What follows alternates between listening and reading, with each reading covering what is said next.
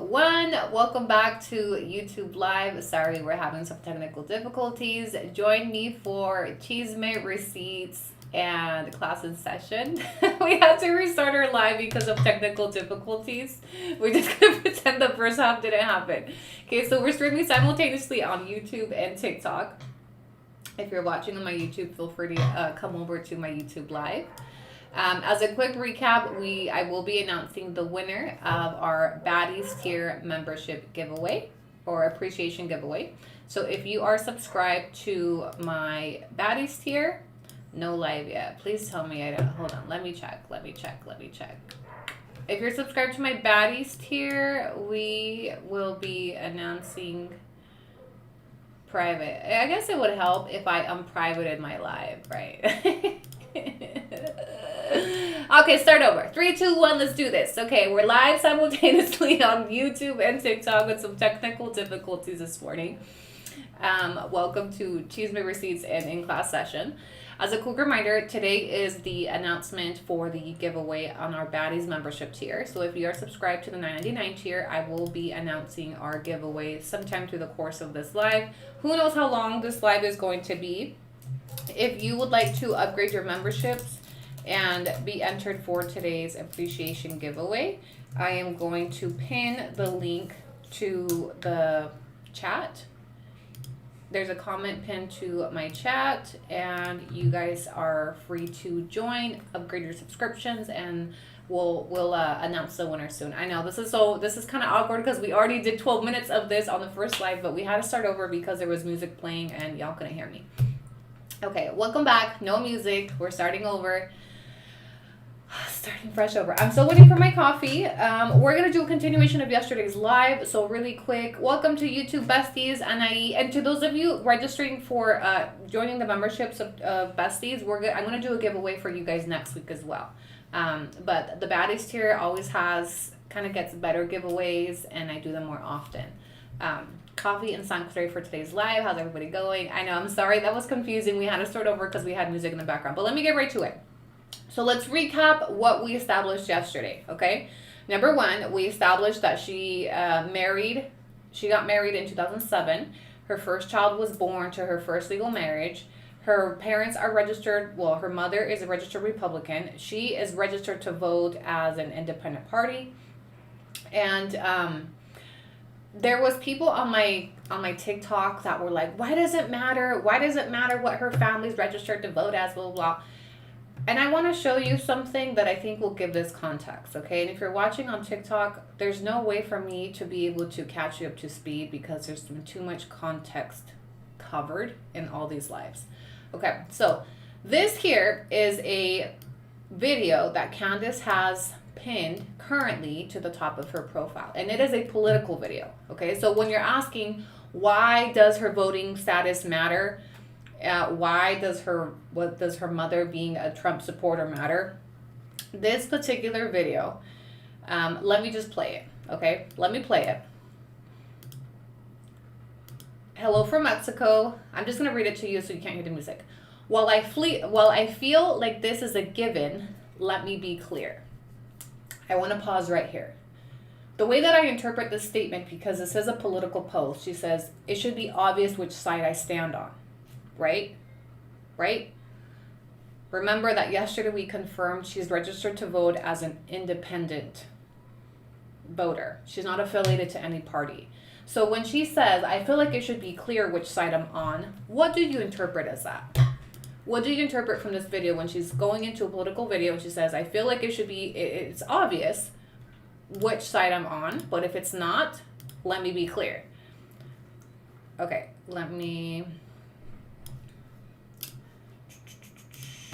Hello from Mexico.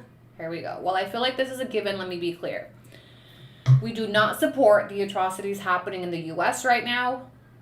As the daughter of a police officer, here we go.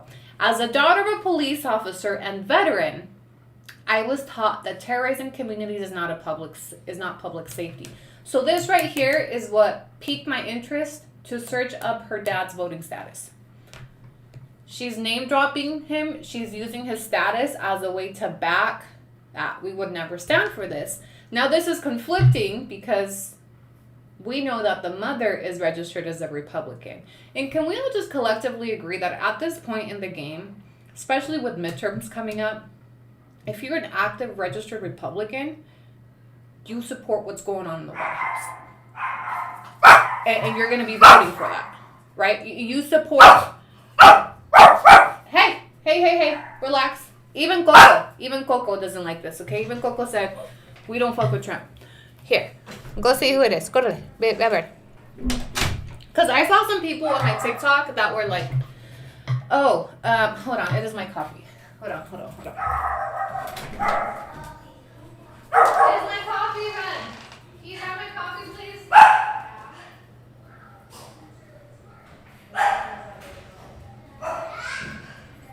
Coco, vente.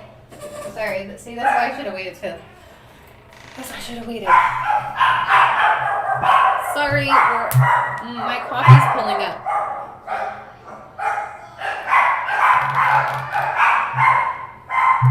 It's because Coco was right here. I'm sorry.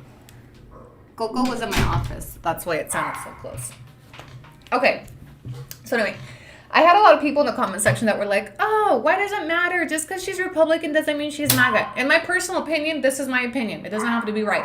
The way that I'm interpreting this, if you're currently registered to vote as a Republican, especially with midterms just around the corner, you support what's going on in the White House.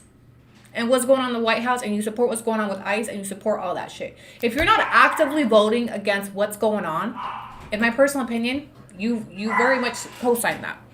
Thank you, Mom. That's how I feel. That's how I feel. Okay? There's no in between. There's no let's pick the lesser evil. With how nasty things have gotten up there, there should not be there's no middle ground. Okay, so if you're an active registered Republican, I interpret that as you're voting for Republicans during midterms. And you're trying to keep that motherfucker in the White House. And you don't draw the line at people being dehumanized and chased down like cattle and sent to third world countries and tortured and all that shit. Okay, this is very much... and so let me go back to this video that I'm here. And let me show you TikTok, right? The reason why we're bringing politics into this is because she made a TikTok where she alludes that she is on the other side, okay? So she says, as the daughter of a police officer and veteran, I was taught that terrorizing communities is not public safety. And this is why I want to look up her dad's voting status, okay? She's over here using his status to back her content.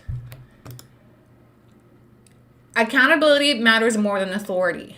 Our page will continue to show humanity over hatred, but we will not ignore what's going on. This isn't about which side you're on. It's about human lives. And at the beginning, she states, this is what catches my attention. While I feel like this is a given, let me be clear. Okay? Her video gives Democrat vibes. Tell me it doesn't. Tell me her video, at least to me, the way that I interpret that is like, it should be obvious which side I'm on. It should be obvious, but if I wasn't, let me be clear that we don't support what's going on in the White House. We don't support what they're doing to the immigrants, right? So do you see why her parents' voting status is on the chopping block? Because she herself is speaking on it. She's making it seem like she comes from a family that wouldn't sign for this shit, in my personal opinion, which is what piqued my interest. So what do your parents support? What do your parents support? The same parents that you're dropping all over your content talking about his status as a veteran, his status as a police officer. Do you see why her mom being currently registered as a Republican matters in this series? It contradicts this political statement she made. That her family doesn't sign up. Her family is not a... Oh, I gotta get a straw. Hold on, I gotta get a straw.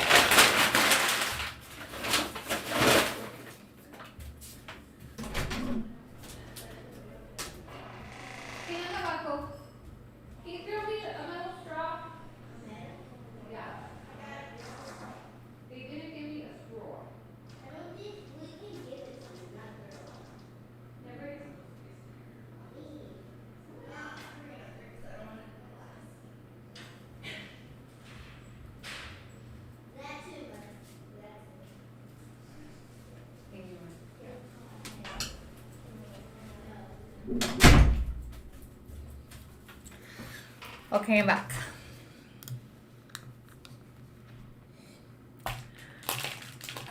That's why she's undeclared. Has always been a Republican and doesn't want to switch. Yeah, so we looked up Candace's voting status. Let's bring it up again, right? I did keep some receipts for... Well, I didn't screenshot her status. It's on yesterday's live. But I did screenshot her mom's. And her mom is very much currently a registered Republican. And I suspect Candace was too.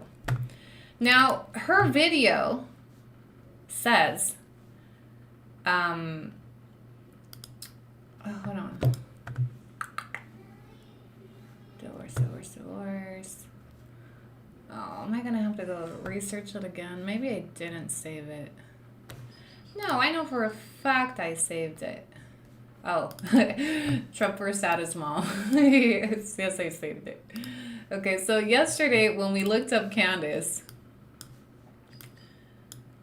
this is her mom. Her mom is a registered Republican. We looked up Candace, and Candace is registered unaffiliated party, right? Correct me if I'm wrong, but her video, this political statement she made that she has pinned to the top of her TikTok currently, paints herself like an ally. And she specifically says, I feel like this is a given. But let me be clear that we don't support what's going on up there. And I come from a family that also doesn't support this. So that's why, chat, today I would like to look up the dad's voting status. Unaffiliated parties cannot vote in primaries. Hey, so I've never voted, so like, what the fuck is a primary? I've never voted up there, so you'll have to educate me on all that shit. But if she's registered as unaffiliated, what does that mean for her? Does she vote in midterms? Does she vote in, all that? Primary is who gets to be on the final ballot. Have we looked into a Twitter account? We have found absolutely everything. We actually found newspaper clippings of her in her, elementary school. Okay, we have found most about everything. Okay, keep in mind LDS are registered Republicans due to their conservative views. Most of LDS is a red state. Absolutely. I live there. I know that most white American citizens in Utah are Republicans. So if she's registered as an unaffiliated party, she's also made statements that she voted against Trump. I'm guessing she was I couldn't pick between the lesser evils, but we know she didn't vote blue. So the way her TikTok, this political statement she made, it should be clear which side I'm on. And my family doesn't support this either, but your mom is a registered Republican. 1 + 1 is not equaling 3. So for those of you that vote up there, you have to be registered to the party to vote for the candidate. So if she's registered as unaffiliated party, what does that mean? Can she help get him out of the White House?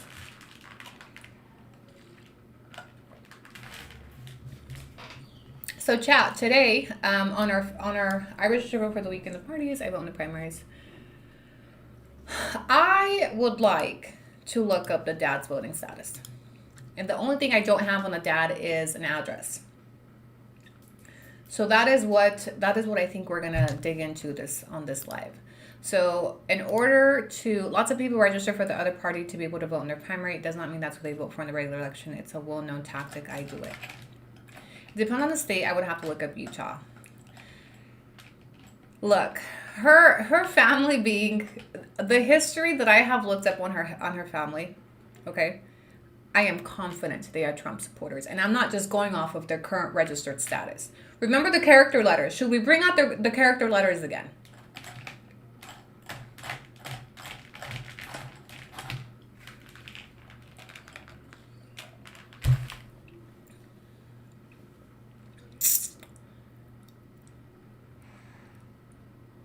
That being said, her parents are 100% voted for Trump. Well, according to her video, that's currently pinned, and again, a political statement. And this is what the reason why I keep referencing this video is. A lot of you are just so indignados that I'm speaking on her parents, that I'm bringing up her parents in some of this content, but she's put her parents in the content on her own. So I'm not digging into anybody that she hasn't publicly made part of her. These are characters in her story. These are characters that are helping her grow her story. Like they're part of the story, right? So me reaching into her mom's voting status, me giving opinions and criticism on her mom and all this. Well, her mom is on the channel. The dad's on the channel. In this video, she's using her father's status as a veteran and as a retired police officer to back her political statement. Okay? So the reason why I'm now digging into this is because she's made them public. And she's used them to further some of these misrepresentations of her channel. May he RIP. That's not what I'm looking into. May he RIP. She also shared that with the entire internet that he passed. That's something she chose to do. She didn't have to tell us that he passed away. I'm gonna tell you one thing. If I'm ever grieving, I'm not coming to the internet for it, okay? So all these things are things that she publicly shared, that we're commenting on, that we're criticizing, and that we are creating commentary content on.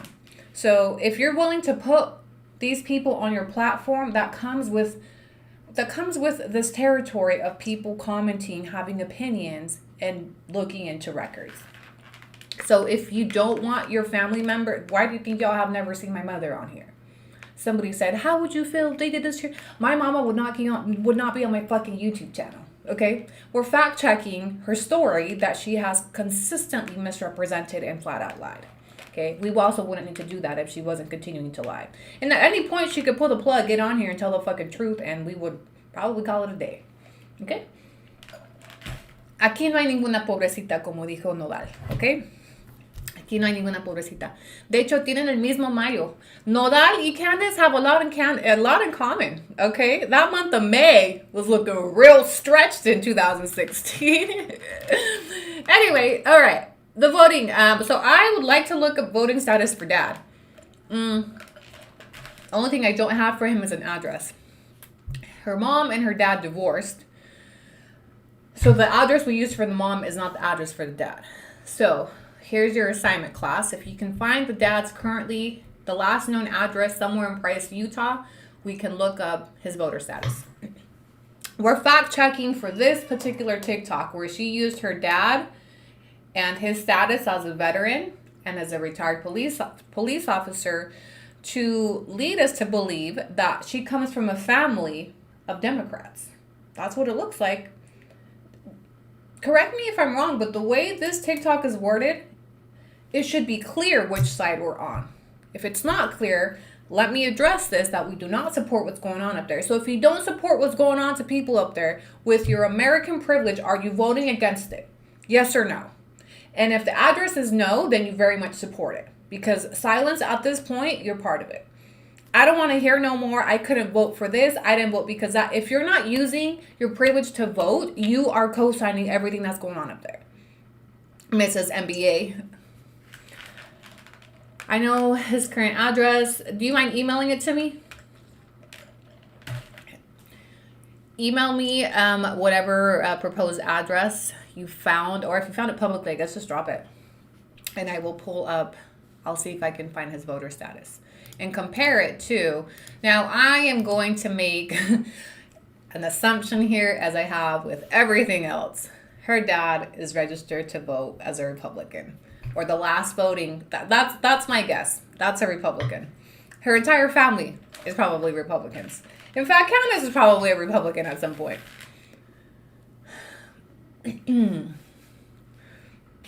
We know the dad is RIP. That's not what we're talking about. We're talking about his voting status and this TikTok. Mind you, this TikTok was made after he passed. Okay? This TikTok that she made, that she used his status, she posted it in January. He passed before that. So again, it wasn't off limits to use his status, although he's passed, to support her political content. So it shouldn't be any issue for us to fact check this video. That's all I care. That's all I want to do is fact check the way that she's making her viewers believe that they are a family of allies and that they don't support what's going on. And that shouldn't be a problem. Candace should be registered as a Democrat. That's my personal opinion. At this point in the game, and honestly, this video makes it seem like she is.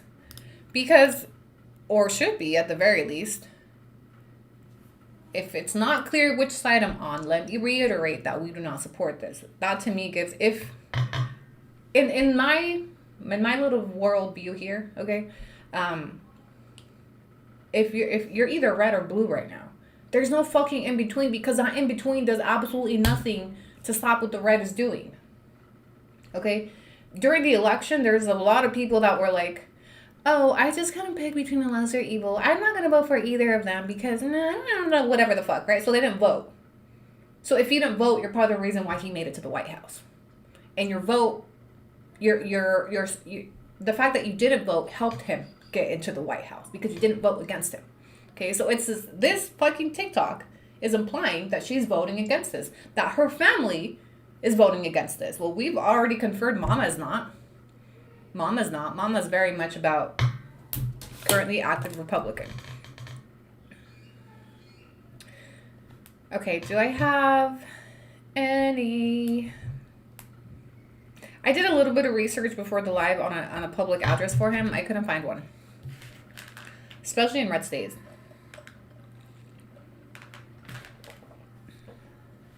I haven't looked up the sister. I don't need to look up the sister.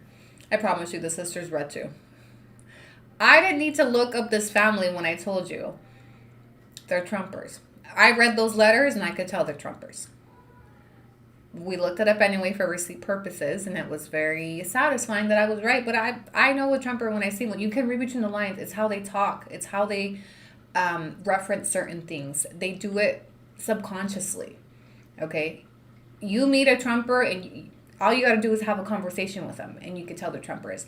Listen to their verbiage. Listen to the things, the way that they, address certain things, the terms, all of it. So when I read those character letters, I knew right away, yeah, these are Trumpers. These are Trumpers.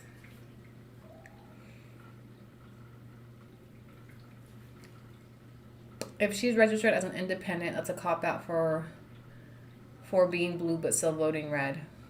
Problem maybe her way to... Imagine if it came out that Candace had voted for Trump. How damning that would be for her fucking brand. And I think that's where this is headed. No, I don't think there's ever going to be any public record where we can confirm that she voted for Trump. That's private stuff. But look at everything around her. Look at how she was raised. Her family still currently votes for Trump. The same family members that she's parading all over her channel. So that should give you a clear stance that she doesn't have boundaries for this. It is not a deal breaker for her for you to be a Trumper.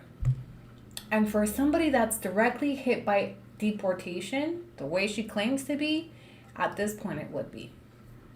Show me one family hit by deportation that is okay being besties with MAGA right now. One.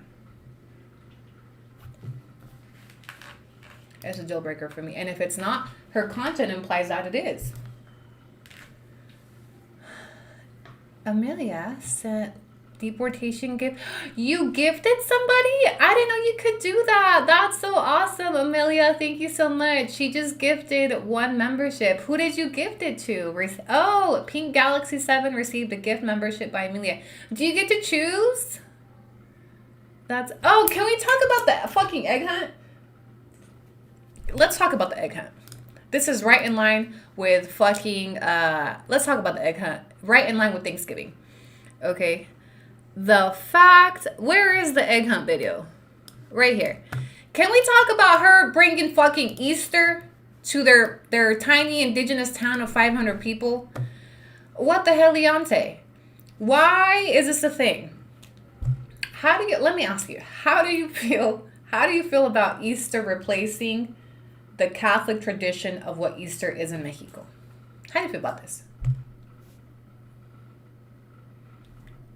We're replacing the religious backstory that we celebrate with fucking bunny ears and an Easter egg hunt. Tell me this isn't modern day colonization. what she's doing. First, she brought Thanksgiving last year. Now she's bringing fucking Easter to this tiny little town. And she, with the guise of being an English teacher and teaching culture, do we want that in Mexico? No. You know what? I don't celebrate this shit. I refuse to celebrate fucking Easter and the egg hunts. You know why? Because we're not in America anymore. Halloween, same shit. We're going to celebrate Dia de los Muertos. Okay? But this right here, this little egg hunt that she set up for their kindergarten class, isn't she Catholic? Doesn't she claim that she wants her big Catholic wedding? Why aren't we celebrating? Why aren't we teaching traditional? Why are we bringing in the Easter egg hunt to this tiny little town of 500 people, indigenous, by the way, and we don't see the problem with this? This has nothing to do with with how we celebrate Easter in Mexico. It's a big deal here. Holy Week, Semana Santa. It's a big deal in Mexico. No, we don't celebrate it with fucking Easter eggs. There's no need to teach U.S. culture to people. The internet movies everywhere else will teach them. Yes. So this constant glamorization of the way she's colonizing this tiny town, it's icky to me. It's icky to me. And she doesn't see what's wrong with it. She doesn't see what's wrong with it because, one, she can't even acknowledge the privilege that she carries in that town. So what she's trying to do is bring home into that tiny town. And I get it. I get it to a degree. But after a decade of living here and you guys constantly glamorizing her for how she's integrating herself into the culture, is she really, or is she taking the culture out of that? Is she coming, moving in, building the biggest house in this tiny town, bigger than fucking town hall, and she's bringing fucking Thanksgiving with her, she's bringing Easter with her? Y'all don't see the problem with that? Fuck Easter. And I'll be honest, my kids still ask me about Easter. My youngest daughter still asks me if we can do egg hunts. The answer is no. We don't celebrate Easter here like that. Easter here is not about the bunny. If you want to celebrate Easter, we're going to church. And let me be honest, there are some things that my kids struggle to let go of. Halloween was also one of them. But it was something we did because we had to adapt. We had to adapt to where we live. And we're not going to be celebrating Halloween and Easter egg hunts here because I feel like holidays like that. I remember when I lived in the U.S. and we were celebrating Easter. Every holiday in the U.S. is just like a bunch of money. Okay, you got to spend money on the Easter outfits. You got to get them all Easter baskets. Then you got to throw a barbecue with the family. And you got to, do the eggs. Dineral. It's like, what's the word for this? Consumerism. Yeah, holidays are just to fucking spend and spend and spend and spend. Christmas, same shit. I've been trying to, I hate Christmas because I kind of hate that I've grown up with that costumbre that you got to go all out. So holidays are not that here. Here, for Easter, we do Semana Santa. We get Holy Week. We do time off. We spend some time with the family at the beach, but we're not doing Easter egg hunts, right? So her having this big-ass platform and glorifying this and the fact that the majority of people watching this are also Latinos and don't see what's going on. Like, you don't see what's wrong with the fucking Easter egg hunt in this tiny little school that she's teaching English in. And she's got them dressed up with the bunny ears and the Easter egg hunts. Why? Because that's what we do in America. That's what we do in America. You can teach English without imposing and pushing your fucking customs onto these indigenous children. This is colonization. Period. And the fact that we continue to, oh, how cute, an Easter egg hunt. And this, no, like, open up those pretty brown eyes. Open up your pretty brown eyes. Like what's that movie? Save the Last Dance. Take a look around. Open up those pretty brown eyes. That's milk, your water. Save the Last Dance. She's teaching kids English but can't teach her husband. Oh, Amelia, good. Yeah, hey, we have a question, Countess. You could teach English to the kindergarten, but you can't teach your husband after a decade. Questionable. Why? Porque no le conviene for him to speak English. No le conviene for him to be able to read the comments and keep up on content. She needs him out in the field working, which is why she's kept him uneducated for the last decade. Miss, I have an MBA, but married to a dude that can't read or write. That was a good one.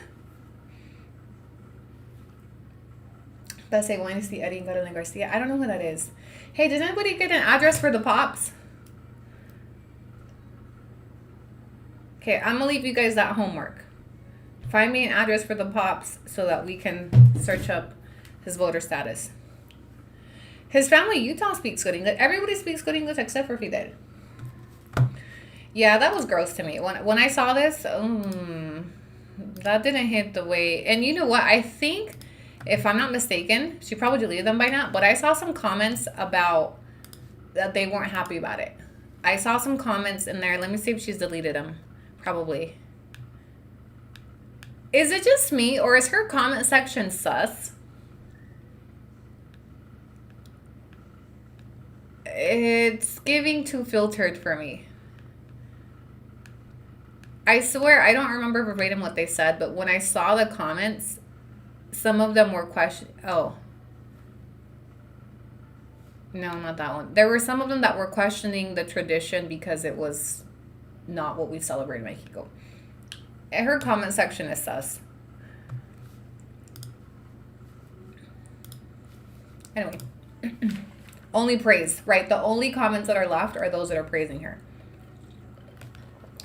The dad's name is Daryl J. Smith, Price, Utah.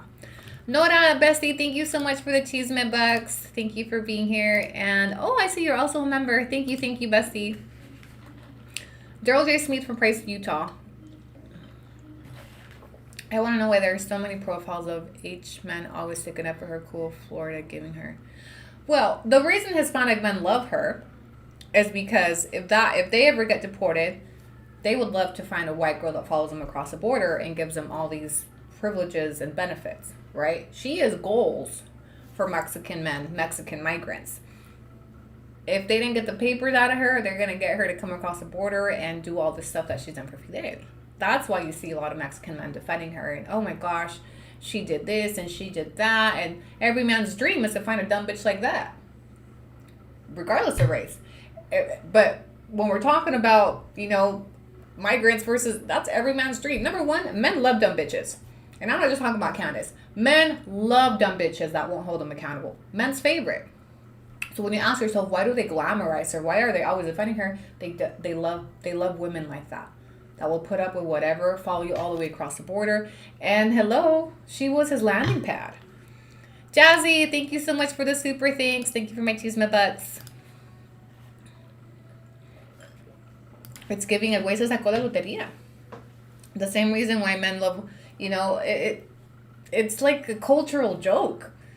You go up there, you find a white girl, and you got a maid. You get your papers, and voila. And for them, it didn't work out that way. But would they romanticize this the same way if they knew the details, including what's going to be on the police report?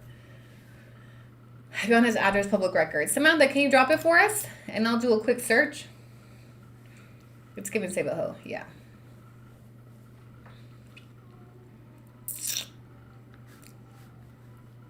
Let's talk about how cute you look. Oh, thanks. That's not. We're here to talk shit. If you found an address that's publicly posted somewhere, feel free to drop it and I'll search it up.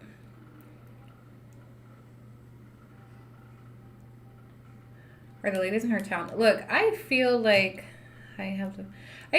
most people, not you guys finding the newspaper clippings. Oh, thank you, besties. There's a couple of you that screen recorded the video and sent it to me on Instagram. Thank you. Mexican men love a woman that blindly follows him. They love a woman that will forgive them anything. Yes.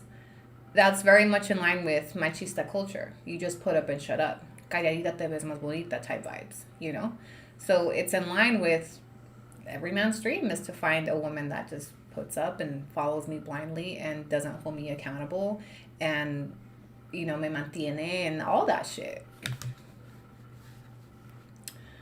I don't think that's it. I'm pretty sure I tried that one already. Yeah, that looks like one that I had already tried.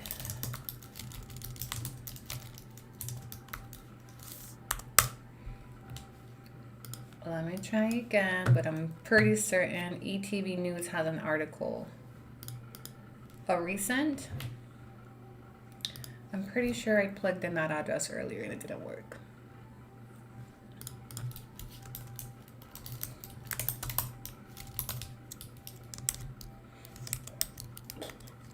'02. His date of birth is listed on his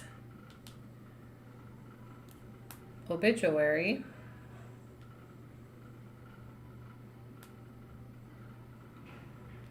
'7274. That is the address listed for his wife with dates from January. North. Let's try it. I tried a variation of a few of them. I'm pretty certain I tried this one. Yeah, no, that's not it. So it's whatever address he would have registered when he registered to vote. That's not it.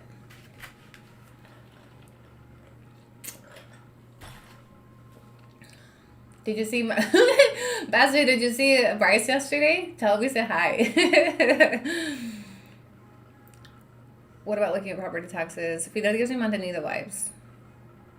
Yeah. I wonder if Fidel knows that she helped deport him in 2012. Yeah, I think that's what the... Bessie, next time take a pic for us and send it. So we can see...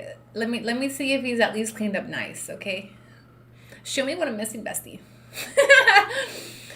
Fidel earns his money by being a character on YouTube. Yes, absolutely. So, which is why when I submitted the grammar request, he is a public figure as much as Candace is. Fidel is a public figure, okay?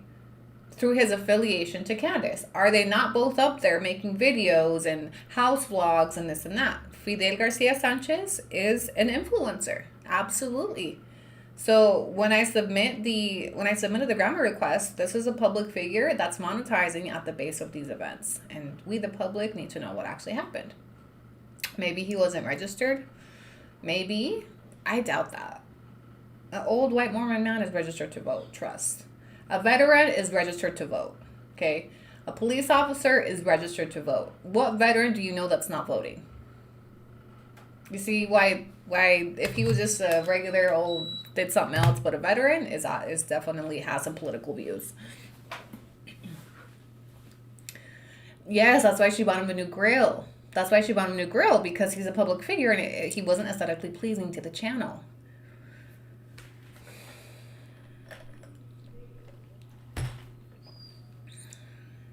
You need help, girl. What we need is cheese my bucks to keep this going. Thanks for stopping in, though. Yeah. Okay. So I can't find Dad's registration, but I would be willing to bet it's similar to the ex-wife. So wait, Fidel's deportation was not as advertised, correct? Yeah. And that's why I think we have a strong foundation to that grammar request. Because their deportation story is the root of their platform. I've seen people comment that, like, they didn't make a channel off their deportation. They made a channel just off of their life in Mexico. Yeah, their life in Mexico because of deportation. Their story is political, and their story has been glazed because of the deportation factor. If they were just a regular family that moved to Mexico, do you think they would be all over the news? Do you think they would be glamorizing her the way that they do? No, she followed him across the border after his deportation. That's what's hooked people.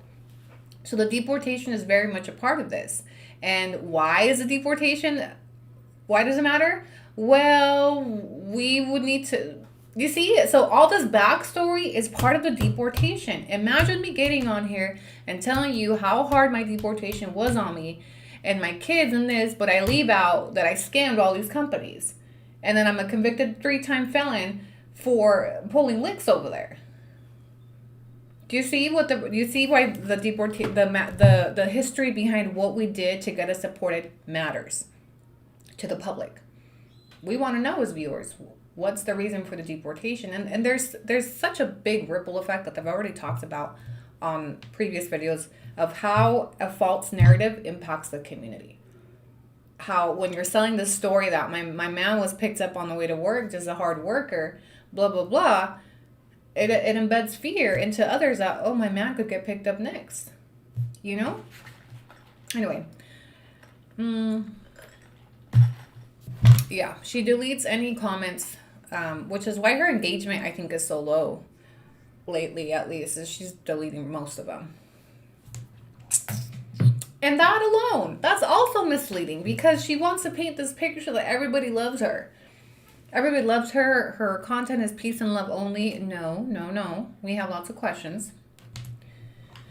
I have a question. Did you do it intentionally or without knowing that you were doing it? Steal money? Oh, I knew.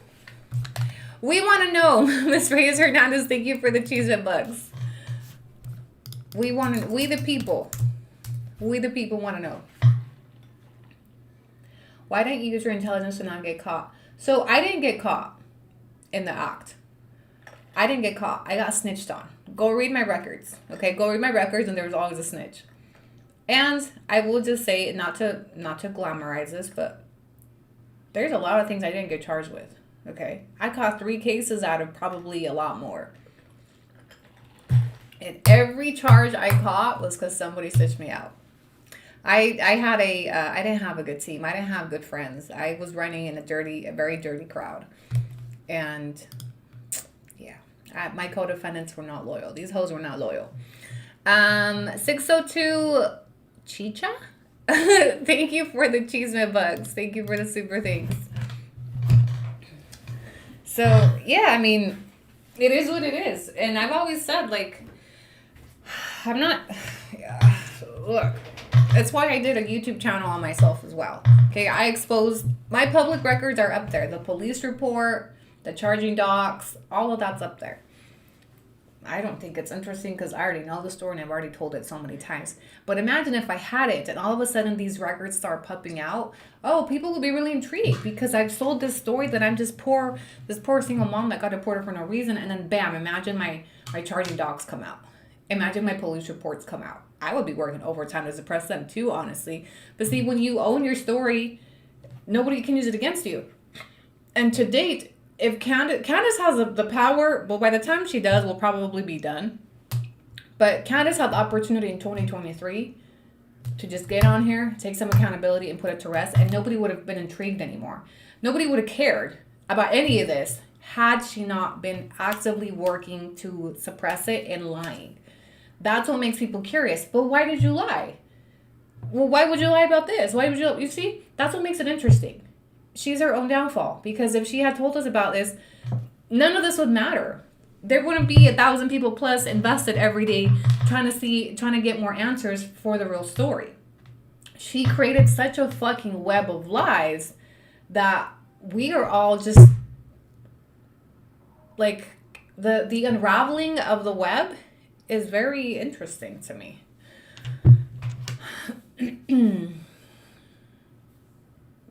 So many little lies add up. Like, how do you keep track of this shit? How do you keep track of all these little lies? I donated so much in the OG days to Candace. Ooh, imagine how many people have donated off of a false story. That would be kind of insulting, you know. It seems to bother you more. I'm very bothered by white privilege in my country. Yes, I am. And we should all be. I'm very bothered by white privilege in my country. I'm very bothered by the exploitation of tiny little towns.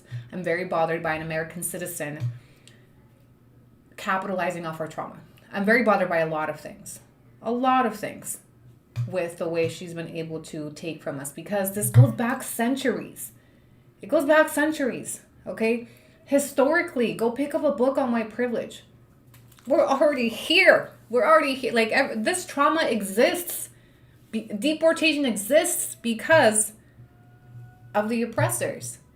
Okay, so the oppressor coming into our country and oppressing us here, me personally, I have a problem with that. Personally, she has oppressed me personally, okay? Everything else, she's put a curtain up. The way that she takes so much from these communities digitally and in real life, and then sprinkles peanuts. That bothers me. Yeah, it does. That bothers me. And I think the fact that I'm opening up some people's eyes bothers her fan base, because before nobody questioned it. Ask yourself why nobody questioned her story before me. And that's why she hates me so bad. That's why y'all hate me. I'm the unpopular opinion. I am unpopular opinion. The popular opinion is, oh my gosh, she hurts nobody. She just does content with her kids and she's so sweet and she could do no wrong. That's a popular opinion. I'm unpopular. Okay? I'm unpopular because I see through her shit. And it's why she felt a threat by me. She's always known I can call her for her shit. And you know why I can call her for her shit? Because I used to do shit like her. Me and Candace were twins. She has similar mentality. She's got the wiring for white collar crime. And she hides behind the white privilege. I used to hide behind pretty privilege. Okay? I don't look like I could pull up with 13 felonies. I don't look like I would be the one scamming you at the front desk. I'm just a poor single mom. I will never steal your checks. No, I'm just a hard mom trying to make a living. I've done it too. Trust. Sorry, I don't like wearing, this is TMI. I don't like wearing bras, so I just wore these instead, but they're bugging me. Michelle, thank you so much for upgrading your tier to YouTube Baddies, and good luck on today's giveaway. So today on YouTube, we're going to announce the winner of our appreciation membership giveaway. So if you are part of my Baddies tier, stick around. At some point in this live, we'll announce it. If you're part of the $2.99 tier, you can still upgrade to the $9.89 tier to be able to join. And if you're on TikTok, you can still join the membership today to get in on the giveaway. She needed to bring Snow Bunny to Easter Sunday. Oh yeah, I'm now making money. Honestly, people still hate me for that. Look, I've been criticized a lot for the way that I make money through my channels. Yeah. From my blue page to, oh my God, you make money talking about people, or, you know, oh my God, she charges $50 for this. Oh my gosh, her cups are so expensive. Oh my gosh, everything about my story has always been picked apart. But hate it or love it, I'm not unlawfully obtaining funds anymore. I did used to. I could if I wanted to. It wouldn't be hard to find a couple new licks, right? So, yeah, you can never win. And that's why I find it so interesting. A lot of this has been a social experiment, too, to compare how people respond to somebody like Candace versus somebody like me. Pay attention to the double standards, the amount of double standards out there have been. How many times people have said in their case, oh, but people can change. People can change. An abuser being shielded by a white woman, and people are defending, he's changed, he's a better man. Oh, but if it's Annie, oh, she's always going to be a scammer. Don't trust anything she says. She got deported for fraud. Why would you believe anything she says? Even though I have receipts all up in your fucking face. Oh, the double standards have driven me nuts.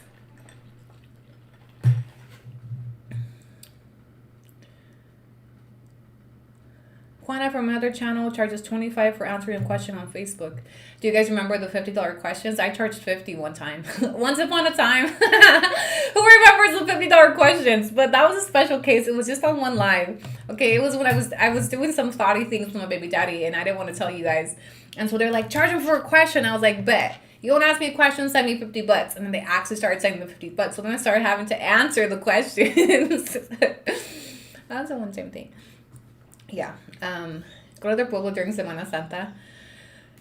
I've been saying I would be very interested. Well, here's the thing. Also, maybe her town, the people there, don't look at the big picture like this.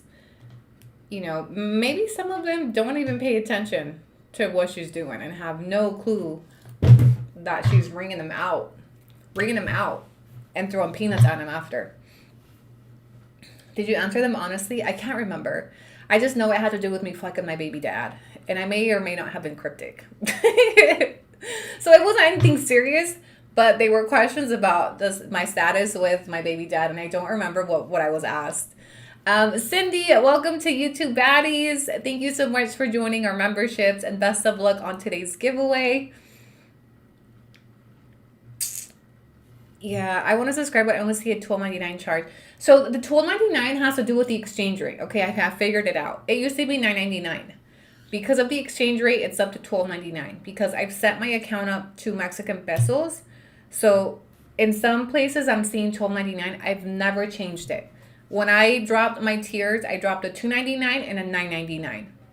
I recently went looking when I was updating my badges and stuff, and I saw something that said that it would automatically convert to foreign currency. So I believe it has to do with the exchange rate. But yeah, the $12.99 is the Baddies tier. But I've never changed it, y'all. I've never changed it. It's always been $2.99 and $9.99 on my end. And the only explanation I can think of is the exchange rate.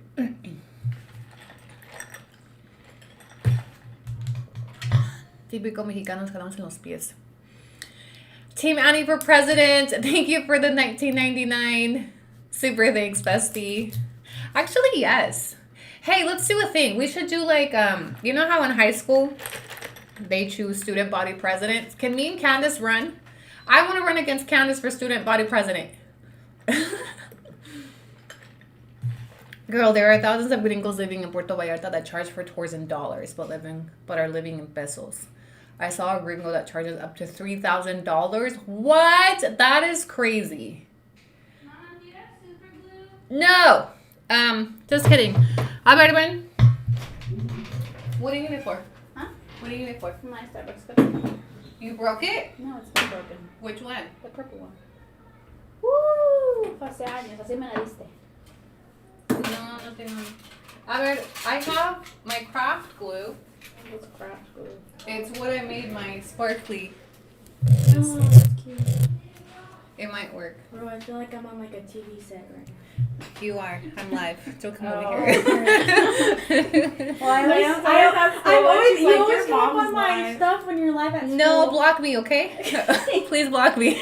So then now that I'm seeing it in person, I feel like, wow, I'm like, this is a TV set. This is where it happens. This is where the magic's made. If this doesn't work, can I order some? That's the smallest extended cord I've ever seen. It's not small. So no, we're not ordering super glue. It'll work. Look, No, it worked for this. If it doesn't work, I'll use the Gen glue. Oh, okay. If it works for this, it'll work for your Starbucks cup. Sorry guys, my daughter has her friends over from school. Block me, please. Okay. Let me look. Sorry. The whole protection. I hate that. I hate when she's like, Mom, my friend saw you on TikTok. I hate it. I always tell them, block my shit. It's rated R. It's rated R. Okay, welcome. Salud Romeros. Welcome to YouTube Besties. Thank you so much for joining my memberships. I hope you enjoyed the badges and stickers. And stick around for next week. You will get a giveaway as well. Do you know who Perez Hilton is? Yeah, I've done a live stream. I've live streamed with him a couple times. But last live stream with him, yeah, I didn't like him anymore. He's very much Team Candace. Are you doing a wheel for the winner? I'm doing a slot wheel for the Mexico site on my Instagram. So if you want to check it out, head over to my Instagram. To get a membership, hit the link in my bio on TikTok. It'll take you to my membership page on YouTube.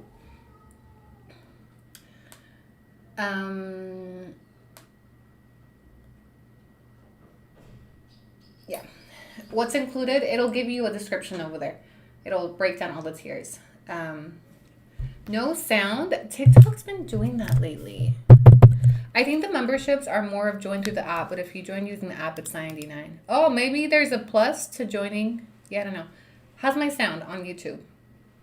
Yesterday when I was watching my replay, there was moments where it would cut out. But then I would refresh it and then it would play fine. I love watching your videos. Thank you. There's sound. Okay, good. If you don't have sound, just exit and come back. So did we verify his voter status? No. You know, I keep hoping that one of these lives we're gonna get a response from the police department and we'll be able to get a live reaction and everything for the police report. But it's wishful thinking. So when the police department gets back to me, they'll let me know if they've approved of approved or denied my request, then they'll give me a link to pay the fee that I'll need to pay for them to release the records, and then hopefully they can email them. If not, they'll have to mail them. Message me, I want to buy. What? I wonder if White Girl 70 fans can afford to furnish that new house. White Girl 70 fans. Ya llega el chisme. Hola, Pollo Feliz. Ooh, I love Pollo Feliz. I love me happy chicken. Yeah, guys, can you tell me if you see me as a baddie? I see a badge. The badges will just tell me what, how long you've been here. It doesn't tell me which tier.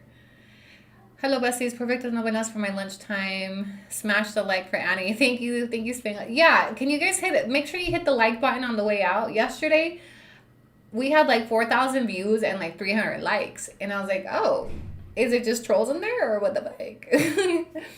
Does it usually take this long to get a response? No. So remember, the grandma requests are usually processed within 10 days, but because she filed an objection to the release of her records, the police department let me know that they would need an additional 5 days. This was last week. I don't know if it's 5 business days or 5 calendar days, but they should have already fulfilled my request.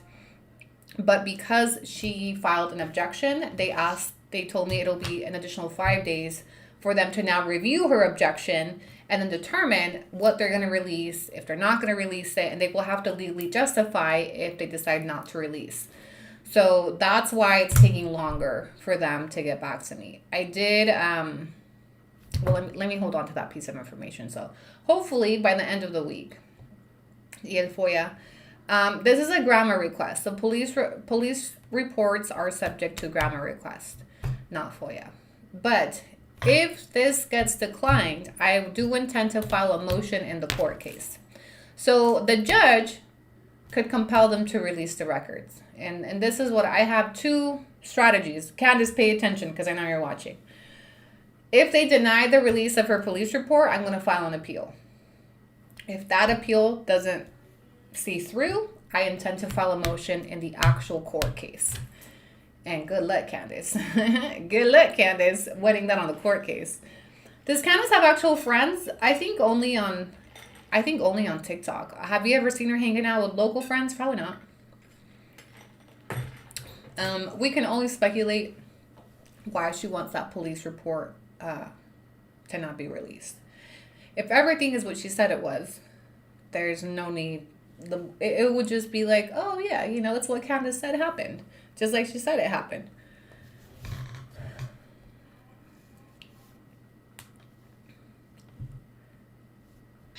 Mom, Diane's sister shot.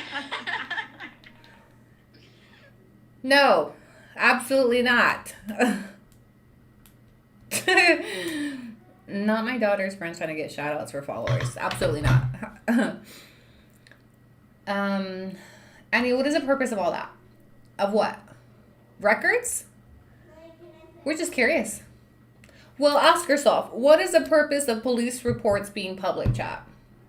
Let's just use some common sense. What is the purpose of records? Transparency. In this particular case, you have 2 individuals who are public figures. One of them is the subject of these records, right? That are not monetizing at the root of said events, okay? So in this case, what would be the purpose of those police reports to come out, class? Public transparency.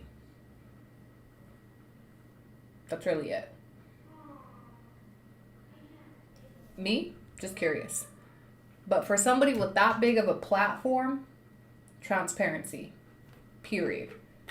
Think about Taylor Frankie Paul. Ask yourself, what is the point of Taylor Frankie Paul's videos being made public? What is the point of that? The Bachelorette canceled her. Collapse canceled her. What was the point of that? Ask yourself. If you are Team Candace and she should have her privacy, have you been consuming the content about Taylor Frankie Paul? I bet you're watching all those videos that TMZ posted, right? It's the same concept. These are public figures that have put their lives up for public consumption, but now want to draw the line at privacy because we don't want you to know all this stuff. We only want you to know this. That's not how it works. That's not how it works. When you put your life out for public consumption, you open the door for a lot of questions, especially when the root of these events have to do with your platform. I'm not out here asking for police reports on the daddy, the mama, people that are irrelevant. This is part of her story that she sold to us. So, public transparency. There is a public interest in these records because of the narration that she's put out. Oh, yes. Please make sure you hype the videos. We're all waiting for those records.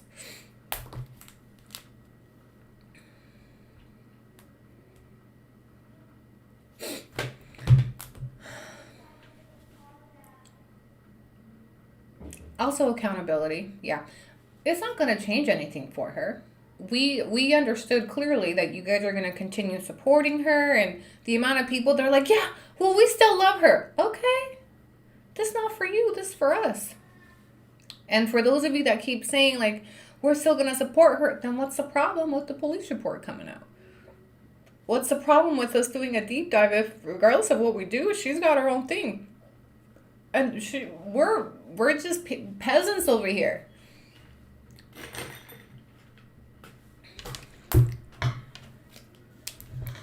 Someone said it's about democracy and function.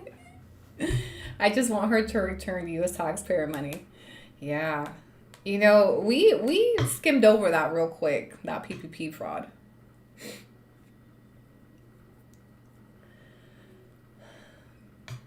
It's not just curiosity that drives you. Oh, I have personal beef with this person. Absolutely. But at this point, I think a lot of you, especially if you haven't been following the YouTube lives that we've been doing on this, especially for TikTok, they're just like, no, you're just a hater. You're just a hater. In the beginning, the first episode that I did on her, the first video, it was at the root of all the drama. And yeah, I felt the type of way about what she's been doing. But the last week or two that we went on a deep dive is so independent to that. Personally, for me, I'm enjoying this. I'm having a fun time researching. I'm learning things. I'm engaging with my audience. I'm not even mad at her no more. In fact, I'm having a good time. And I am just curious and hyper fixated on finding the pieces to the puzzle. Absolutely. Some of you have called that obsession. I call it commitment. I call it hyper fixation. And I'm having a good time. Like, I come on here for 4 to 5 hours with my girls. I'm monetizing, mind you. I'm engaging. We're piecing things together. We're having a good time. So it's not even like at the root of like, oh, it's because I hate her and fuck her and she did this to me. No. At this point, it's just kind of a case study to me. And I'm having a good time. Raise your hand if you've had a good time. Read the room. Raise your hand if you haven't been invested in this story, if you've had a good time, if you've learned things, if it's been far more than just little back Annie versus Candace. It's been way more than that. But unless you're following the YouTube videos, you probably just have like the TikTok be like, oh, this bitch is just after her, blah, blah, blah, blah, blah. It's so far apart from that now. There's such a bigger message to it. There's such a bigger picture, different purpose. But a lot of people, because it's Candace, are using the Annie just a hater. Annie just hates her. We're not even mad no more, baby girl. Have the fucking news article. At this point, we're having a ball over here.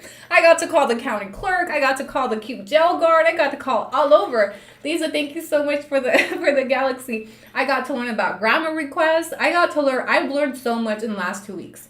So much, okay? This has had people emailing me to hire me, to find their baby daddies, to piece together their own stories. This has given me revenue. This has given me new opportunities. This had made me realize maybe I have a thing for this. Maybe I can do this. It's so much bigger than just I don't fuck with Candace. Thank you for the glasses, bestie. Connie, thank you so much for the super thanks. Vibes. Oh, that's her first super on a live stream. That makes me feel so special when I'm the first person that you guys have gifted on YouTube. So thank you so much. You need to do PI work. Yeah, honestly, if I do say so myself, I've been kind of impressed with the amount of things we've been able to find. It's also been learning a good lesson in internet safety for all of us. Has it not? Has this series not made you consider what you want to share on the internet? Me. Me. I've gone back and been like, maybe I don't want to do birthday vlogs for my kids anymore. I mean, I have nothing to hide, but it made me realize how easy somebody can find you off of these innocent little vlogs. Somebody found her house on Google Maps off of her content. Somebody found her current rental house off of a vlog she did. Okay, somebody found her children's information off of different vlogs. Somebody found her kid's school on Google Maps off of her vlog. Somebody found her son's name off of his uniform. Okay, somebody found the other kid's middle name off of a vlog she did about, oh, I named my son after my dad, and then they found the obituary. Like, you have no idea how much this has made me step back and realize how much we're putting out without understanding the risk for our children. You have no idea how much this series has taught me, because lucky for her, I'm not doing anything crazy with the information. Okay, I'm just making my little videos and we're having hee ha-has. But in the wrong hands, yeah. So there's so much more to this series than just, you're just a Candace hater. You just, no, yeah, there's a lot more. We're having a good time. We're learning. It's different content. And guess what, guys? It's not going to last forever. Okay, so can you let us enjoy it? Can you let us enjoy it while it lasts? Because eventually it's going to come to an end. And I was thinking about that, like, oh, I don't want the series to be over because it's been so fun. I have been looking forward to these lives. I have had such a good time engaging with you guys, doing it together, calling on live, like you guys watching my little thinking knob turn on, like all of it. It's been super, like eventually we'll look back and be like, remember that one time we did the series on Candace? Yeah, babes, that shit was crazy, right? So it's not going to last forever. Enjoy it while it lasts. And if you're a Candace fan, just hang tight. We'll be done soon. Okay, probably when we get the police report is when we'll be done. And just go look at the amount of people engaging and that have, curiosity and for whatever reason want to know,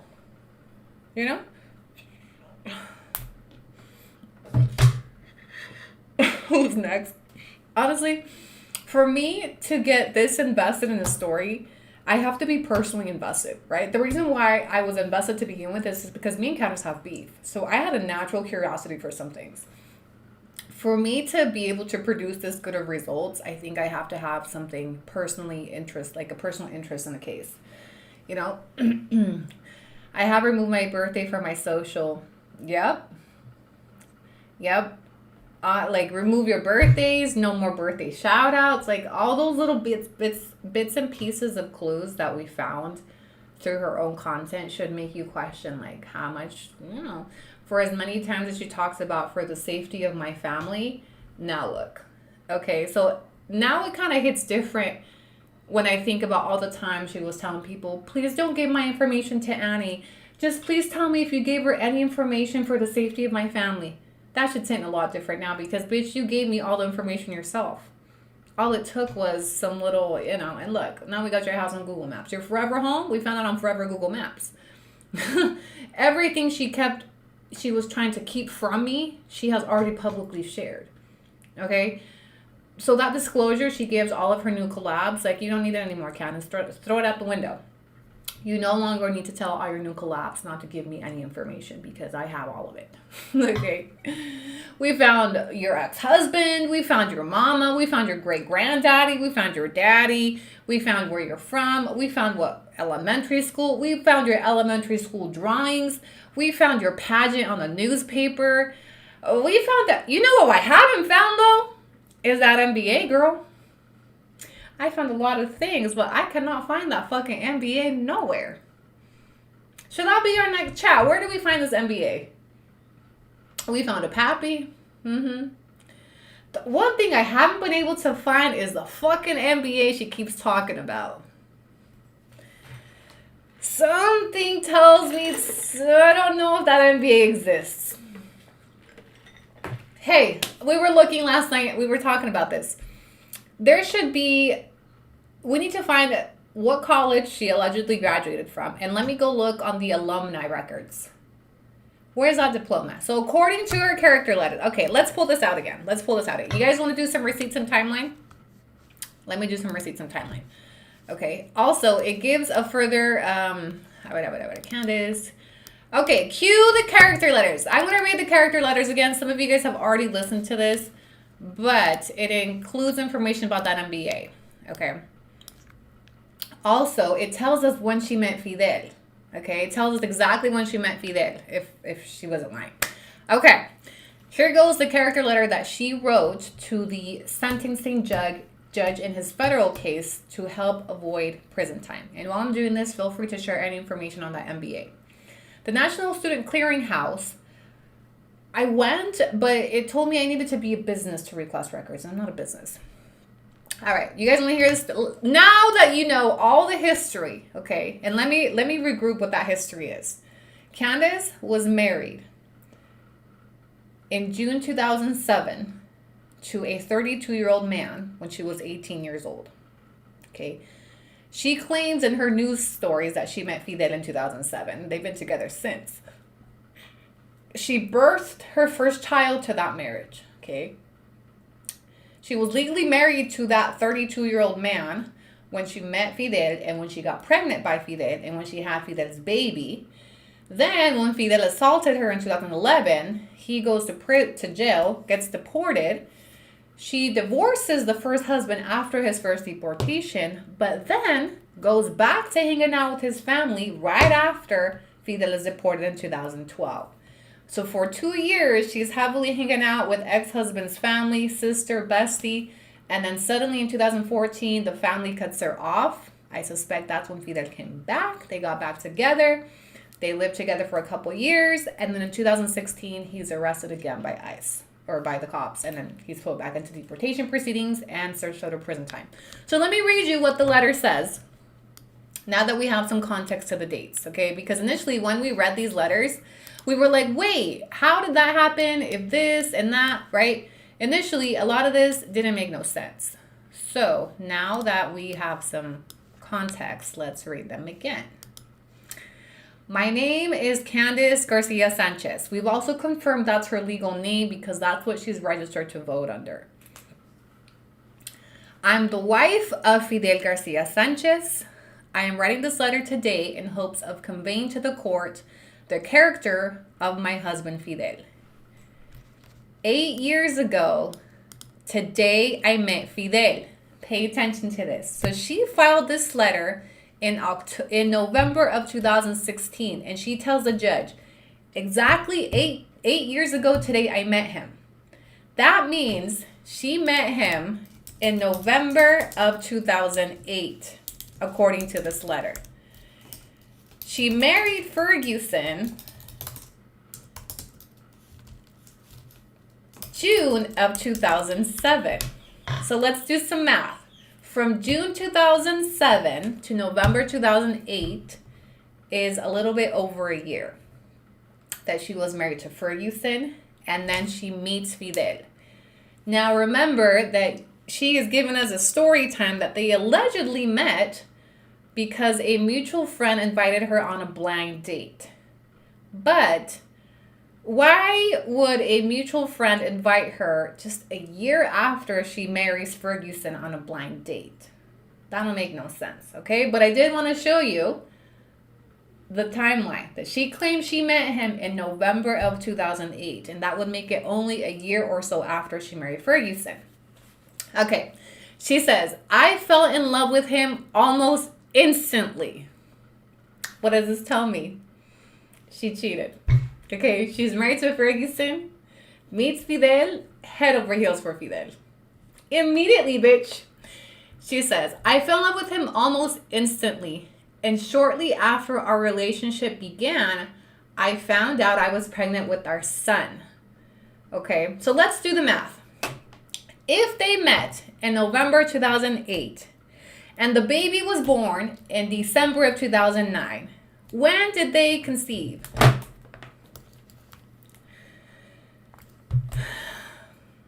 That means he was born December, so he would have been conceived in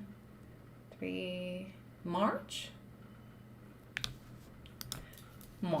So she conceives Diego in March of 2008.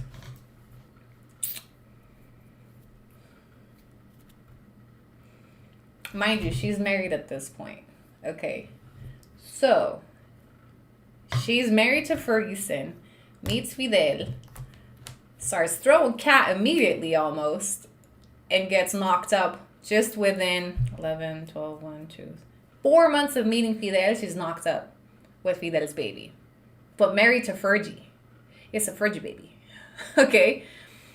That let me talk about that timeline. Why that timeline is so important. Okay? Because at first we had so many questions. When did she marry Fergie? When did she have time for this? Her story has been to the news that she met Fidel in 2007 when she was 18 years old, and they've been together ever since. When she was 18 years old, she married a 32-year-old man. While she was married to that 32-year-old man, she met Fidel, started sleeping with him, and within 4 months gets knocked up by Fidel while she's married to Fergie. Now, where do you think she met Fidel? And Fidel was what, like 28? Where do you think do you still believe her story that she met Fidel through a mutual friend that invited her on a blind date if she was married to fucking Ferguson not even a year prior? Here's what I think. I think Fidel worked for Ferguson. I think Fidel was a help. Where would Fidel land in her social circle now that we've studied her friends, her family's history, a long lineage of conservative LDS members who live in Castle Rock, Utah, tiny white town, and she's married at 18 to a white 32-year-old man. Where the fuck does she meet Fidel? A Mexican undocumented immigrant that doesn't even speak English. You still think she met him through a friend on a blind date? He was a help. What would Fidel be doing in Price, Utah? What would Fidel be doing around a social circle of white people that don't even speak Spanish? Even all her friends. She has a interview with one of her best friends, Aaron Hatch, that also wrote a letter that we're going to read. Hatch even said, I have never seen an undocumented person outside of a Saturday Night Live skit before your husband. And I remember one of the first things you told me is that he didn't have papers. Do you guys remember the interview with Hatch? Okay, so how the fuck could Candace tell us a story that she met him through her friends if her friends literally told us we had never even seen an illegal? We hadn't seen an illegal outside of SNL. Until your man came along? She didn't meet him through her friends. She met him somewhere. And somewhere, wherever they met, he gave her attention that Fergie didn't. He made her feel a type of way that Ferguson didn't. Because can we all ask, Candace, when did you decide, born and raised in Castle Rock, Castle Dale, whatever the fuck, in Elmo, Utah, growing up LDS, when did you discover you had a thing for Mexicans? And not just any Mexicans, mind you. A Mexican. Because there's Mexicans and then there's Mexicans. And we all know Fidel is a Mexican. With the boots and the hats and the boots with the fur. Okay? We know Fidel straight Mexicano, norteño vibes. Like the belt buckle, everything, okay? Tacuache, if you will. How does Tacuache end up with Miss Bell Bottoms? I'm really curious about that. At what point did you decide you needed some sazon on your chorizo, Candace? It's giving Ferguson was likely an arranged marriage. My personal speculation is Ferguson was an arranged marriage. She met Fidel somewhere. He gave her a little bit of that, attention that Ferguson wasn't giving her. She goes off with her bell bottoms, takes her to a baile one night, and she's having this. Think of Rose and Jack on the Titanic, bitch. Okay? She's married off to Cal. Okay, and Jack comes along with fucking nothing to offer but his little notepad. And he comes along and he takes her to the basement, bitch. He takes her to the basement with a little quebradita, little salsa, whatever the fuck. And Candace jumps ship. Candace jumped ship and she said, this is not for me. She said, I'm getting off the lifeboat, bitch. We sinking together. Yeah. Hold on. I gotta give you guys a visual. We love some digital storytelling, okay? One thing about these lives is they've been lit. Okay. This right here, okay? You see this? This is why we have questions, okay? Well, look, we're supposed to be reading character letters. Tell me how A, B equals C. She gave him the hawk to us. Okay? So that's why we just were questioning, like, how did this start if you were married to Fergie, you know? So that's what my speculation is that she met him, he gave her something that Fergie didn't, and she said, I'm jumping ship like Rose. And they started doing the thing immediately. Okay? Well, we want to talk about the conservative white family she comes from. How's your love life? Messy as fuck, girl. What do you think her family's reaction was to her having a baby by the help? And, oh yeah, Fidel one of those papeles. In Fidel's story time, they did a story time where Fidel talks about how do you guys want to watch it? We already watched it, okay? But they do a story time together where he talks about how, yeah, my friend invited me and he told me this white girl was coming, and well, I never fuck with no white girl, so I said, why not? He says, white girls were not my thing. I said, pues, bueno, jalo, you know, arre. And I was like, right there. He never fucked no white bitch before. He likes them Latinas. But somebody said they was bringing a white girl, and I'm like, well, why not? Fuck it, you know? And he went, and the rest is history. So he was not after the bell bottoms, no. But you know what we was after? Papeles, absolutely. He said, pues ya que, güey. All right, let me finish reading her character letter, okay? So it gives you more context. We got off topic here, sorry. Okay, 8 years ago today, I met Fidel. I fell in love with him almost instantly. And shortly after our relationship began, I found out that I was pregnant with our son, who is now 6 years old. The day I found out I was pregnant was the scariest day of my life. But it was also the day I knew for certain that I would spend the rest of my life with his father. Pay attention to the verbiage. She didn't say it would be the day I spend the rest of my life with the love of my life. I knew for certain I would spend the rest of my life with his father, not my husband. You see what happened there? This character letter is so telling. Her letter did the same thing that her families did. If you read between the lines, now that you know the history, these things jump out at you. Her verbiage is very telling. She says, the day I found out I was pregnant, I knew I would spend the rest of my life with my baby's father. She didn't say, I knew I would spend the rest of my life with the love of my life, with this man I had fallen in love with. The reason she said with his father is because she already had a husband when she found out she was pregnant. Okay? And that's why it was the scariest day of her life, because she had a whole husband when she found out that Fidel knocked her up. A million different emotions overcame me when I told him I was pregnant. I was teary-eyed and shaking as I stood in front of holding my positive pregnancy test.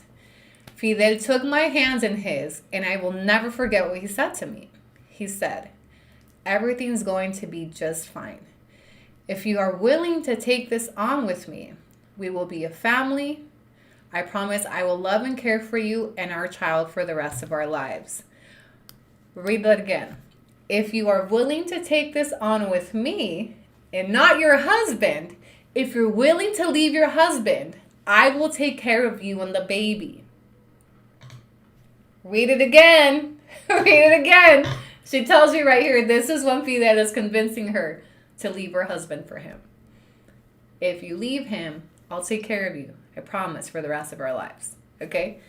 Also, did he say that with ChatGPT in broken English or Spanish, Candace? Is our question.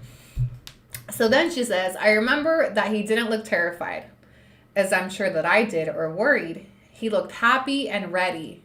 Yeah, because he knew he had just locked you in for papers, bitch. He knew he scored. Fidel knew what he was doing when he knocked her up. Knew what he was doing when he knocked her up.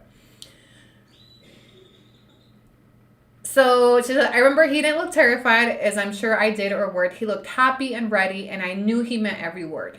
This moment was the first of many moments that I would come to understand what family truly means to him. All of the character letters. Quédate conmigo, Candace. Yep, that conversation that she talks about when she found out she was pregnant and she told him, It was the conversation they had where he's trying to convince her to leave Fergie for him. Mm-hmm. All the character letters you will receive on behalf of him will give you examples of how hardworking he is, blah, blah, blah, blah, blah. From the moment I met him, he has worked 10 to 12-hour days, 6 to 7 days a week. He's missed many family celebrations, school activities, and milestones in our son's life. These moments missed were certainly not by choice, nor for the fact he was being a drunk or getting deported or anything like that. Yeah, they're not by choice. He missed these things because he wanted to ensure that our son and I had everything we needed. My husband knew he could not give us the same security that other husbands and fathers could give their families. I want you to pay attention to why that catches my attention so much. Okay. My husband knew he could not give us the same security that other husbands could.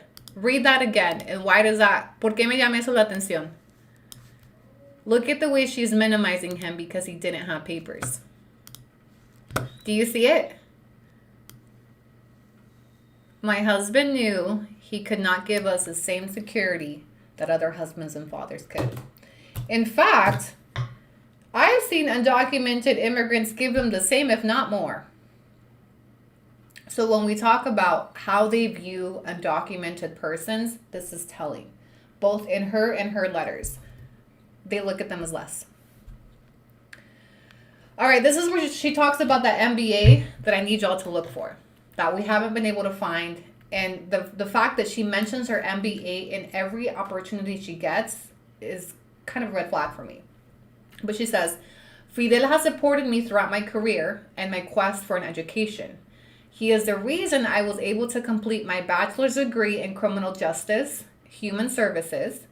He then continued to support me through my master's in business administration, which I will complete in February of 2017.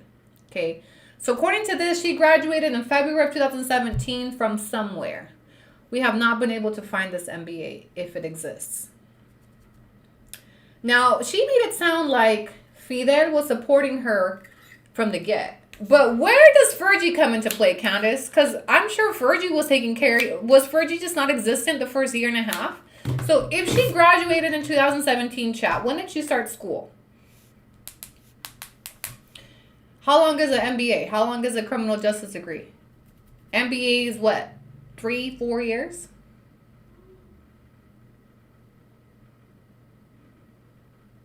I want to piece together when she started school. Agree. I have a master's degree and don't mention it as much as she does. So 4 years. So that would put her in 2013. What about a bachelor's degree? She had a bachelor's degree in criminal justice and human services. So how long did that take her? 3 years? So she approximately was started school in 2010. Give or take. 2009. All right. She married Ferguson in 2007. But she was involved with Ferguson and his family up until 2014. She would have needed at least 6 years for both MS and MS. Bachelor's degree most take 2 years. So she started school after she had her baby?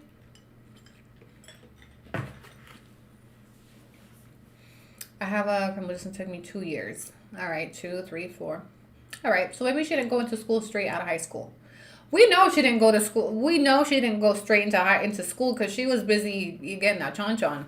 She was busy out there living her life, having babies, getting married. So I think it's a safe assumption that she didn't start college till after she had her baby. It's a business administration and not business association, therefore it's a master's.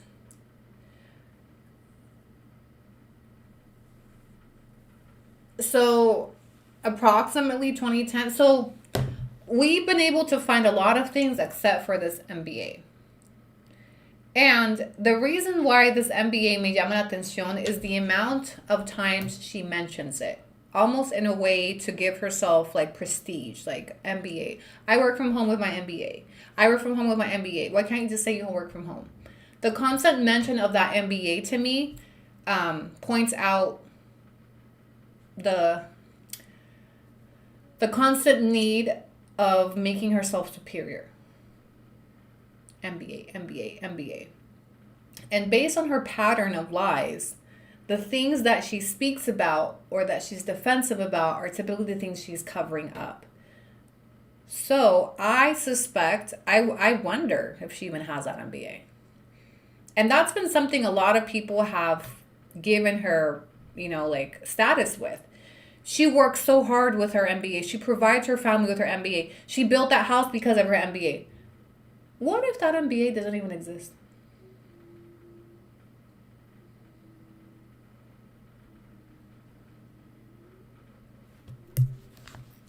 I want to find that MBA. So, what school did she graduate from? Maybe we can't pull her records, but she should be listed on the alumni something. Most schools have like alumni records, right? So, where did she graduate? Why are there no pictures of her graduation ever? She's given us, throwback Thursdays to when she lived in Utah with Mr. Tacuache, right? She's got, remember, one thing about Candace is she is going to show off everything. Okay, she got pictures of 2011. We've never seen pictures of her graduation. We've never seen videos of her graduation. I mean, there's nothing. There's also no pictures of that alleged proposal where Fidel was in jail. Why hide such a good deed like a degree? That's what I'm saying. Wouldn't you be showing, something, for as much as she shows off or mentions that MBA and shows it off, which, hey, absolutely. Any degree is hard to get, especially as a mother. There's just no record of it, So, I want to find it. Where do we look? Where do we start?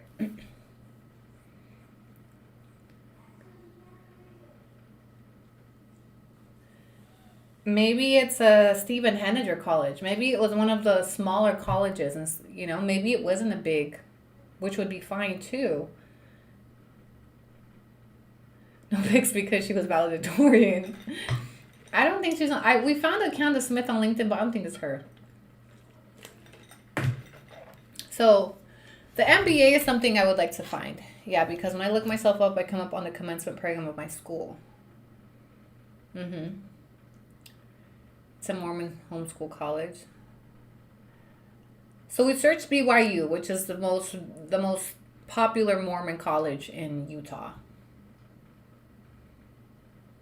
But here's the thing. If she doesn't have one, we're not going to find anything. National Student Clearinghouse would probably be the only way to confirm that she never obtained one. Let me try this again. National Clearinghouse.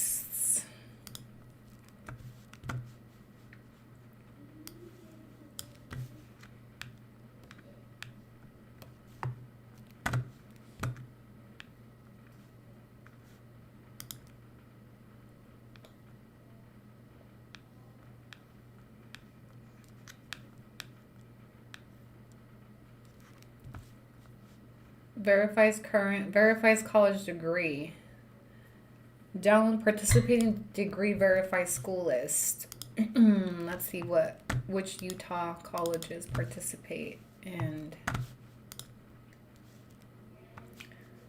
February is a weird month to graduate. Hey, that's true. She mentions that she graduated in February of 2017. Well, it just says she finished. Maybe she didn't graduate that day. But I do also remember her saying she got her degree and then moved to Mexico right away. Brigham Young participates. All right.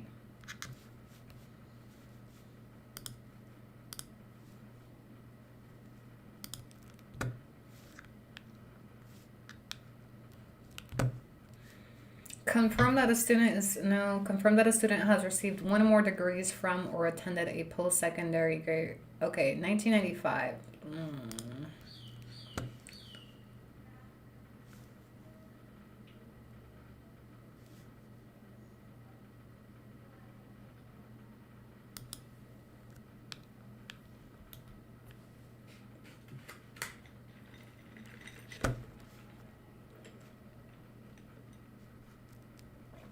Westminster.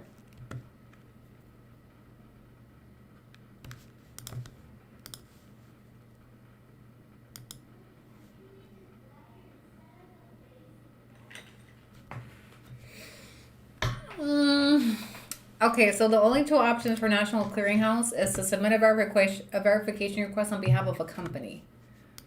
Does NHRC count as a company? Yes or no?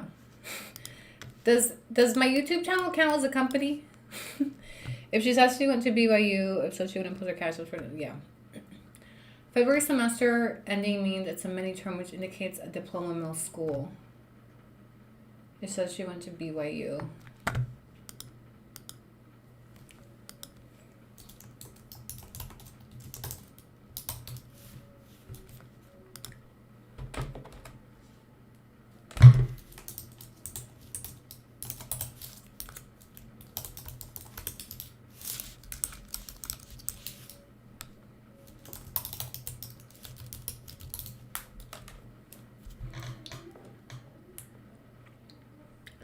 Please hold for research purposes. I Google myself, my high school and college graduation pops up.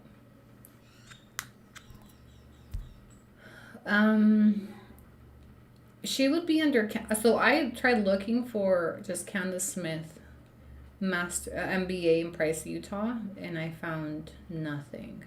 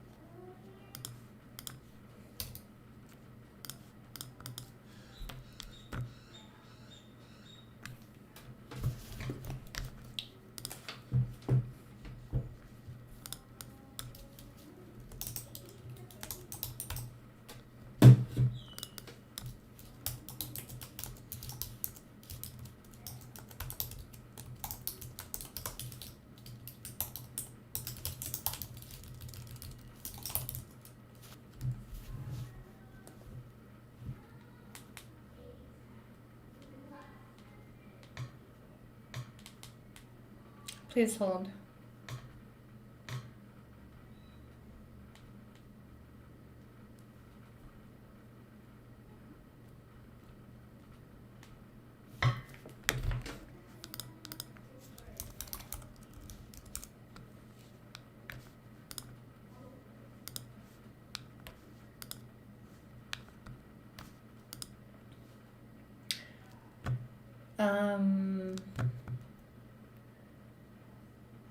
You can't just say I'm Catholic. You have to go through the rites of initiation.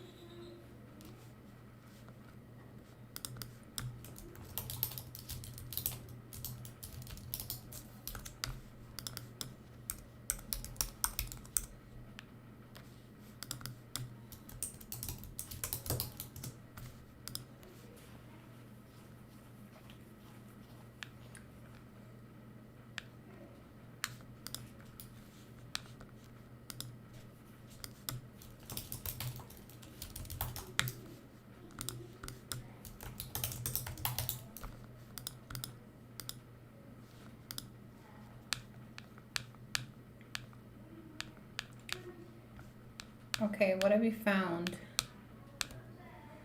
What do you have for me, besties?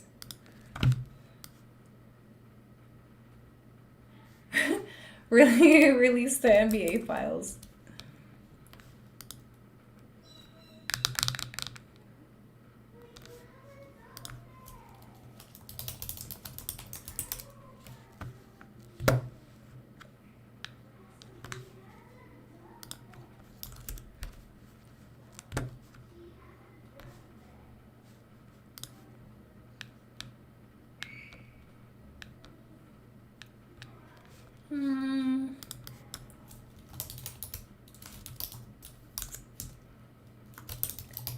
Linktree.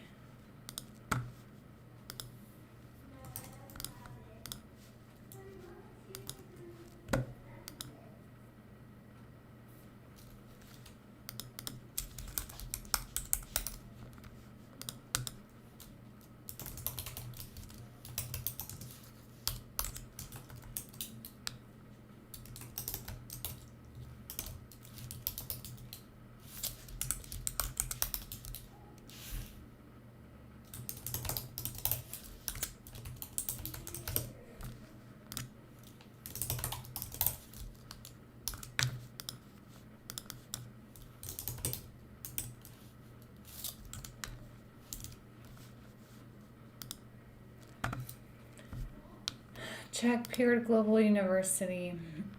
Missing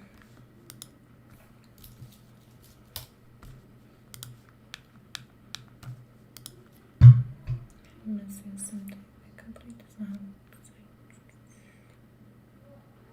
Oh, I got terms and conditions. Yes.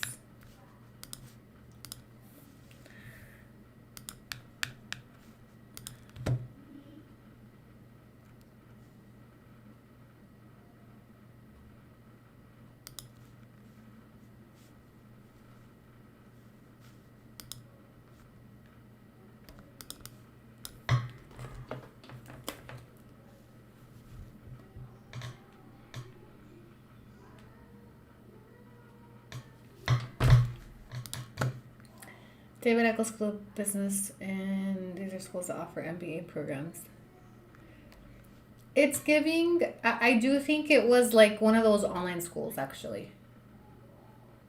There's a lot. Stephen Henniger's College. Let me look up Steve. That was a really popular one back in the day. Stephen Henniger's College, Utah alumni.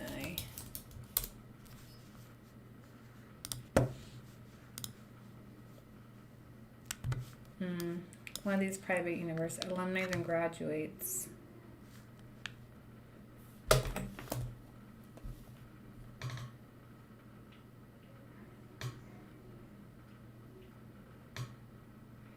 What? Even though I just got your message.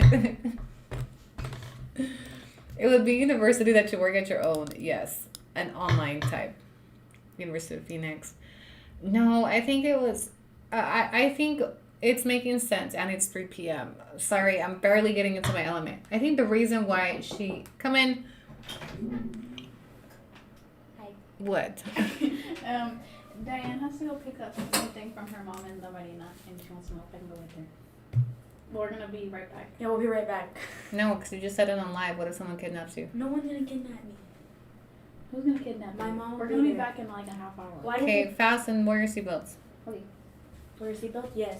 Always. Thank you. Goodbye. A pay-to-play degree.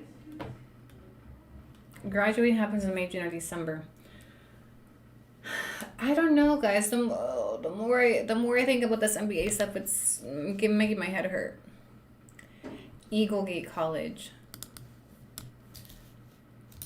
Online college. Utah State University. ESU. What did I miss about the NBA? The NBA, the non-existent NBA. You know what, Candace? I am tired. Keeping up with these lies is a full-time fucking job. Maybe she went to Trump. Saying interesting in email.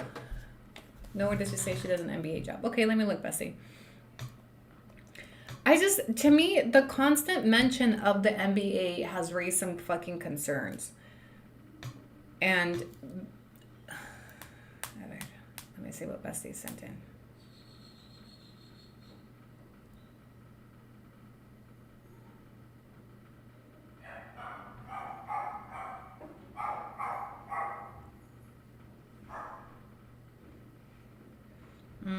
Yeah, one of her articles, she just says, they arrived in Mexico with $2,000 in their bank account But life here, especially now that she earns a U.S. salary from her remote management consulting job and also makes money from family social media accounts, has given them the luxury of time together. I'm calling bullshit on the MBA.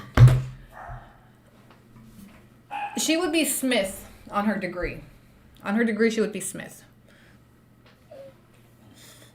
It's a diploma. Someone would her MBA. She does not. What did they say at school part of? I feel like if she had graduated from a prestigious university, she would constantly mention that as well.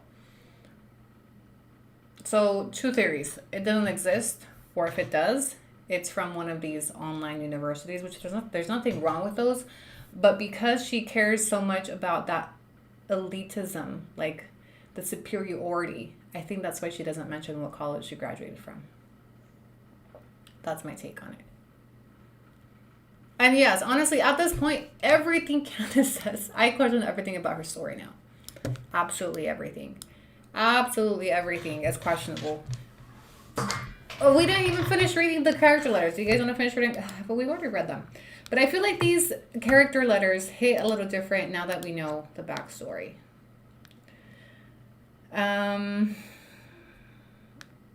Hatch.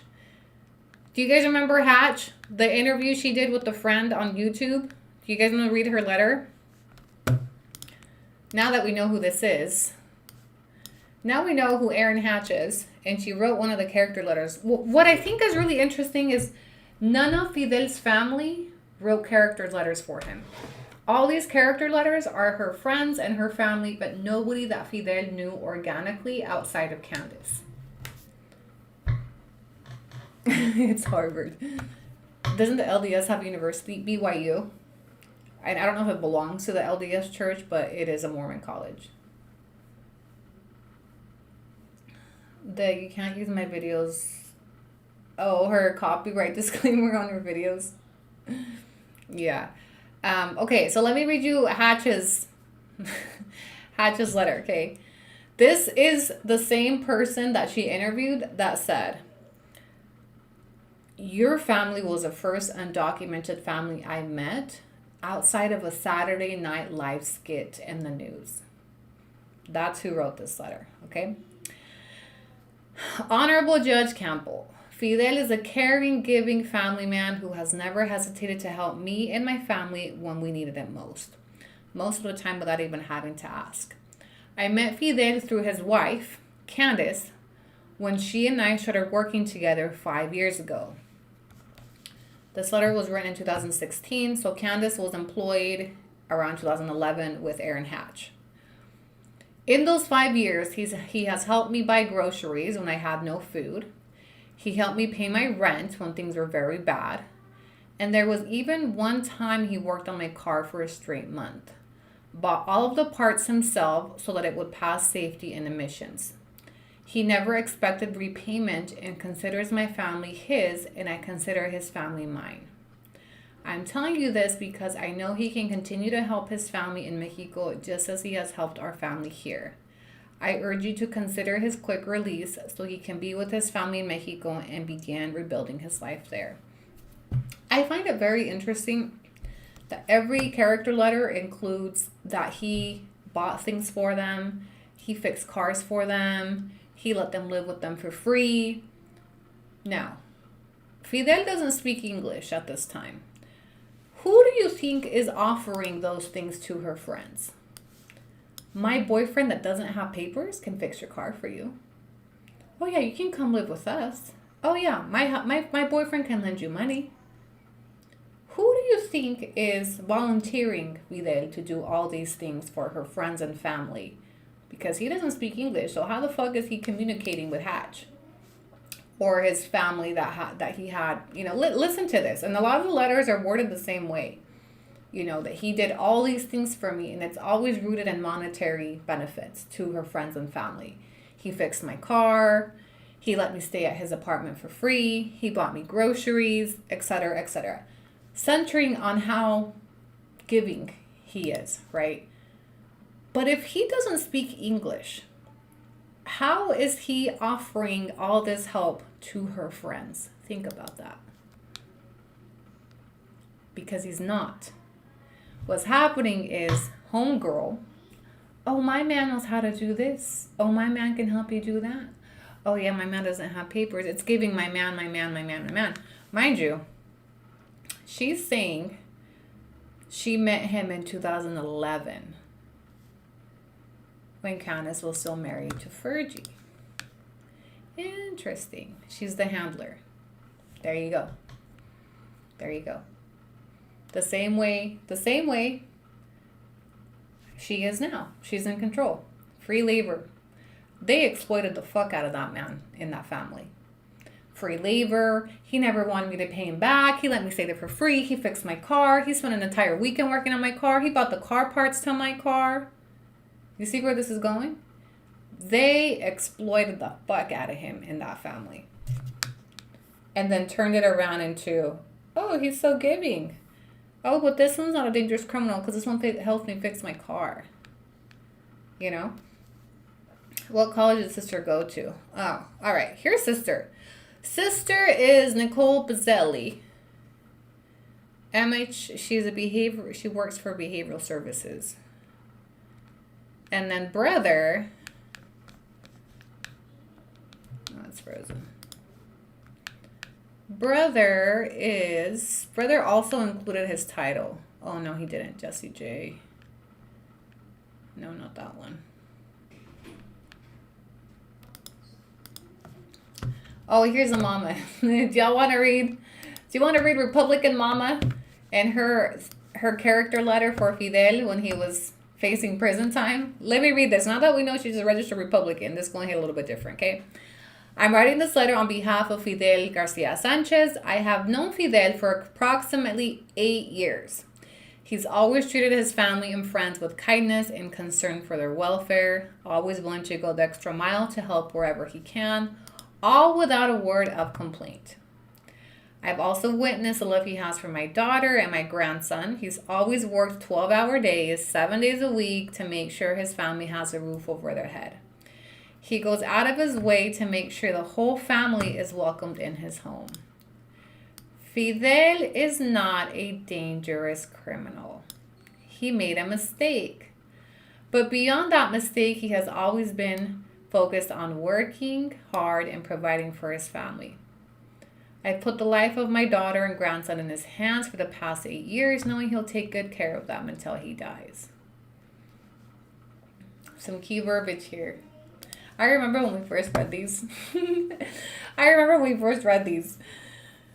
I don't think he wanted that mansion because he knew he would stand out like a presumido. Regresado del Norte. But he had, yes.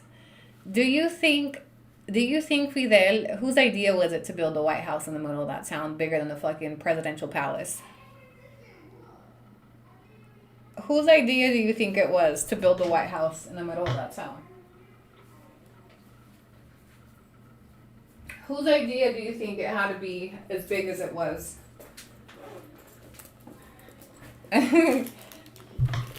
Probably not Fidel's.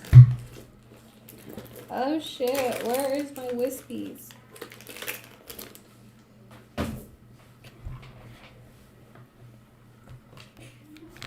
El Municipal de Candace. Oh, we had a good laugh yesterday. When we compared the size of her house to the other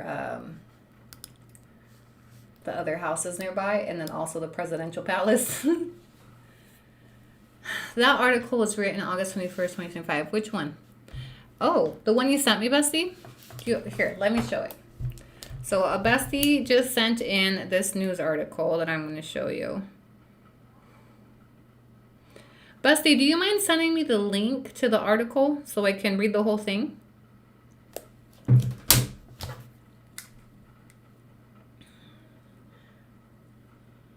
He doesn't even want to be on the video. Yeah, but that man's not dumb. He may not want to be on the videos, but he knows those videos it was paying for the house. Por eso se presta también. Menso no es.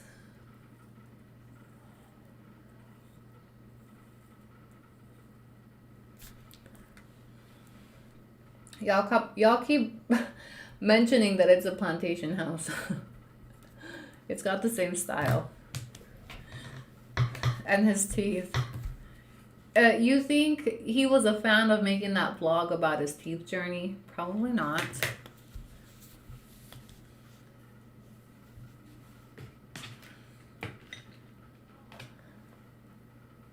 Those character letters were written in 2016 ahead of his sentencing in his federal case for unlawful reentry as a previously removed alien.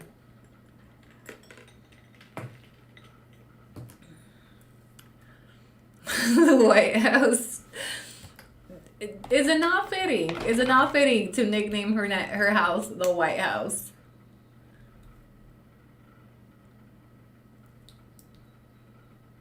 If she gets caught for the PPP loan fraud, how will we know she's prosecuted? It would get filed as a federal case in Pacer if she was ever charged with the PPP loans. The same system that has his federal case for reentry. We need a White House sticker. The only thing I don't like about stickers here is they're so tiny on YouTube. They're so tiny. Yeah, I want to mail her help. I don't know. He was locked up in Utah? No. He was prosecuted by the United States government while he was held in Utah. But he served federal prison time according to her in Texas. So Utah does not have any federal prisons. They only have state prisons. So when they charged him for unlawful reentry, they transported after he was sentenced to the federal bureau, wherever. Any Star Wheels? Yes, I actually opened a slot wheel for the Mexico set. Let me actually go check in on that. Where's my other phone? I'm missing a phone.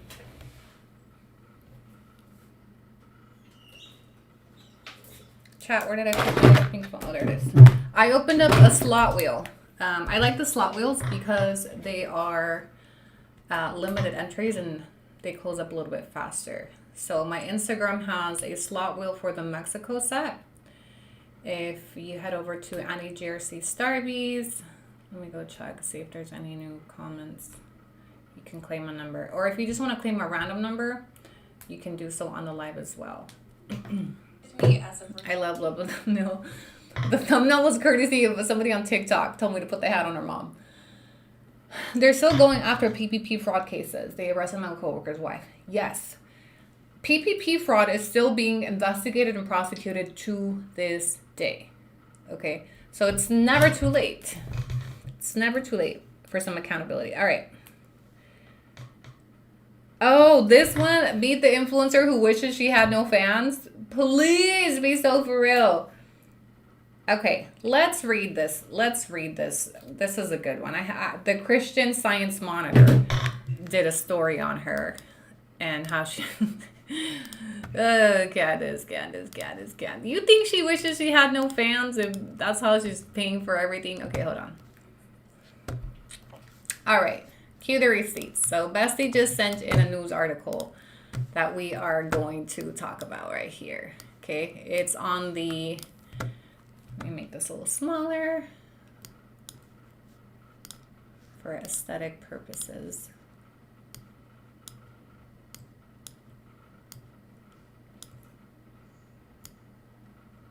Okay, right here.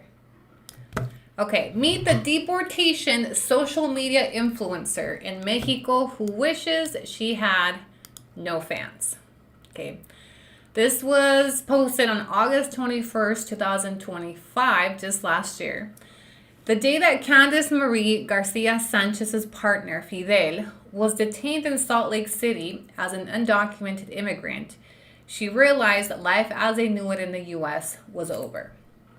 But almost a decade later, the binational couple has turned the trauma of his deportation to his native Mexico into a social media adventure. Reconnecting with home and starting anew, now as millions in the U.S. face the prospect of being sent back to their countries of origin, Ms. Garcia Sanchez's Instagram and TikTok feed continues to amass followers, 2 million and counting, seeking everything from practical advice about jobs to inspiration about life in rural Mexico. Our life in Mexico after deportation. That's how Ms. Garcia Sanchez welcomes her 1.5 million followers on TikTok. In one post, she focuses the camera on her husband and one of their sons sharing a meal together. Deportation will always only be a part of our story, but not all of it, she writes. In another post, she shows followers a slice of life very different from where she grew up in Utah. Hello from Mexico. Let's go buy some new curtains, says Ms. Garcia Sanchez. As she walks out her door and flags down a car announcing its wares on a loudspeaker. A man unfurls curtains in bright pinks, creams, and oranges from the back of his van. It's a fraught time for many immigrant families living under the Trump administration, which has pledged to deport 1 million unauthorized immigrants each year. Ms. Garcia Sanchez attempts to show them the beauty of what can come after the heartache, whether that's buying fresh produce at weekly open-air markets, building a home, or adjusting to a new culture and language. I share as much as I can because it helps. I wish I would have had something similar to watch. Her TikTok account, which she launched in 2020, exploded after the first post in which she introduced herself and her family's stories. Within 6 months, she garnered 100,000 followers. Ms. Garcia Sanchez had never been to Mexico or applied for a passport because before she and their son traveled to Puebla State to see Mr. Garcia Sanchez after he had been deported in 2016. I wonder why they didn't go visit him in 2012. Like so many facing deportation who have never lived their adult lives or any part of their lives in their native countries, he had returned to the town of shepherds and fava bean farmers that he had left as a teenager. This monitor is not publishing the name of the town for the family's security. Okay, in the U.S., he had been working 12-hour days in construction, while Ms. Garcia Sanchez was a full-time student holding down a minimum wage job. Mr. Garcia Sanchez did not initially believe his wife when she said she would leave the U.S. to be with him.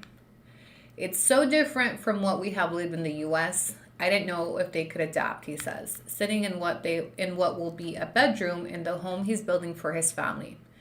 She knew what mattered most was staying together.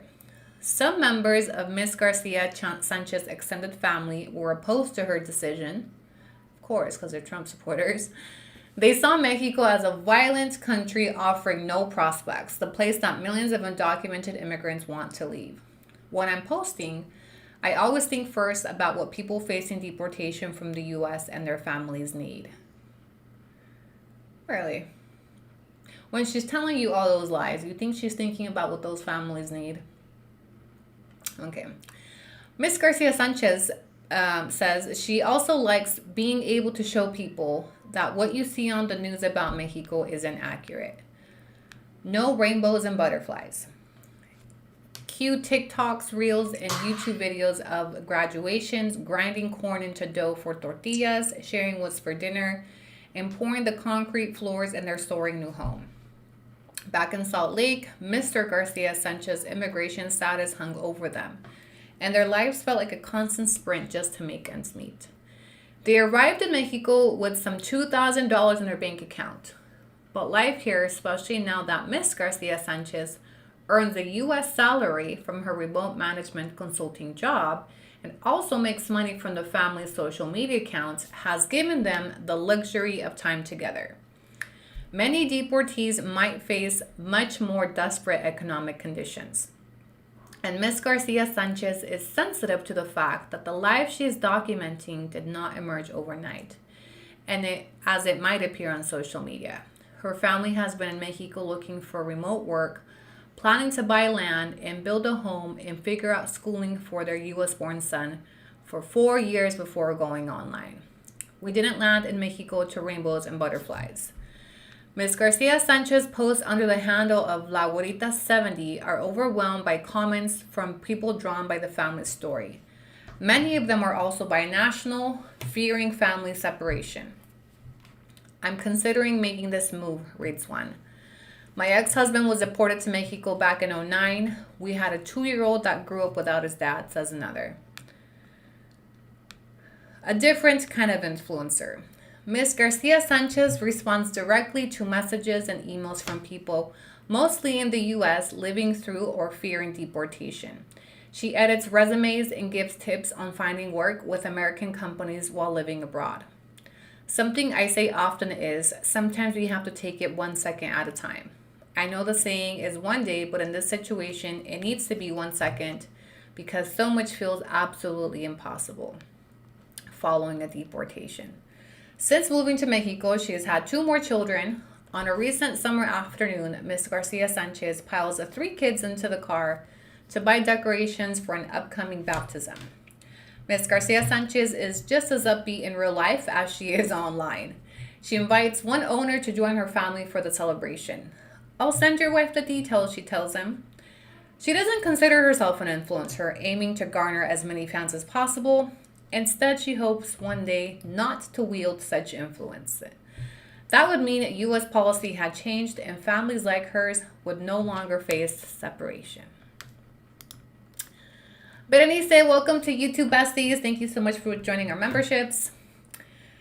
All right, let me check her PPP loan for... Both her PPP loans for a total of $11,000 were forgiven. Yes, both of them. So it was free money. Is anyone familiar with Touch of Life Homestead? She's quite Mexican. They're living in Puebla, but they're building a forever home in his parents' backyard. I have heard similar things. I have not researched the story, but I get similar vibes over there. Look, Candace's story has set a precedent for other people, possibly like Touch of Homestead, to follow in her footsteps. Okay, the way Candace's story has been romanticized and glamorized, like, yeah, just come out here, make content, and you could build a house off of your content, has many people following in her footsteps. Many of them have also followed in her footsteps of concealing important facts that would maybe not paint their story in the same light to receive public support, right? So I've heard about that story. I've seen them briefly, but it looked like another Candace story to me. You know, American wife profiting off the culture. And maybe this is going to be offensive to some people. I'm not a fan of watching privileged American citizens capitalize off our culture and trauma of deportation and build platforms off of it. It's the same thing they're doing. It's the same thing Candace has done. Through her white privilege, built this platform off of her husband's story, culturally appropriated our trauma, our narrative, and is being glamorized for being a white American living in Mexico. I see a lot of them, and they have all been born because of Candace. And that's what I want you guys to understand of the footprint that her story has in our community and the amount of damage that it has done. And it has opened the door for other privileged American citizens to do the same thing and appropriate our trauma and become the face of deportation stories. And there's a lot of wives that have moved down and power to them, but they have a very different journey than we do. And I'm just not a fan. I'm not a fan of American citizens appropriating the struggle of deportation and capitalizing off of it. They shouldn't be the face of it. Not Candace, not Tacuache Homestead, anybody, right? And that's the root of what's making these stories so trendy. Deportation became trendy, especially last year. Everybody jumped on. Now everybody wants to jump on the deportation train, and we're inaccurately representing those stories through the voice of American citizens. They're colonizing the trend. Her husband was not deported. He has dual citizenship. Oh, look, don't even get... You know what? Let me not even go into that story. Then what's the point? What's the point? Yeah, I've seen some people be like, oh yeah, these are Trumpers living. Oh, I don't know. I haven't watched. I have no idea what their story has to do with. But again, I think it's Candace's footprint that people are following. That's what Carlos was trying to do too. Break a thumbnail is sending me. It was somebody else's idea for her to put the hat on, okay? I was going to put the hat in the corner, but they're like, put the hat on the mom. So it's like, all right, let me see if it fits. And that should just fit like a fucking glove.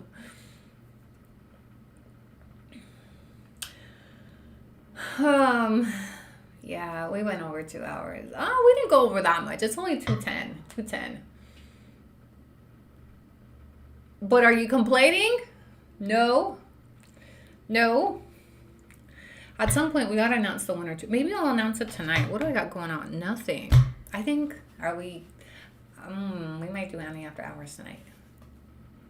Melania has a story too. Gringa casada con mexicano. Look, even the title is that. Gringa casada con mexicano.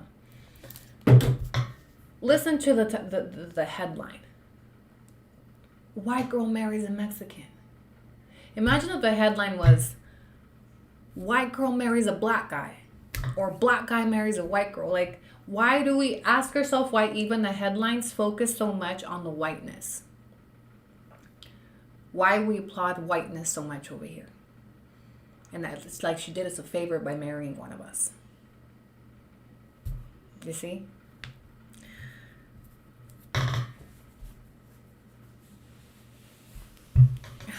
What I don't get is how they build a house. First of all, they're building a palace, okay? They're building a hacienda. We can't even call that shit a house. That shit is bigger than town hall in their town, okay? And how is it? Donations. That house has been built with American tax dollars and donations from her viewers, predominantly. When you ask yourself, how can she? That's how. No, I don't think she's worked her ass off through her MBA. And her content. Her content also has made her a lot of money. And that's not a realistic expectation for families looking to her for answers. It's a compound. No, it's seriously it's as big as la presidencia municipal of that town. That's how big it is. It's the biggest building in her town and probably the next 5-6 towns over. That's how big it is.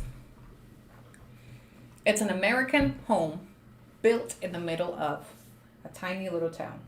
And the only comparable building to it is Town Hall. It's a government building. That tells you everything you need to know. That's why we call it the White House. It's the White House located in Puebla. The fact she's always gloating about MBA, I believe the reason she mentions that MBA so much is to try to condition people into, that's how I earn a living, is through my MBA. And that's what people take and repeat elsewhere when people are criticizing or questioning. Well, she has an MBA. She works through her MBA. The constant mention of an MBA is strategic. Because how many of you guys have masters or associates or whatever? And how often do you mention that you work with your masters or associates? When people ask you what you do for a living, do you constantly say, oh, I work for this company with my masters? Oh, I work over here with my associates. Do you guys ever say that? I've never met anybody else that throws a degree in every time she's asked nobody does that shit. Ask yourself why she does that shit. Why she constantly mentions that MBA. Every opportunity she gets. Okay, a lot of you guys are master degree holders. Maybe doctorates. Who fucking knows? I've never met anybody that when they ask what do you do for a living, I work over here with my masters. I work over here with my associate. One, here's my speculation. Status. She has to remind you she's an educated white woman. 2, to condition her audience. That, oh, well, she has that big old house over there because she has an MBA. That MBA isn't worth shit over here, number 1. It's not worth shit on Upwork, okay? If she's doing US-based work the same way, and she's mentioned she used to work on Upwork.com, that MBA is not that big of a head start, okay? I probably make just as much, if not more, than she does working online for US-based clients. It's the same shit. It doesn't give you that huge of advantage in that big of a pool. Okay, so I just don't understand the constant, when she mentions that MBA, I believe it's for people to justify where she is financially in Mexico. Like, oh, okay, well she has an MBA. Okay, that house, MBA money, MBA. But where was that MBA when they stole her truck and her tools? Remember, she came on here asking for donations.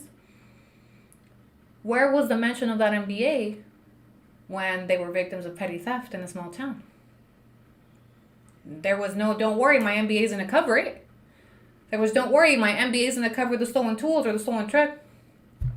Never once mentioned the MBA when their truck and tools got stolen. So the mention of her MBA is strategic only when it's convenient. Otherwise, why didn't you guys get in there and say, don't worry, she's got an MBA. The rest of the town doesn't have an MBA. Who else were victim of crimes over there, but they don't have an MBA. Nobody was sending them donations. So the reiteration of that MBA, again, is so the viewers will go back for her. Well, she's an educated white woman with an MBA living in Mexico. Of course they live well. What does she actually do with that MBA? If it exists.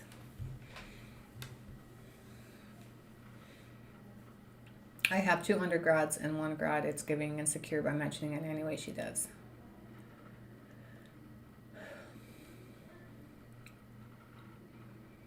Did you see the video that she made sure to mention the people that loves burn paint? I don't even know what burn paint is.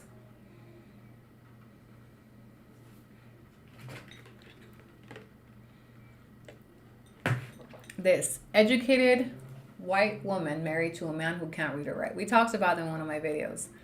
For as much as she mentions that MBA, and she reminds us she's an educated white woman, white privileged woman, the fuck is she doing married to a man that can't read or write? The fuck is she doing with the man that don't even have a high school diploma? Can I throw up some red flags for y'all? And Miss MBA, married to a man that can't read or write for 10 years and hasn't taught him how to speak English in those 10 years, hasn't taught him how to read or write in those 10 years, can teach an entire kindergarten class how to speak English, but can't teach her man how to speak English. Ask yourself why. Ask yourself why. Her tits are burly there. Yeah. Maybe mentioning the brand, strategic, right? They love spur paint brand. Okay, I see what you mean. Submissive. It's the same reason why men, particularly older men, like to marry younger women that aren't educated, that rely on them financially. It keeps them in a position of control over their spouse. It keeps the spouse dependent on the other person because they can't even get online and fill out a job application. You see? Team Comics. Seriously, I want all my shit at Comics. It's a form of control. It's a form of, like, look, personally for me, as somebody that considers myself somewhat educated, I don't have a master's, I don't have an MDA. I'm just getting started in my, education career.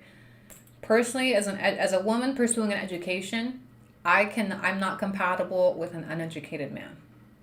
I'm just not. The same way people date in their tax brackets, people also date in their education brackets. Because in how does it work when you are, a prestigious master degree holder, but you're married to an illiterate man? How does that work? Nancy, welcome to YouTube Baddies. Thank you so much for subscribing and best of luck on today's giveaway.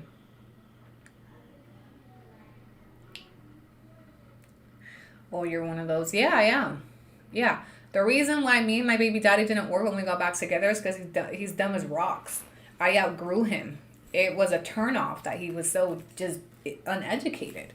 The way he talked, the way he expressed himself, the way he moved was unflattering to me. It was embarrassing. I'm like, how the fuck am I gonna... That can't be my other half. My other half is representing me. I'm not busting my ass off to be an educated woman to be paired up with a dumbass. It turned me off to be with somebody that was less educated than me. And it's not entirely to do with degrees, by the way. Education doesn't just come from degrees. Okay? It's the way they moved. It's the way he spoke, the way he expressed himself. Some of his political views was just like, ugh. Okay? That all has to do with education. I'm not talking about you got to have a degree if I have a degree. But the scales are tipped. If your education's up here and man can't even read or write, yeah, because then you're having to take care of these people. Your man's education being here and yours being here, that means you're taking care of him. You're guiding him everywhere he goes. No, thank you. No, thank you. The way you say it. What did I say?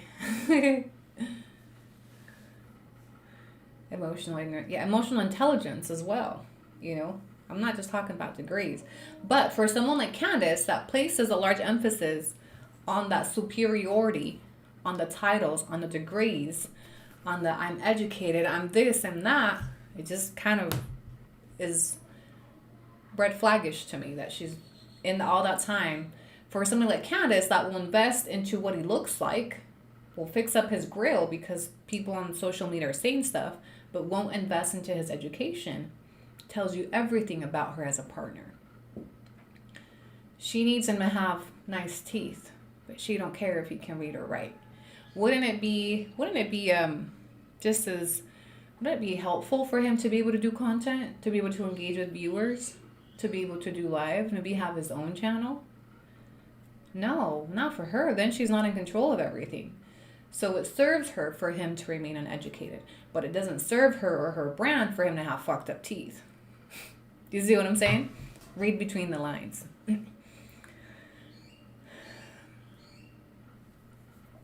How do I email you? AnnieJercx@gmail. Que homeboy Duolingo.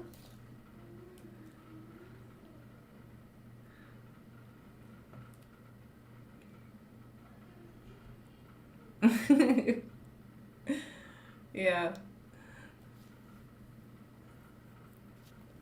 He probably has, well, I don't know. I don't know him like that, but and he doesn't engage enough for us to know him like that either. No, she told the court he was illiterate when he got arrested. I doubt he can read in Spanish if he's illiterate. Well, going off of what she told the court is that he was illiterate. And it's not uncommon. We also talked about that on the previous live. It's not uncommon for people from small towns like that to not be taught how to read and write because they start working at a very young age to help support the families. Education is a privilege in tiny towns like that. It's a privilege. Not all children have the privilege to study. Education is a privilege here. It's not a right, a privilege. Especially in small towns like that. So Candace coming in with her MBA and flaunting it every chance she gets when she lives in a tiny town of people like Fidel, that most of them didn't have the opportunity to go to school because most of them had to start working at a very young age to help support the family. In his case, he migrated to the States to start working at the age of 17. So it's unlikely he had the opportunity to attend school, graduate. It is very, very common. In that tiny town, it's probably still riddled with children that are already working instead of going to school. So when she comes in with her big old white house throwing her MBA in everybody's face, that's why I'm pointing out the superiority. The way she moves is very demeaning to the rest of the town because people in there didn't have the privilege of going to school and fucking Elmo and pageants and shit like that. Kids in that town, probably like Fidel, didn't get to go to school. So they're now adults that can't even read or write.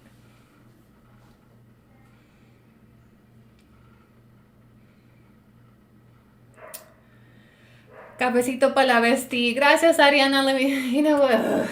We're going on 2 hours. If I order another one, we're going to be here for another 2.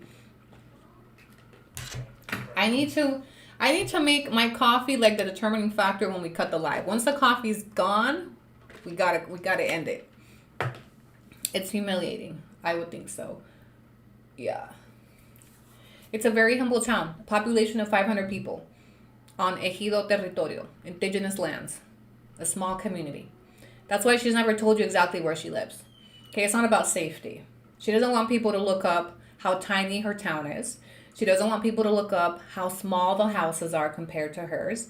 She doesn't want people to find her, not because of their privacy or her safety. Okay? She doesn't want people to see where she's colonizing. Want me to show it to you? I'll show it to you again.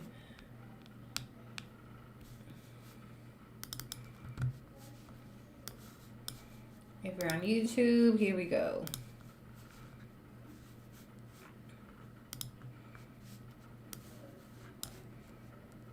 And I'll try to zoom in a little bit more.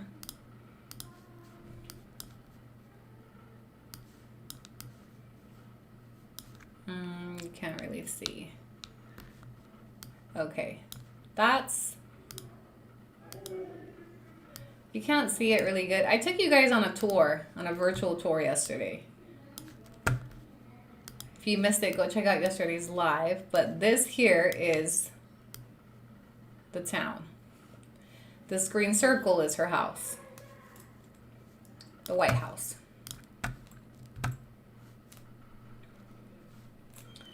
It's not hard to find. I'll tell you that I did not find her on Google Maps. There was another follower that recognized the church where she hosted someone's quinceañera. Look, these small towns are not hard to find.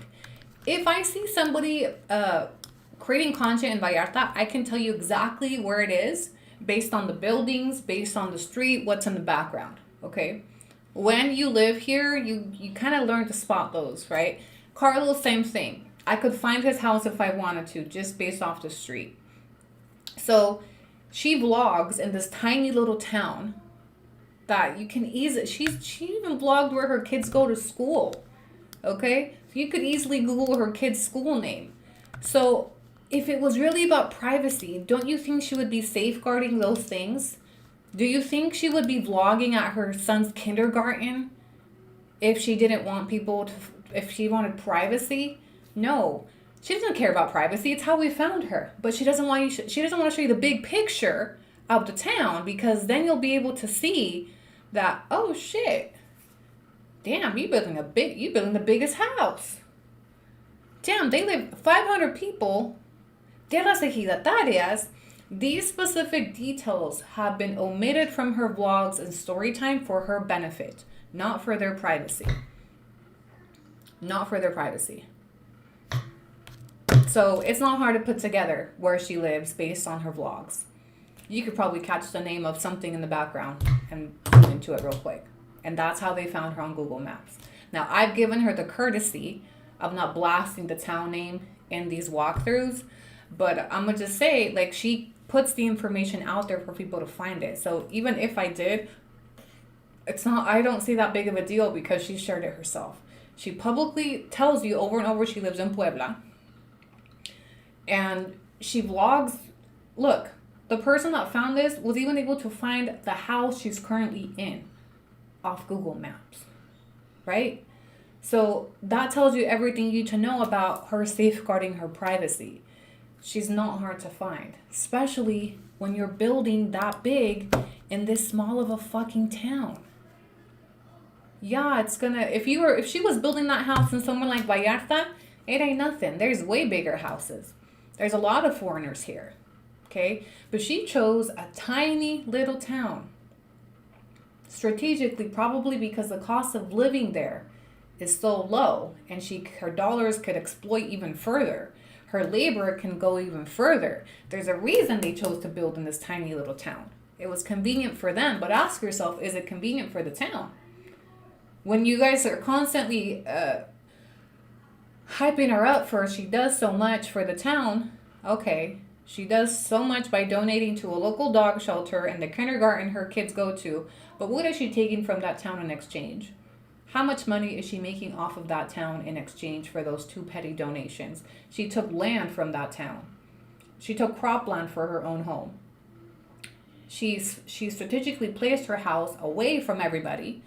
When she needs content and supplies, she'll drive into town, and when she's done, she'll go back to the big, beautiful white house where nobody else lives next to. Yeah. So is it still she does so much for her community? Or is she taking from her community and smoke screening it with these peanuts that she sprinkles on this little town? So separate, but somehow we've applauded her for how she's assimilating and she's trying to speak Spanish and she lives among the locals, but look at this shit. And that's why she hasn't shown you where her house is.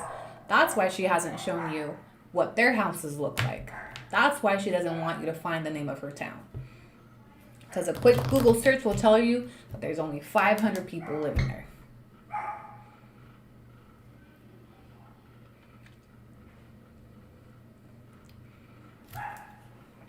Do you think she'll change her content? No. Why would she when the community is not holding her accountable? She goes into town she'll go in, because right now she lives in town. She's renting there, right?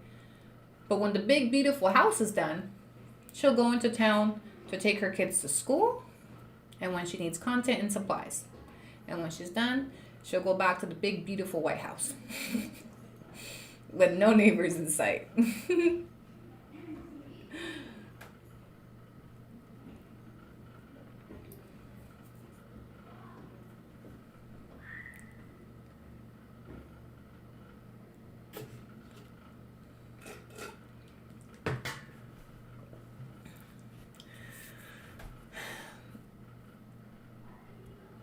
Yeah, maybe that'll be the town shelter during natural disasters. Fidel's mother gave him that land. How can she give him that land if that land belongs to the community? Son tierras ejidatarias. And that land has to go through a very long legal process to become private property to be able to sell.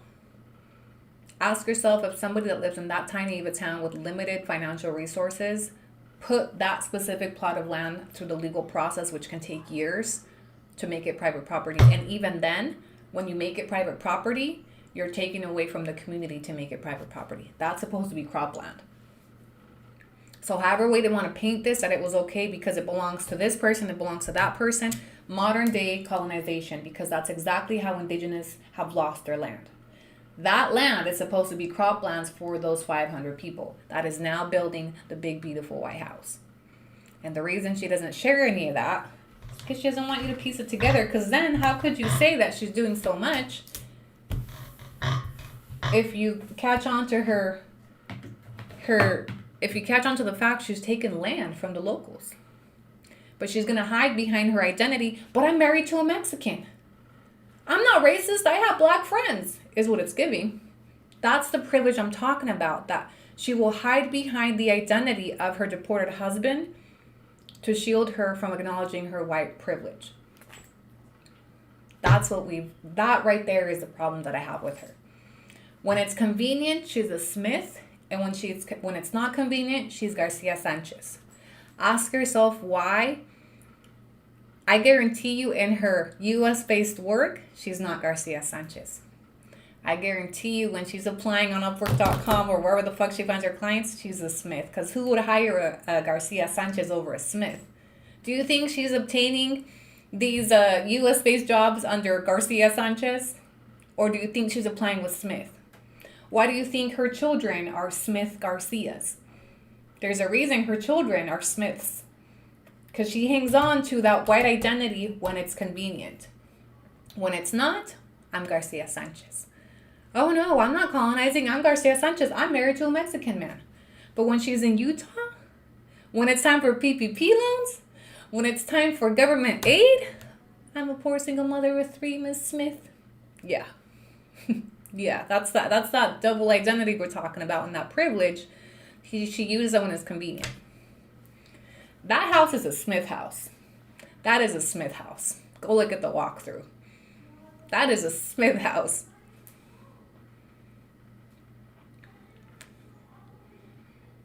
That's why she does all her interviews in Garcia Sanchez. Because imagine what it looks like.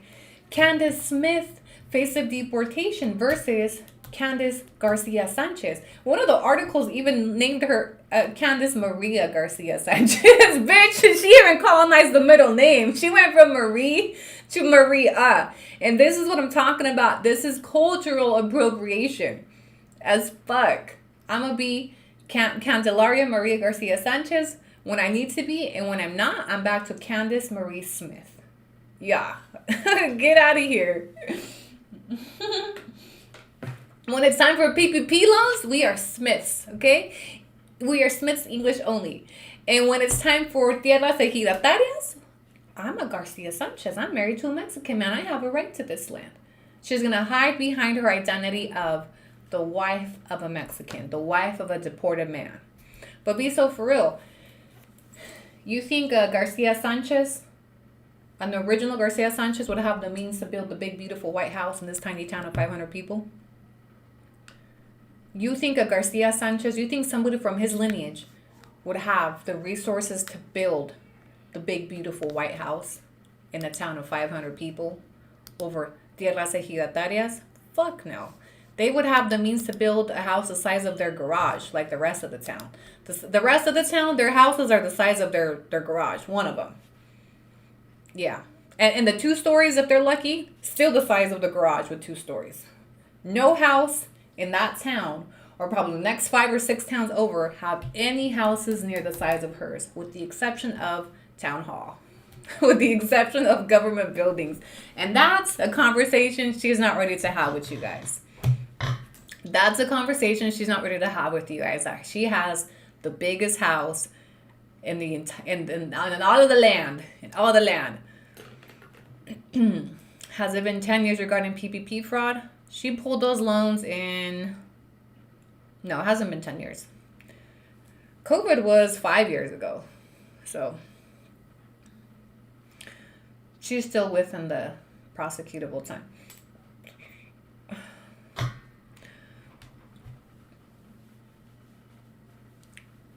2020. I think her first loan was pulled in, well, they were both pulled in 2021. So 6-ish.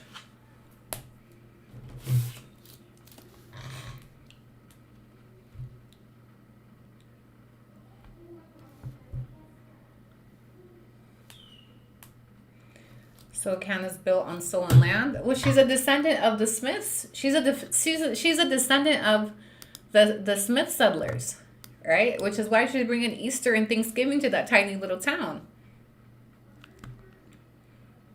Yeah. Did anyone find the NBA? We were not successful in finding the NBA. We were not.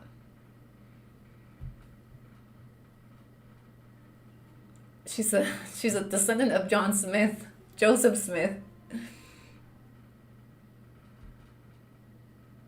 I physically need someone to go undercover, interview locals from that town. That would be interesting. It can't be me. We'd give it away. She's the great Smith, the great niece of Joseph Smith. Yeah.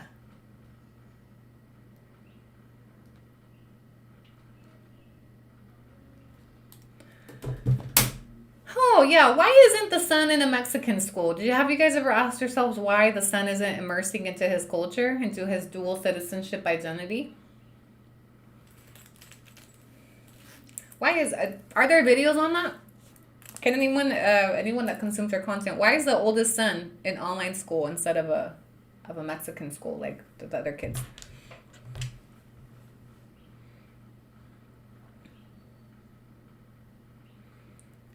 John Jacob Jingle.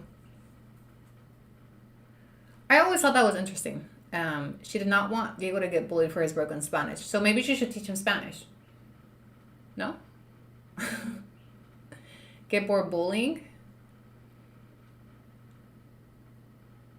Well, maybe, there's a period of adopting, but the reason why his Spanish is so broken is because she's kept him from integrating with local children. mind you, Diego arrived when he was the same age my kids did, mind you. My kids, let's see, my twins were 9. Maya was 10, 11. And Diego arrived in 2016, so he was like 7, 8.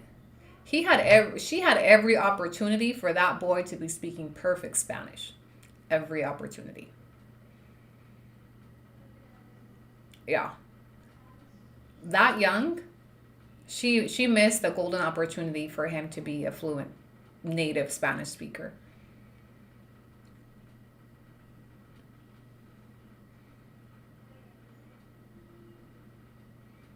But that's because that boy's a Smith. That boy's a Smith. In fact, have y'all noticed that she teaches, it would appear that English is their primary language in their home. That's never questioned.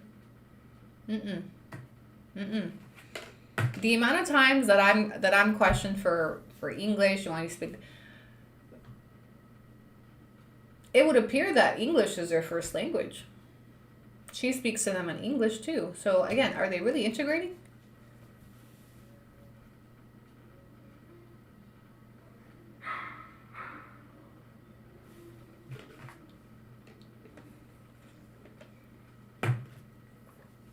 I think he was 6. That's crazy. 6 years old and you weren't able to integrate him? That's crazy to me. Crazy. 6?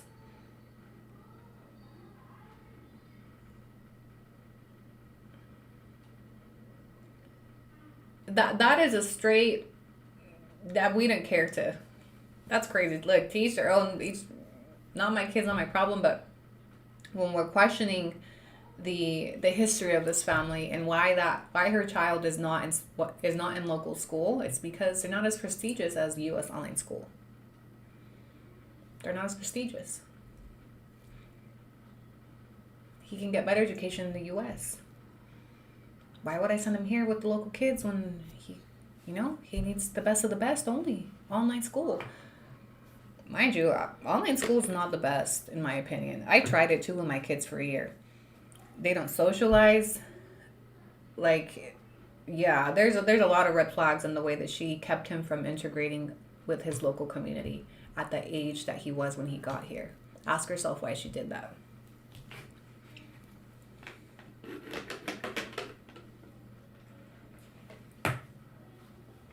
They're the royale of the village.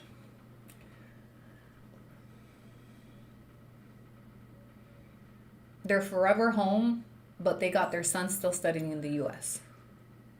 It says.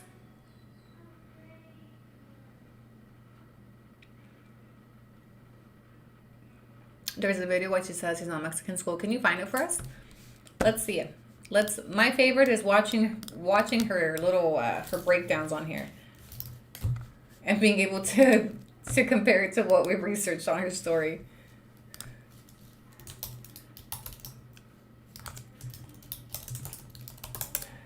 Let's see if I can pull it up on YouTube.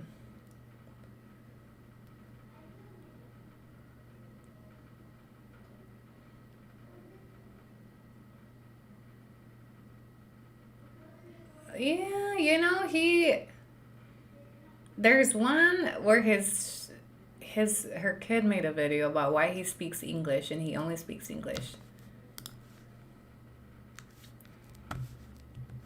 Let's watch this together. Mind you, disclosure, public videos for public consumption. Good afternoon from Mexico. Hello from Mexico. A few months ago, our oldest, Diego, told me that he wanted to learn how to cook. And here's a look at... Good afternoon from Mexico. I do talk to them mostly in Spanish. That's how they mostly understand me. They do ask, like, what's this and what's that in English, and I do tell them, I guess I am kind of teaching them English. Just not a lot of it. Mostly when they ask me about it, or sometimes I'll say, oh yeah, this is how you say it in English. which I think we've established he identifies more with his legal father. Good afternoon from Mexico. With the Fergie side of his family. But I want to find the video of where she talks about why he is... Oh, here we go. 5 years ago she made this video. Here's a good one. Con Afrin en un respiro, respiras.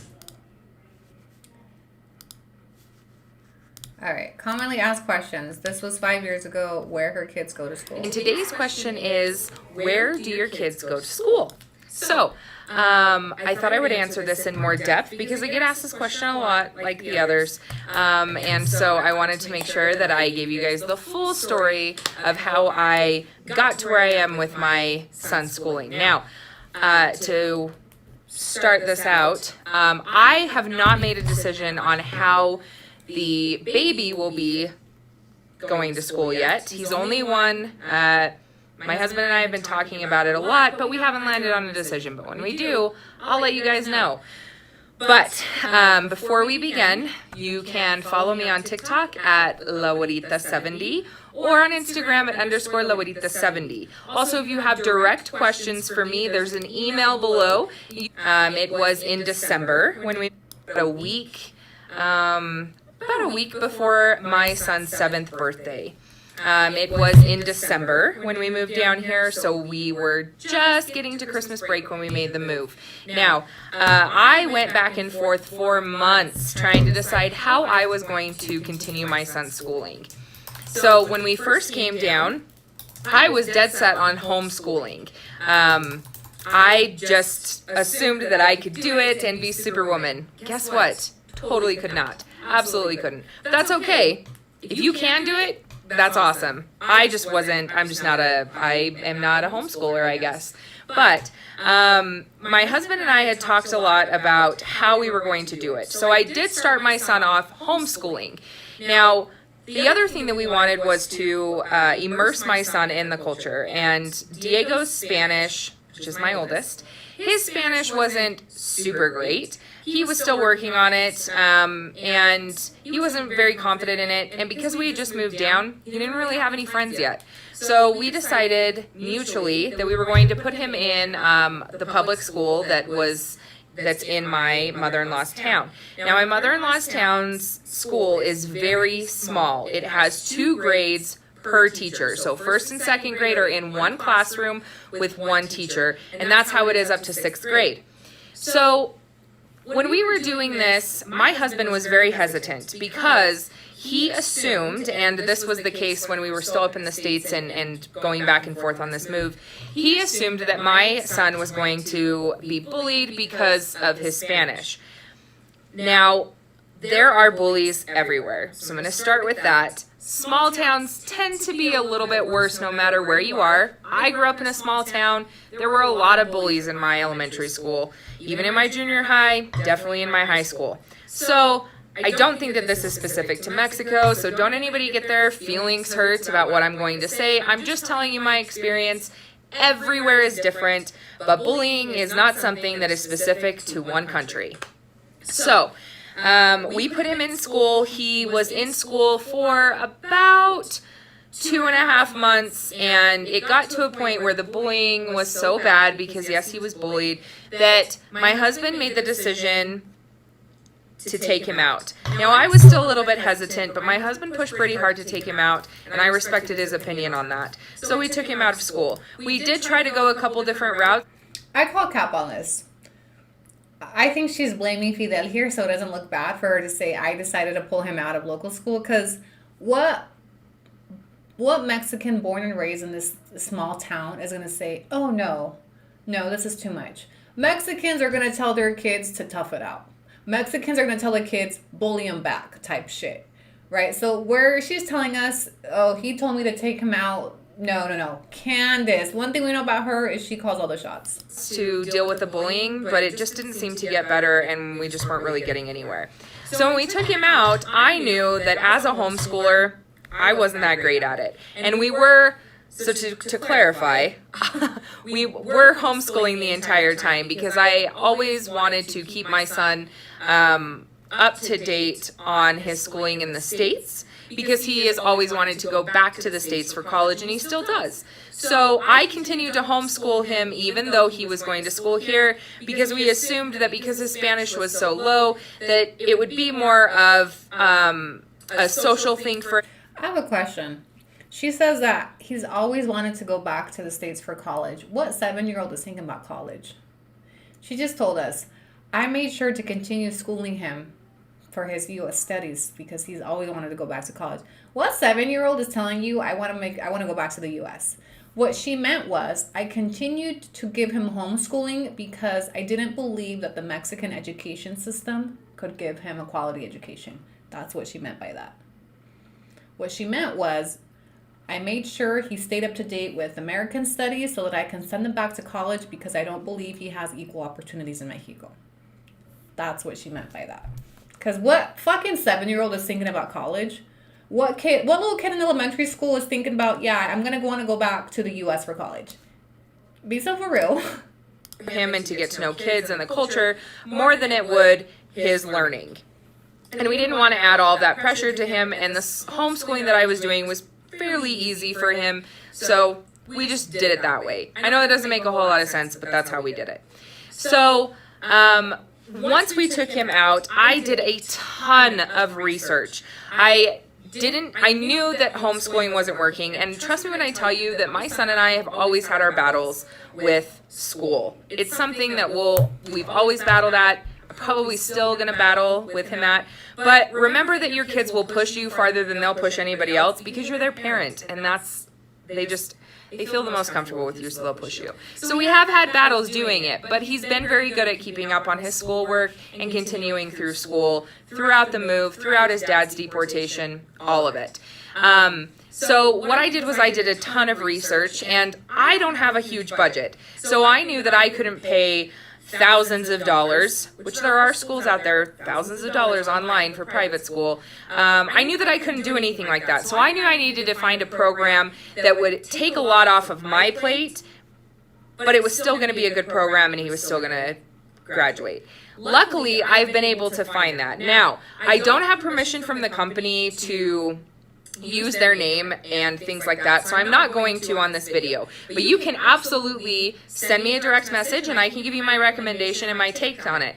Now, the schooling that I found was definitely in our budget, but it may not be in everybody's budget, but because I've tried so many and I've done so much research, I can definitely help you get an idea of which schools will work better for you, depending on how much you want to be. I hate saying how much you want to be involved, but really that's what it is. Depending on how much you want to be involved and be the actual teacher. So drop a comment or send me I have a question about this online program she has her son in.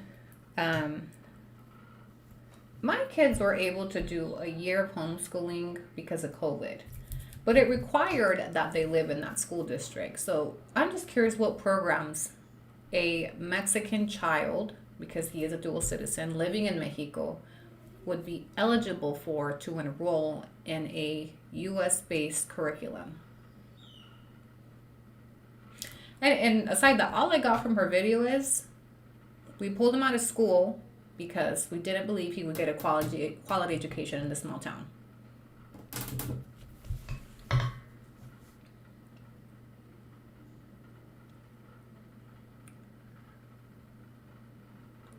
Lots of programs online. Okay, throw some out. What programs would give a Mexican citizen, asking for other Mexican citizens that maybe want to have their kids studying in the U.S., but what programs would allow a Mexican citizen living in Mexico to study, to join an online curriculum? K-12? Okay, let's look it up. Let's look it up. Let's see if she's using some of that U.S.-based privileged U.S. addresses to be able to have her son enrolled in one of these schools that other children living in her town would not have access to. I've got K-12.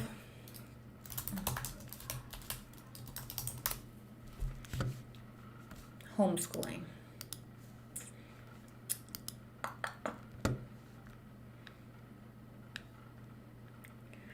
Enrollment info.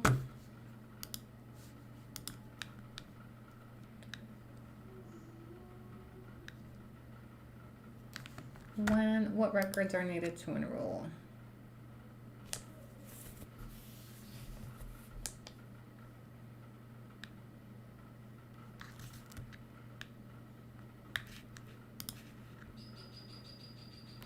Yeah. They welcome international students. Okay. All right, Candelaria, you're off the hook. Okay. Such a long video to say we didn't want him to bother learning Spanish. The same way that I was pointing out how long she's lived in Mexico and has yet to learn Spanish proficiently, you could see it in her son. That child was 7 years old. How many of us migrated to the States when we were 4 to 10, whatever? I started first grade in the United States. Okay, I picked up English like this. Was it easy? No. Was there bullying? Yes. Even the teachers were assholes to me. I had no idea what the fuck they were saying. But a child at the age of 7 migrating to a new country has every opportunity to adapt. The younger they are, the more adaptable they are. So the fact that her child does not speak fluent Spanish, doesn't attend school in their town.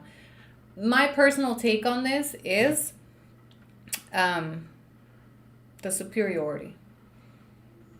The schools here aren't good enough for my child.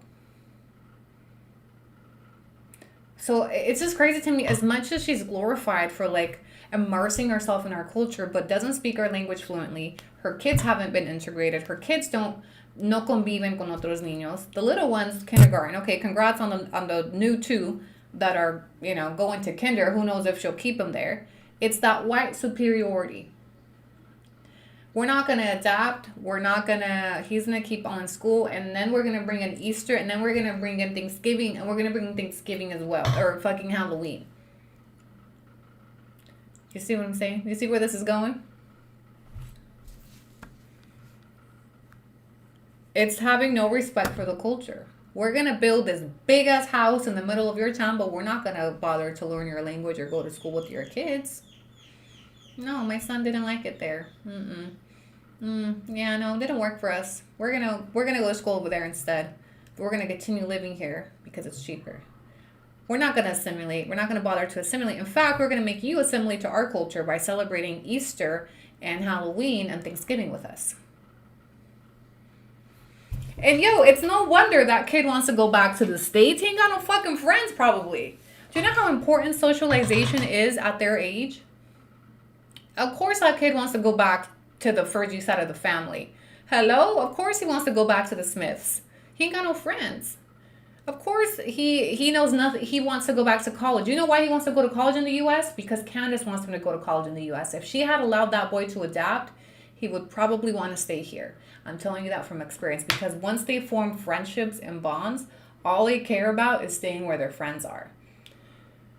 But she has conditioned him for college in the U.S. since he was 7. Why would he want to stay here? He ain't got no friends. He ain't got no ties. Everything for him is back in the States. Because she did not want him to assimilate. She did not help him assimilate or integrate. She kept him in that bubble of the U.S. is better. The U.S. is better. So, yeah, don't worry. You don't got to go to school with them. We'll put you in online school. Don't worry about it. So she conditioned him. She conditioned him to return to the U.S.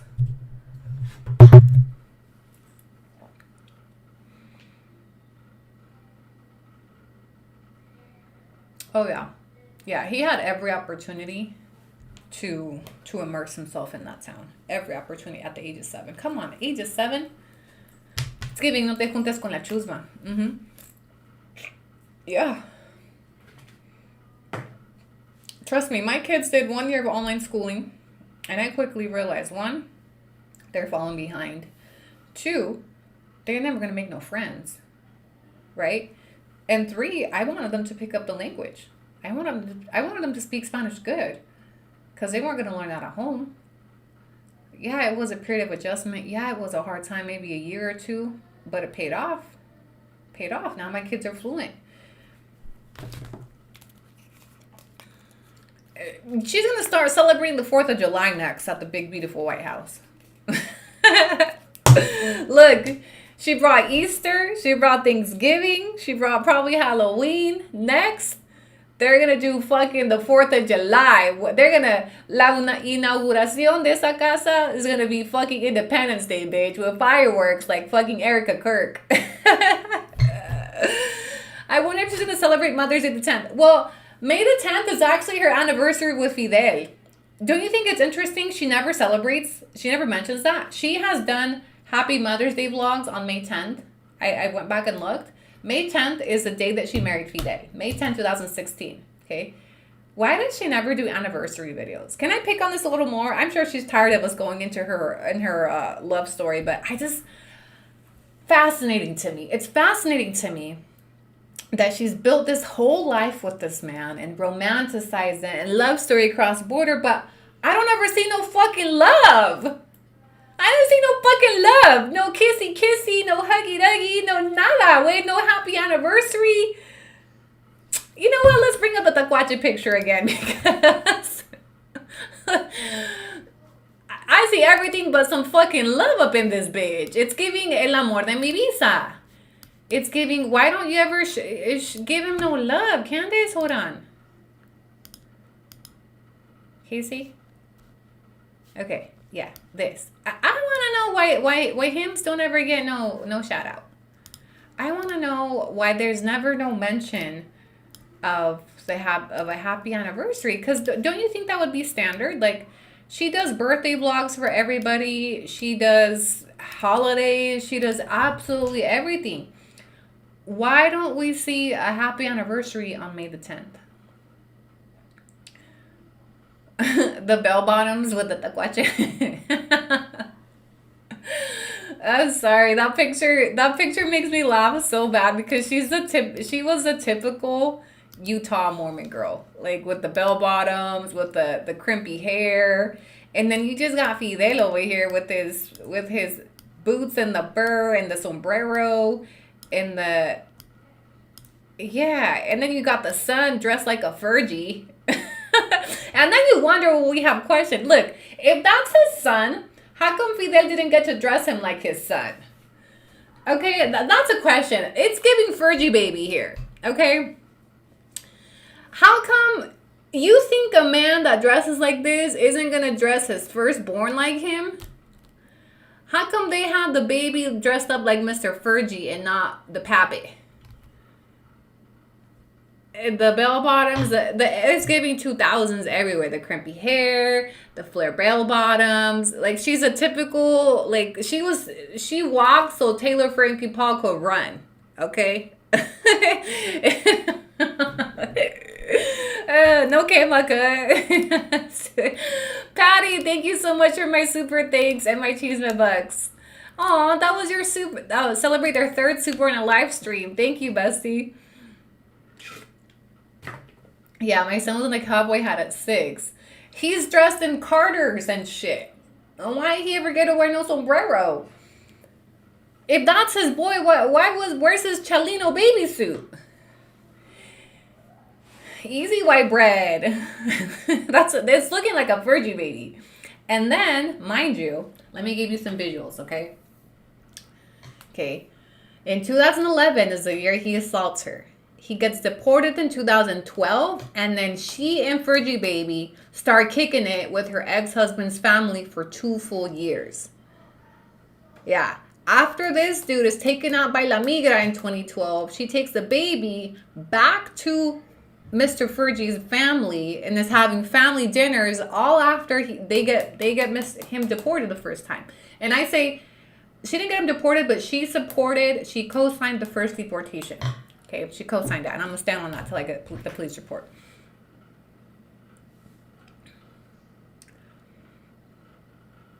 Carter's. I know Carter's when I see it because I used to shop there. My grandson is 3. His dad is from Michoacan. My grandson's been wearing his botas since he started to walk. You see what we have? We had a little question. We just had questions. We know the baby's a Smith. The baby was born a Smith, flat out. You need to get hired by Dateline. What do they do there? That's a Fergie baby. Yeah, I don't know. I just intrigued why he never gets no love. I never see no love in their story. And I get it. They've been together for a hot minute, right? They've been together for a hot minute, but for as much as she sells everything else, why don't you ever at least like, make some baby, I don't know, like some lovey-dovey's. Can we drop it into the suggestion box? Hey Candace, can you shout out Fidel this year for your anniversary? Or do you want to shout out the first husband on June 29th? Which one? Pick one, but give us an anniversary shout out this year, Candace. Show us how you celebrate your anniversaries. I would 100% hire you as my FBI. Oh, thank you. Yeah, so she was married in this picture that I just showed you. She's married to Brian Allen Ferguson since 2007. She's looking a little too happy there. Okay, let me show it to you again. In this picture, she is legally married to a 35-year-old man here. And she's how old? She's like in her early 20s. Yeah. So she's just looking a little too, she's just happy to be there, chat. She's just happy to be there. Yeah. I'm curious to see what you can find out about me. I don't know. I gotta have a personal interest. Otherwise, this stuff is not as fun. It's giving him more this Luisa, yes. I've always noticed that. He doesn't approach her. I just don't see a lot of love there. And remember, one of the character letters did reference their marriage as a deal. Package deal. It's giving an Living White House. Find her ex-husband. He doesn't have much of a digital footprint, y'all. We haven't been able to see what he looks like.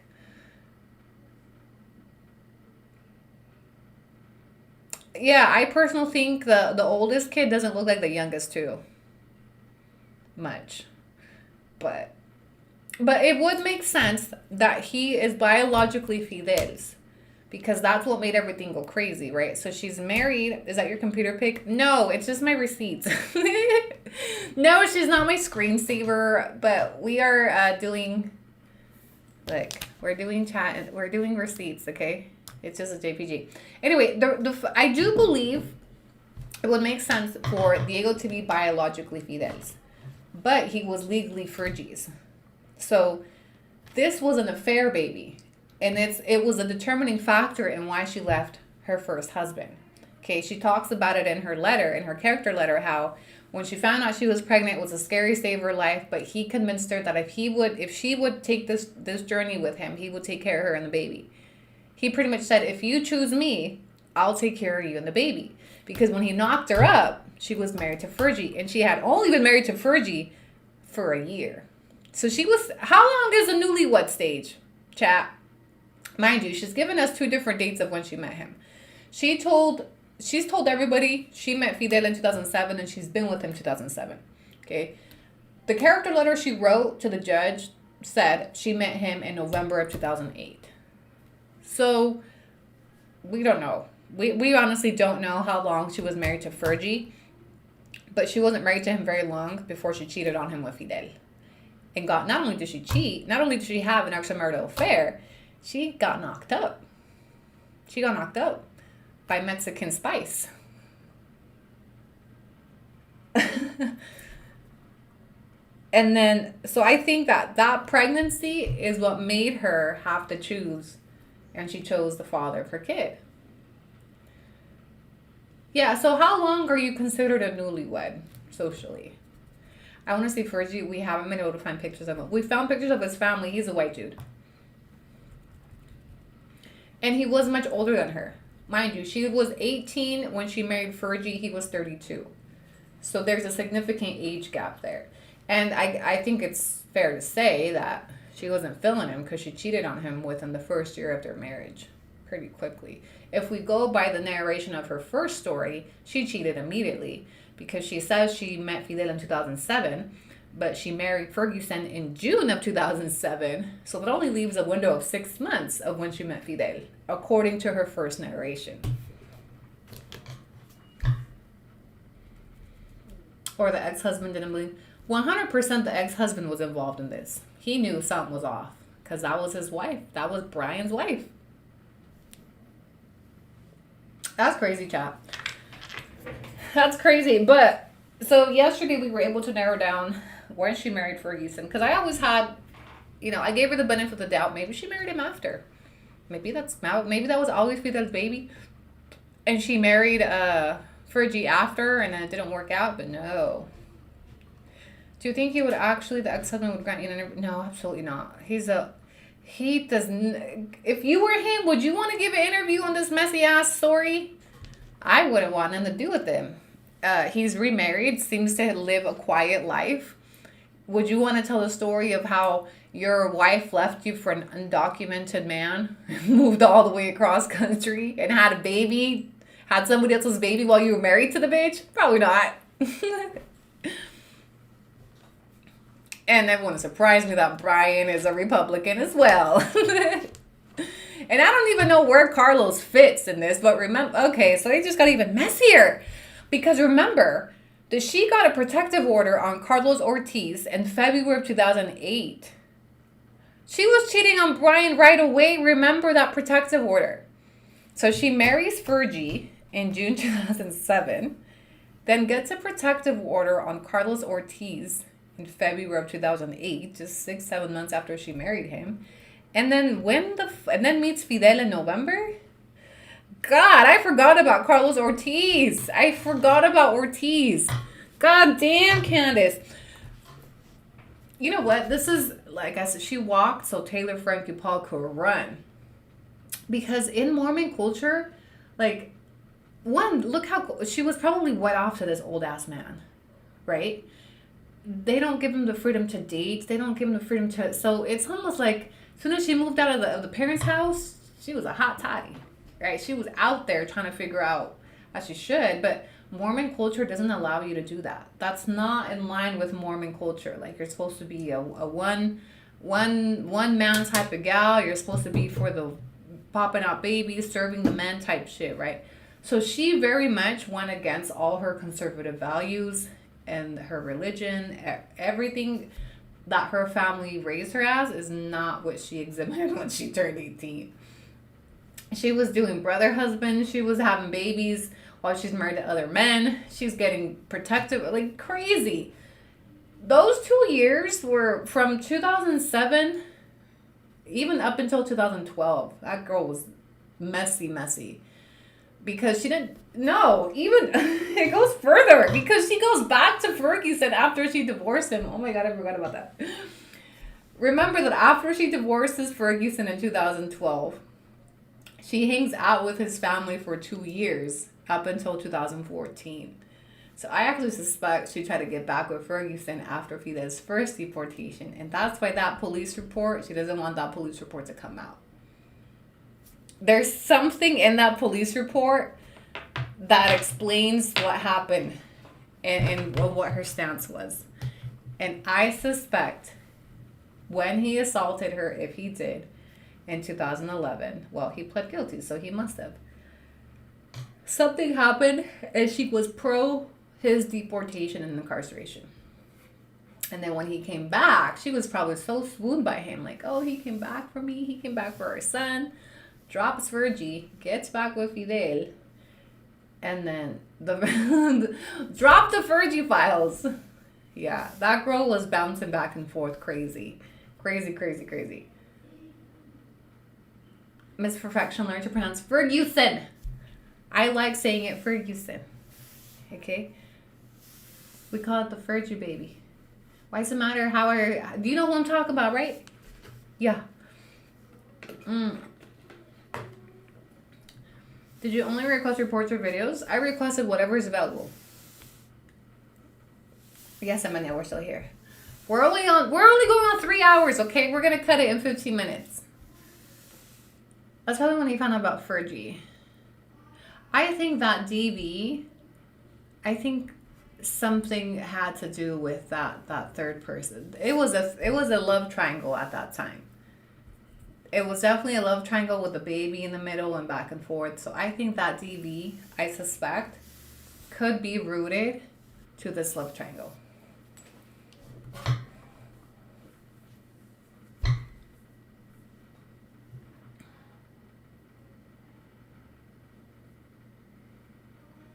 Yeah. So Carlos Ortiz, we don't even know who that is, but she filed the protective order on Carlos Ortiz in February of 2008. So we were just wondering where he fits. And you know what? That's crazy because she conceived in March of 2008. Wait, this just got crazier. I forgot. She conceived in March of 2008. She was getting a PO in February of 2008 that she didn't show up for. So it got dismissed. Messy. Can you imagine all the insomnia you caused, Candace?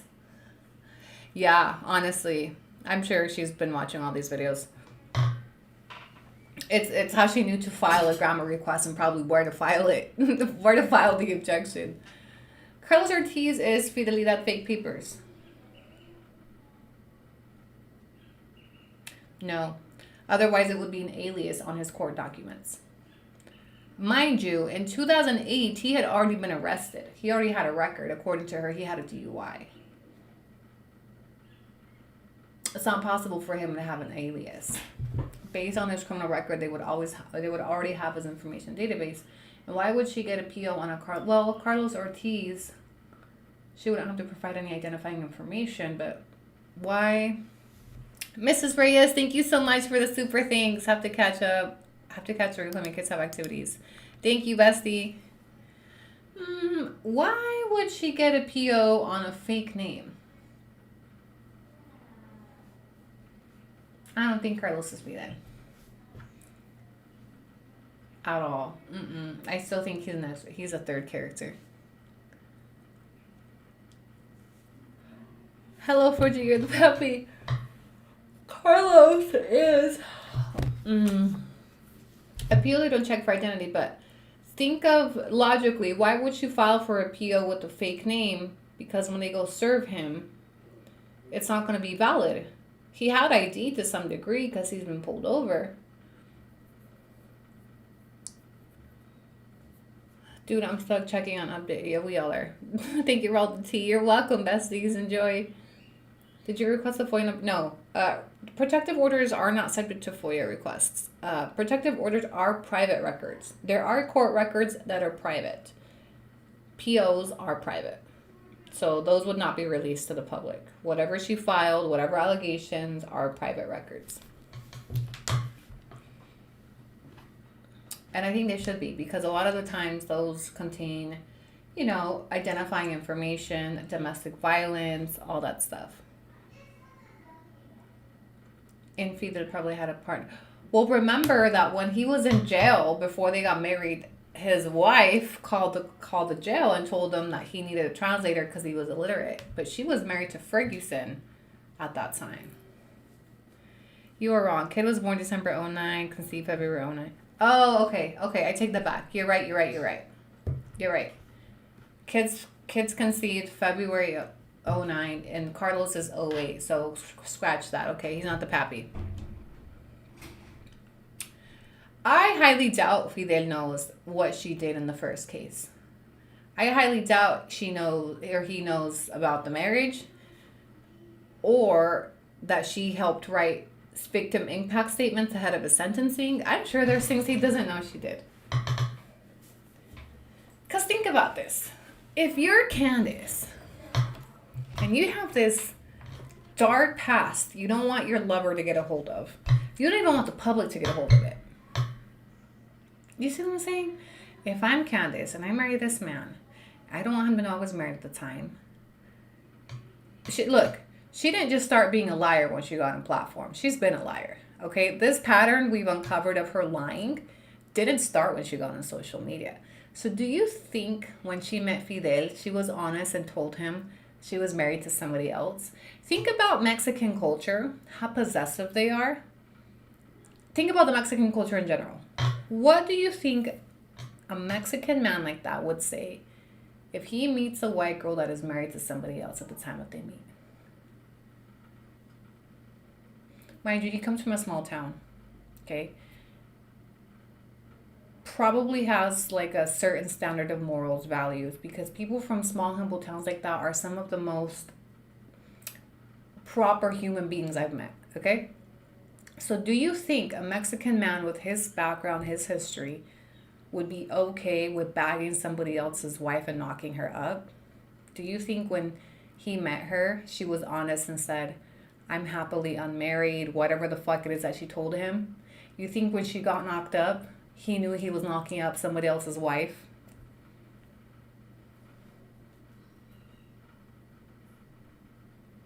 Probably not.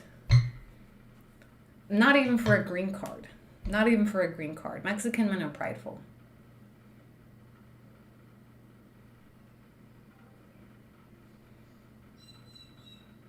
I'm not saying he wasn't a horn dog, but I just don't see him. Knowing what I know about her, I think she kind of trapped him, if I'm being honest. The minute she gets knocked up, as a Mexican, especially as his firstborn, he's going to get so possessive over her. He's going to, that's my baby, that's my wife, or that's my girl, although it would have gotten messy as fuck. I think it's an inaccurate representation to say that men like him would put up with whatever for papers. I don't see that happening.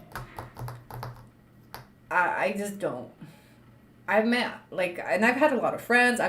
Mexican men. Yeah, we made jokes about it. They want papers, but it's not like they're up there settling for peanuts for papers. Mexican men are very egotistical, very prideful. Right, so no, they're not gonna be up there settling for somebody's wife just to get papers. Especially because if he knew he was, if he was out there for papers, do you think he would know that she was married to someone else? How's he gonna get papers if she's married to someone else? That's why I think some of this love triangle is tied to that DV incident.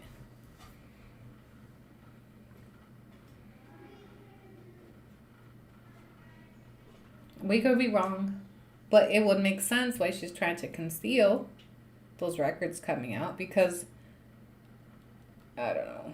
What if she, I don't know. A lot of speculations here. From his interactions, I don't think that's his kid. No, I do believe it's his biological kid now. I do. Now that we've pieced together the timeline, because look, if it wasn't his kid, why would he come back from deportation for somebody else's wife and kid? Think about that. Or at least she's made him believe this is his kid, right? He specifically mentions he came back after his first deportation, after she put him in jail, after she helped get him deported, he came back because of that baby. So he's under the belief that's his baby. Why would he come back for somebody else's kid and a girl that's married to somebody else? You see? We'll never know because we weren't there. Only Candace is going to know whose baby that is. Legally, Virgie's baby. And if it hadn't been Fidel's baby, this story wouldn't be so messy. She probably would have stayed with Virgie. If this wasn't Fidel's baby, he was just an affair and she didn't get knocked up by him, she probably kept it under wraps and gone back with Virgie. You see? I also think maybe the legal spouse was involved in that DV to some degree. Maybe on the police report, maybe on the phone call, something.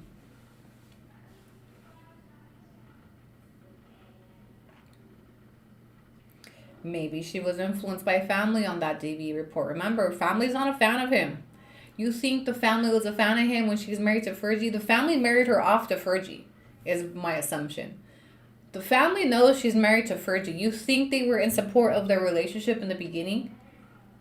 Eventually, se tuvieron que hacer la idea because now she's got his baby. That baby was the reason the family had to accept him. Okay?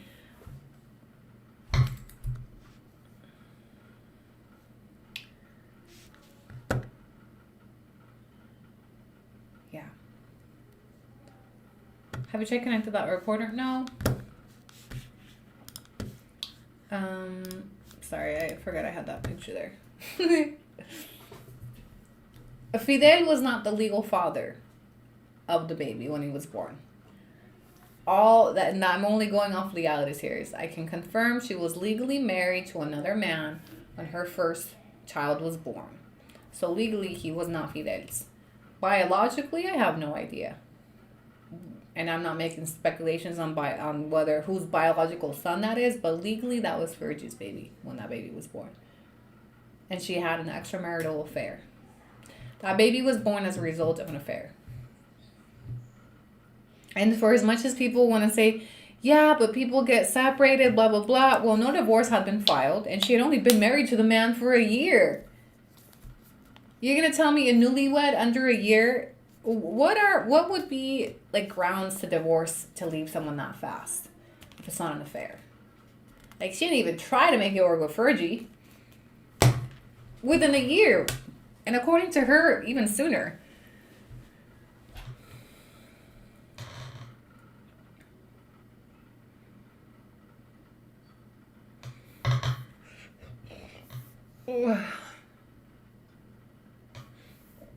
There's always been speculations about the lack of bond with the first child with Fidel. And I think it has to do with his absence during his first few years because he was deported in 2012. He seems to have been an active user around that time. So even if he is that baby's dad, he wasn't a stand-up dad, right? So it would explain why there was a lot of absence. It would explain why in this picture he's not dressed like Fidel. He's dressed like a little Carter's baby, right? So maybe that's why they don't really, in the beginning, I saw a lot of questions too, questioning the paternity.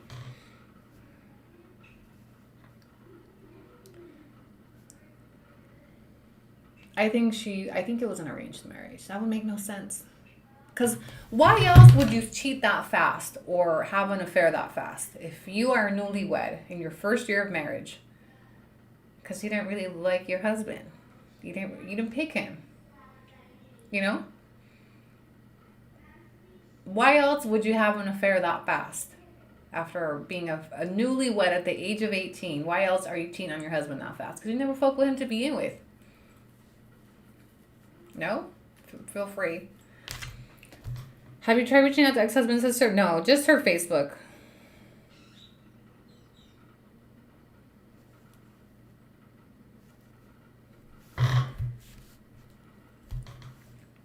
And why are the friends inviting her on blind dates?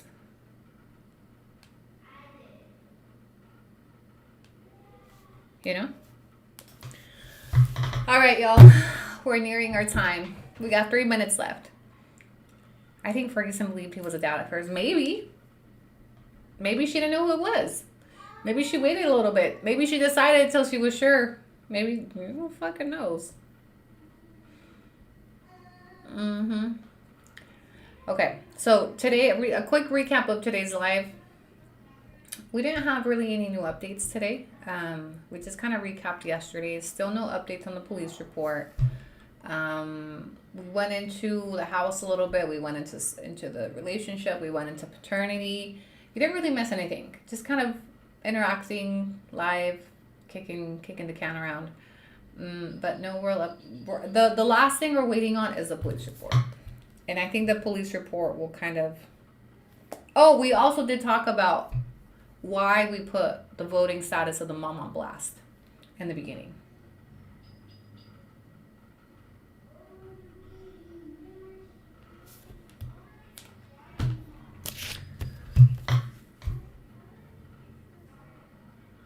If he was using, he couldn't give her... Yes, he could. Men that are... Men that are using substances still aren't shooting blanks automatically. These suggestions or assumptions are very close to the truth. I will say a lot of my assumptions have been right, and that's why when the receipts come in, they're so satisfying because my calculations have been correct. Down to the marriage, down to the Trump supporting family, down to everything I've speculated on in this story so far has been right. And I think I'm that much closer to finding out why she doesn't talk about that 2012 deportation. Outlets he's using just said controlled substances.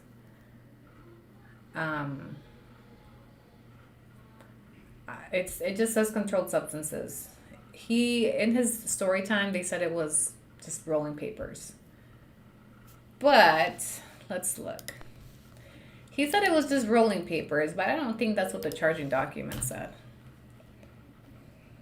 Let's see what he was using. 2023, March, when I pulled the receipts.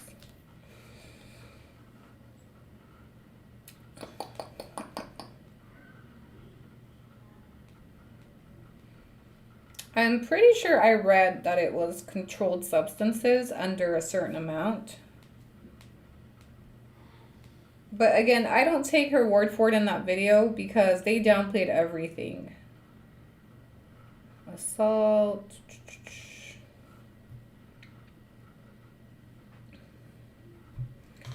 It just says use or possession of drug paraphernalia. So it wasn't controlled substance. It was use or possession of paraphernalia, class B misdemeanor. Open container. Yeah.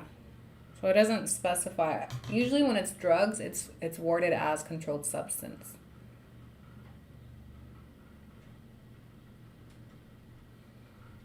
Weed. So maybe they were honest about that. So yeah, maybe he was just a pothead. Open containers. Yeah, open containers is alcohol. So weed and alcohol. It does seem like he was more of a drinker. His criminal history with multiple DUIs says he was more of a drinker. So maybe he didn't do hard drugs. Culturally, it's not. Well, I shouldn't say that. Personally, I've never really met a Mexican that dabbles in those substances hardcore like that. It's usually like alcohol. I take that back. Shut the hell up. My baby daddy was a fucking cokehead. Let me shut up. Let me shut up, baby. What if she had already met Fidel or found it in her with their relationship, so they made her to the Mormon guy, and months later she cheated? I don't know. I found an Iowa case for distribution of meth, but not sure if it's the same Fidel. She did say he didn't live. She did say his first DUI was in another state. Ever send it to us. I'll confirm.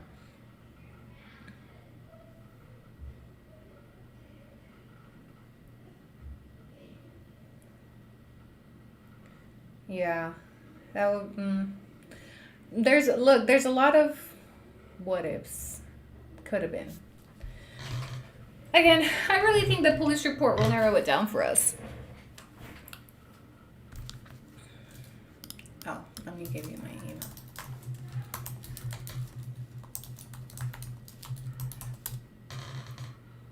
I saw something from Iowa. Ooh, send it over. Let's see. Really quick, as a reminder, we're announcing the winner of our giveaway for the YouTube Baddies membership tier on YouTube. If you're currently subscribed, you are automatically entered for the giveaway to receive a set of Starbucks tumblers. If you're on the $2.99 tier, you can still upgrade and be entered, or if you're on TikTok and you wish to join our memberships, you can still do so and be on time for that giveaway. Yo quiero que hables de Michaela Segovia and her suspicions. I don't know who that is.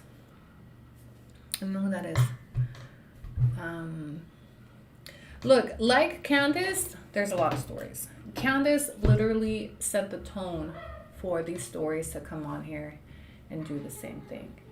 United States versus Fidel Sanchez, number 14, 2009. A federal case? November 14th, 09. That would be... Oh, number 14, 2009?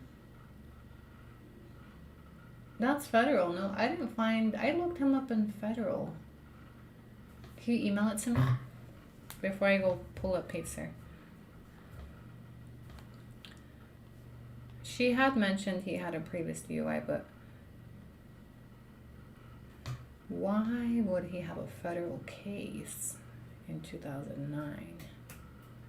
Also, Fidel Sanchez is kind of a common name, so Let's wait on Baddie. She's gonna send it over to me.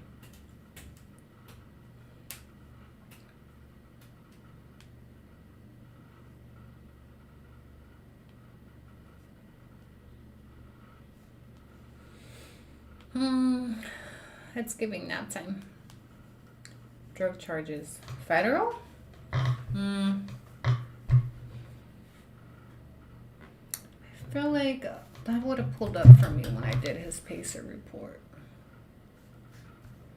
Oh, I had seen that case too. 41 months is crazy. You got the 3-year badge? Why did I think you had a 5-year badge? A long time no see. That's it. 41 months MIA is what it should be. Where have you been, Baddie? We missed you. United States versus Fidel Sanchez Garcia. Am I missing a federal case? Oh, okay. Let me go look. Drug chart. But that would make no sense because...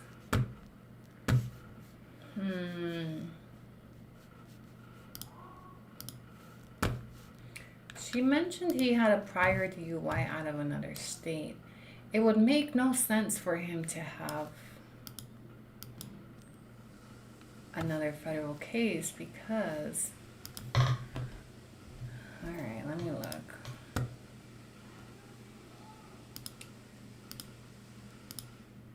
Do you got a case number for me?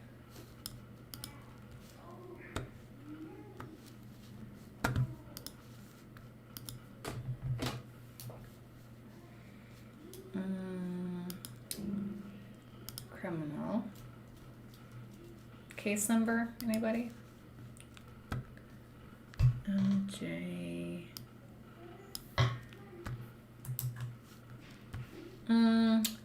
DUI typically is not federal. Oh, this is federal. This case number you gave me is federal. But we don't know if it's him. Hold on.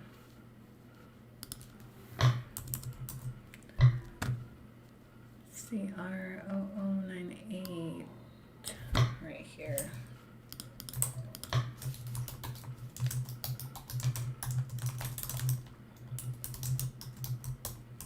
Let's see if I can find it.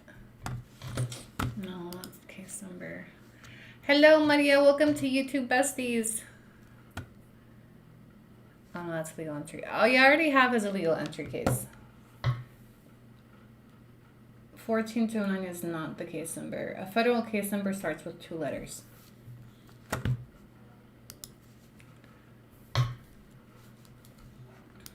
Let me just look up his name.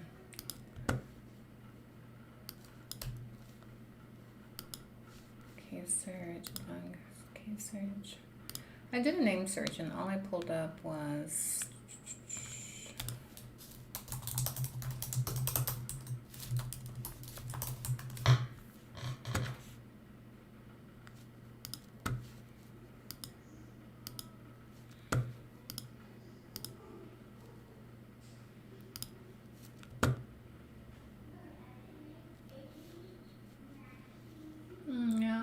finding is his original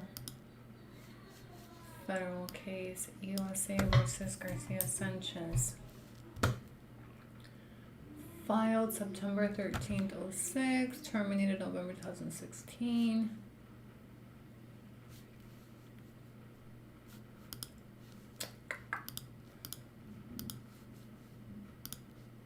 Party search.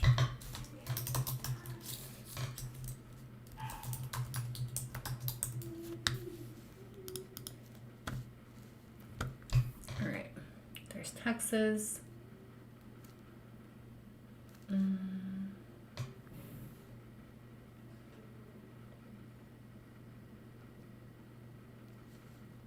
2019, 2018, 2004. These are all Texas cases in California. I don't see nothing in Iowa. Link.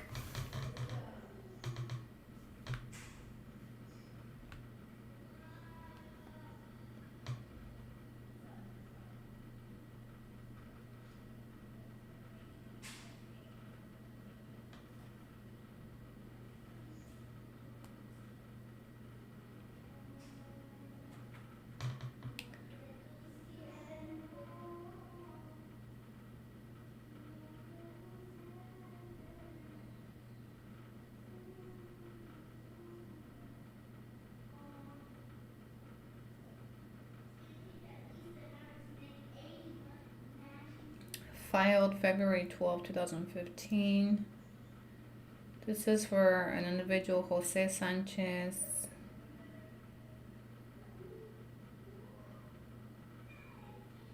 I don't see him even named in this. Yeah, Bessie, the link you sent, here, let me find. Adame Gutierrez, conspiracy.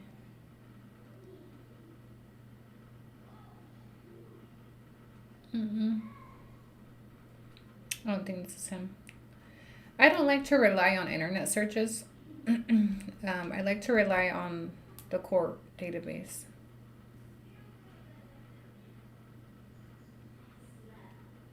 BOP.gov.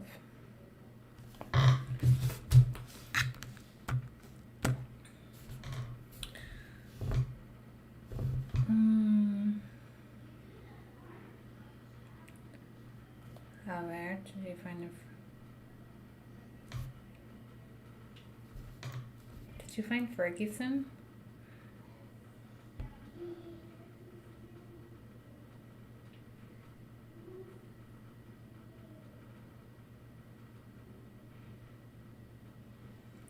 Brian NSL.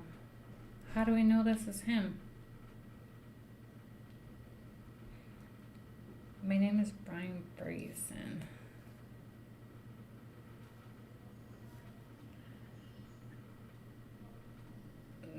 How would we link this back to him? Jackie. I mean, he looks old, but I think he looks a little too old. He's in his 50s. Page 1, multiple defendants. I don't think that's him. So, if that was him, any case he's tied to would pull up in a Pacer search. So look, let me show you. Okay. I don't like to rely on internet searches because they'll pull up all these external links and third-party sites and pay for the background check. I like to get my info straight from the court database. So with the name search, this is everything that pulled up for Fidel. I don't even know that these are him. Filed in 2009, and he wasn't even around in 2009. So let me see.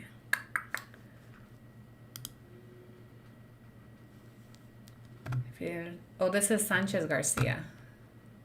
He is Garcia Sanchez. Right? So that wouldn't be him. New search. Party search. Party.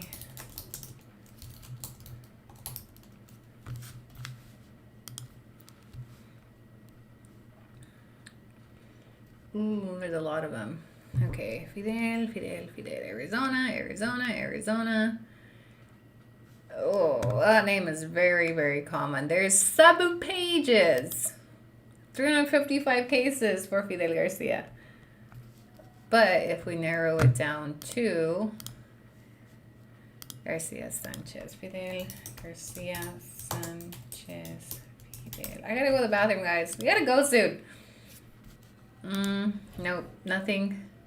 It only pops up when I hyphenate it. But even then, oh, and here it is. There's only one federal case for him, and it's the unlawful reentry that we already have out of Utah District Court. Yeah, I already have that one. In summary, no new receipts. But we'll keep looking. What did I miss? Not much, Bestie. Not much. So today we just kind of regrouped. No new receipts, no hyphen, all run together. Y'all were just trying to keep me on for longer. I see what you did there. Yeah, there's. I really think, guys, we're really getting to the nitty gritty, the end of it. Like, come on, bro. We've gone as far back as this bitch's birth announcement. Oh.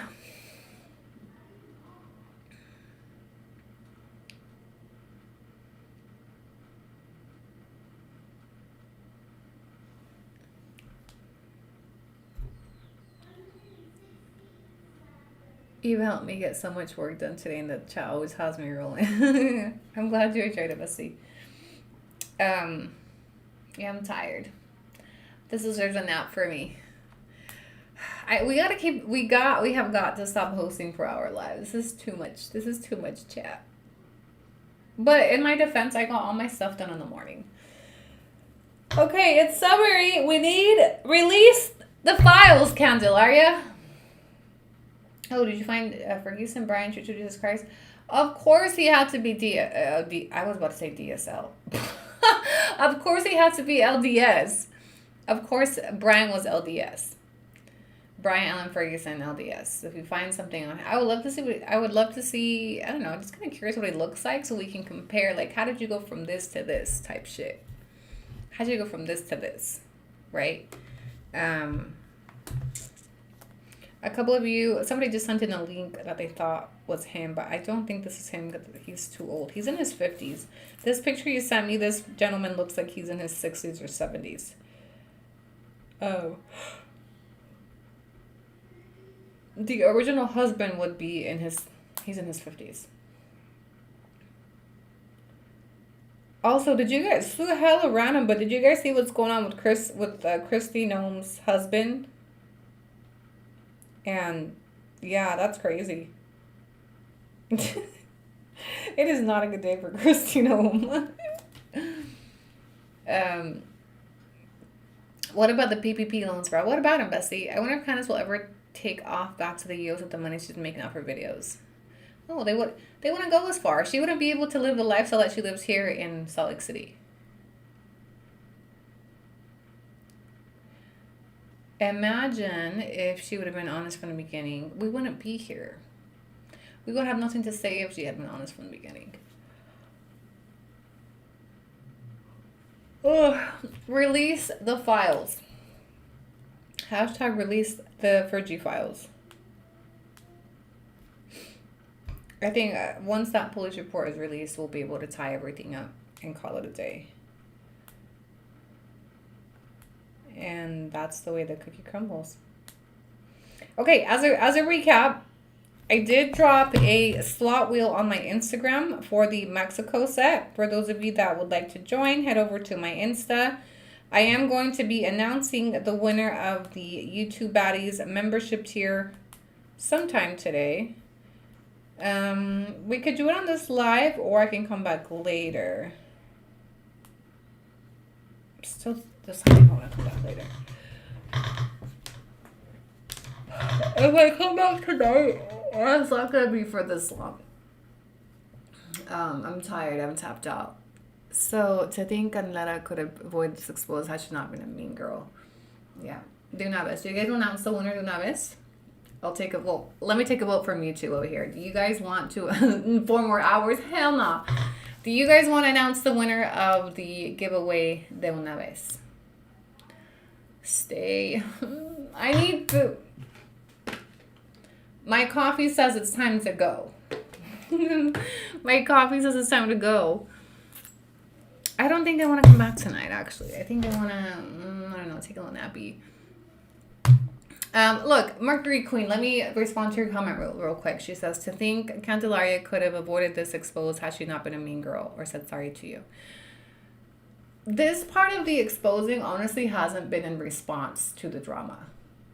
This has just, we talked about this a little bit in the beginning of the live, but it's there's so much more. I'm not here because I'm mad at her anymore. I'm not here because of what she did or the news article, none of that. I'm here because I just want to get to the bottom. I'm invested in the story. I've had a good time. I'm enjoying myself. We're learning. We've gone down such a big rabbit hole that truly, believe it or not, this isn't even malicious. It's not even like, oh, fuck her, I want to expose her. We're just intrigued viewers. We're intrigued viewers, and the more research that we've done, the more it's intrigued us to do more research, and one lie has unraveled another lie and another lie and another lie.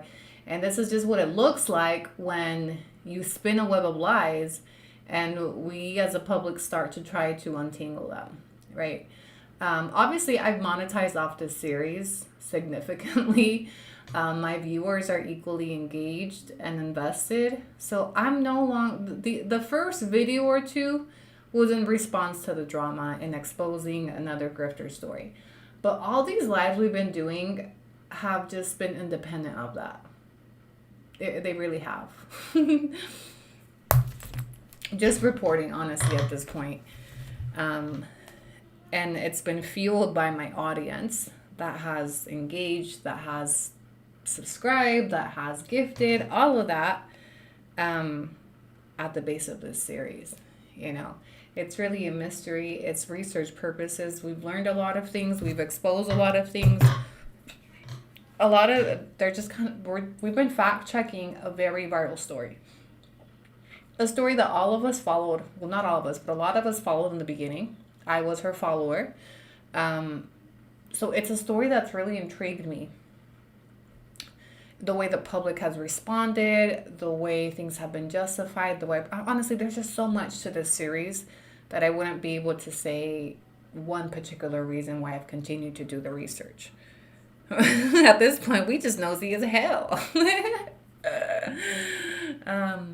Internet privacy. We've learned a lot about internet privacy and how little simple facts, little simple things that we mention on our videos could land us on Google Maps in front of a very large platform, right? I think her linking you to the whole drama with those girls months ago, the whole thing was a low blow, okay?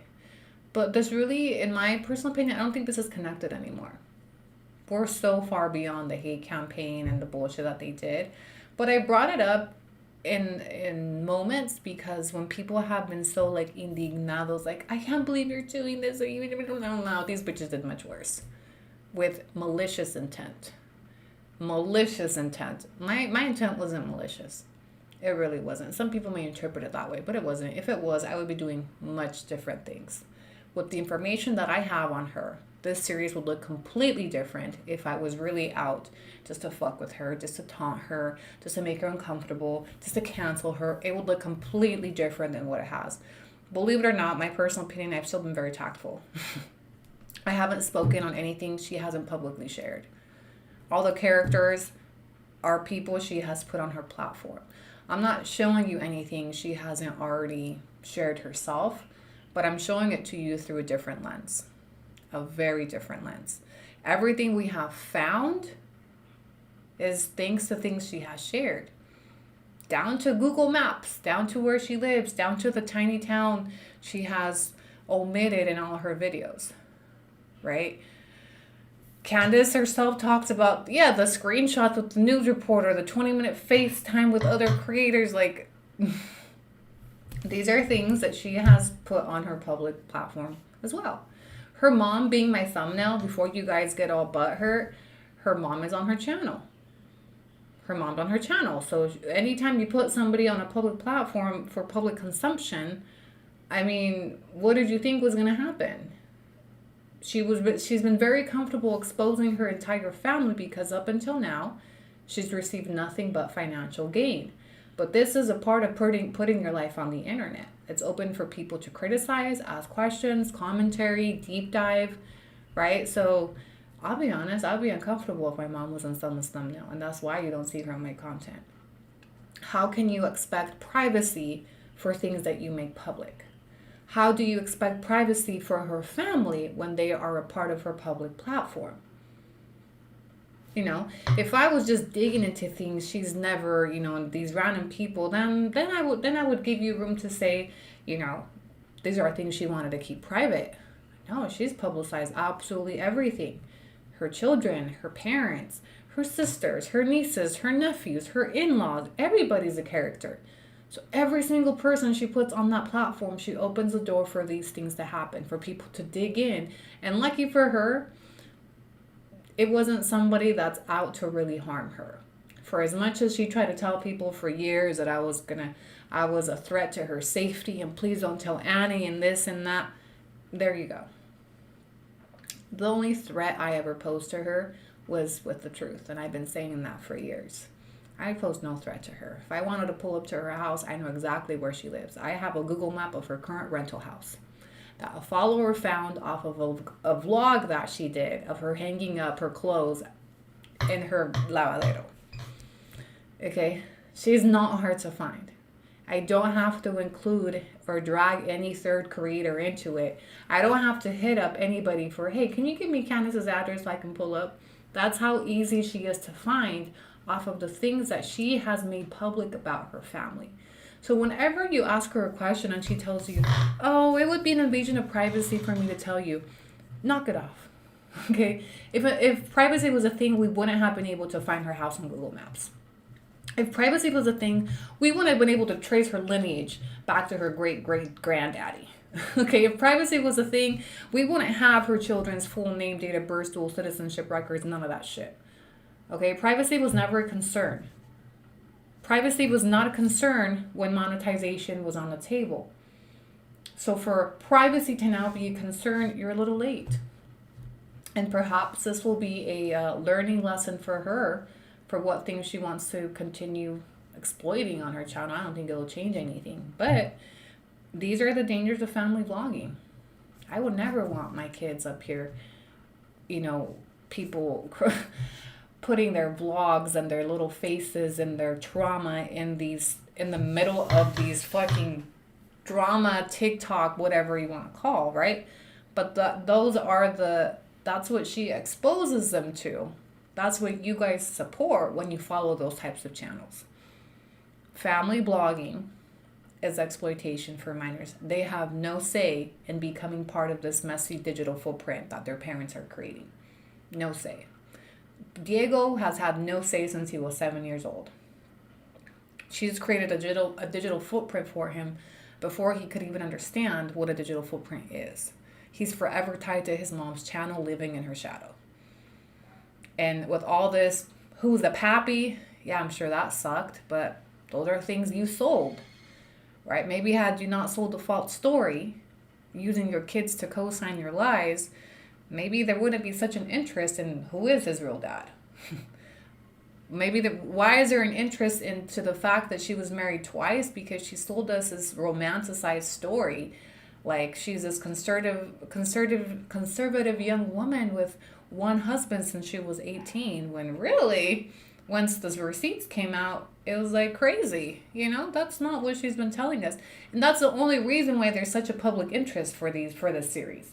Because she's told so many fucking lies that now that the real story's coming out, we're actually fascinated by the fact that the real story is this. So Dunsky can be spotted a mile away. Even the grandpappy got to smoke. There has never been a need for her to lie to the public about these silly things, right? But the reason why she lies is because it would open the door. It would keep the door closed from people questioning her. Down to, is your house the biggest house around? No, not at all. Not even close. And by close, I mean I'm not even close to the fucking town. Oh, can you show us what the houses look like? Oh, no, for their privacy. I wouldn't be able to do that for their privacy. What she meant was, I don't want to show you their houses because it'll make you realize that I have the biggest one in the whole fucking zip code. Then you would begin to question why I'm building such a big house in such a tiny place. Then you would begin to compare how they live versus how I'm living. Then you would start to ask questions about, the build. And I just think that's wrong. I think that's wrong. In continuing to smoke screen the story, exploit the community, and colonize that tiny town. Down to the fucking Easter vlogs. Let me bring the Easter bunny here. Let me bring Thanksgiving here. Let me bring other foreigners here to celebrate Thanksgiving with me. I mean, come on. We're modern day colonization that's being glorified through a digital platform. These are conversations that are uncomfortable to have, unpopular opinion, but they're one of the reasons why I've spent a significant amount of time on it, because this is gross.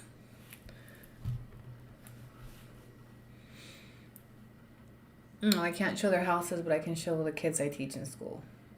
Can't show their houses, but I can show you all the town I can show you the inside of the church. I can show you the street. I can exploit the town events about their privacy. Okay.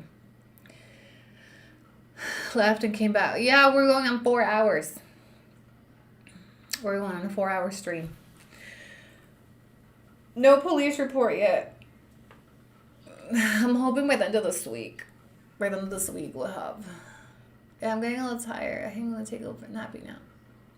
So, I think I'll have this live available for members only because we didn't really cover anything new. It was just a lot of regrouping, a lot of hee ha ha. So I'll have this available for my members, 4 hour, 100K tabs. Oh, I love that for us. I know I'd like to keep these under 2 hours, but every time the 2 hour mark comes around, I feel like things are barely getting good. Oh, and we were trying to find the dad's voting status, which we didn't find. Have you figured out the shelter? No, I mean, there wasn't much more to figure out aside like the fact that it should be a state-of-the-art facility by now. What are we gonna do when this is over, Debbie? We talked about that too. Like, enjoy it while it lasts, because eventually this series will also come to an end. And then what are we gonna do? And then who's next? Who's next? Olga's Chronicles. All right, besties, I'm gonna wrap up. Thank you so much for joining me. I'm gonna have to come back or figure out how I'm announcing the winner. Do you guys want to do it now? Let's do it now. It's a 4 hour live. Let's announce the winner of the giveaway for YouTube Baddies. Let me figure out. Can I take a quick potty break? I haven't taken a single one. Okay, quick potty break. Let me go to the restroom and I'll come back and announce the winner. Watch my step.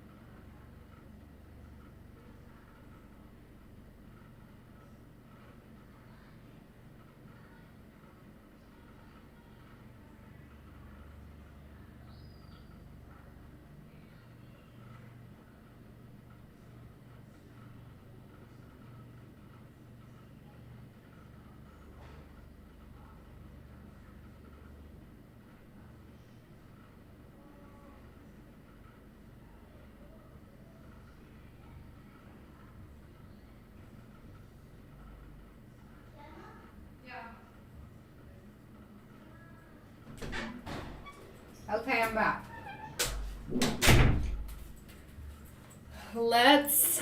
Ouch. 4 hours went by so fast. Did you watch the whole live? Who's been here for the full 4 hours? Honestly, I compare this to playing video games. Did you guys ever play video games when you were little and like before you knew it, like it was the next day type shit? That's how I feel with these lives. That time just goes by. Like, where did 4 hours go? It feels like you're in one of those virtual games. Like, you just can't, you be having such a good time. Time flies when you're having fun. I know. I just need 2 more hours to clock out and by so fast. And honestly, there's some times where I'm like, the other day I was doing something, and I was like, I want to find a live streamer that I watch for 4 hours while I'm doing my stuff. Yesterday when I was cooking, I was listening to my live and I was like, I get it. It's nice to have something to listen to when I'm cooking or cleaning or doing this, right? Obviously, I can't be scrolling on my TikTok when I'm doing stuff, but if they're live streaming, like I could just tune in and listen. So it must be nice. All right, so I organize my whole closet. All right, let's announce the winner. How am I going to do this? Community. Love to hear the chisme. All right. Let me go look at my members. I have 4 hours. I'm working from home. With your MBA, though? Are you working from home with your MBA, Celine, or not? Let me see how many members we have. You guys, we have 699. Can we get one more so we have a 700? I love when I'm at work. It gives me something to listen to. Just pick me. You're always in my ear when I'm at work. You keep me company. Aww, makes me feel so cute. This is my comfort content. You guys, I did not realize we had that many members. Let me go look on my... over here, see if it tells me. At least gives me a live count. That, 699 is awesome. We've been trying. Remember once upon a time when we had like 1,000 on... We consistently had 1,000 subscribers on TikTok Live, but then they changed all the things and it went to shit. And it's been cool to finally see. Maria Esther, thank you so much for the super thanks and the Cheese bucks. It's been super cool to see everybody start to roll over. Whether it's for replays, whether it's for Cheese name. Alright. Where is memberships? Yeah, 699 members. That's awesome. Let's see how many of you are baddies. How many of you are besties? Alright, I want active members. I rolled over when they raised the price on TikTok. I think that was such a good move, to be honest. Yeah, I'm glad we didn't stay over there. Araceli is our 700 subscriber to YouTube Besties. Thank you so much for joining. All right, does anybody else want to join the Baddies tier before I announce the giveaway? 701, Carla Fraga. Welcome, Bestie. Thank you so much for joining my YouTube memberships. I will be announcing a giveaway for the $2.99 tier as well soon because we've had a good number of people roll over. Okay, are we ready? So I gotta decide how I'm gonna pick membership level. Active members. I want a list of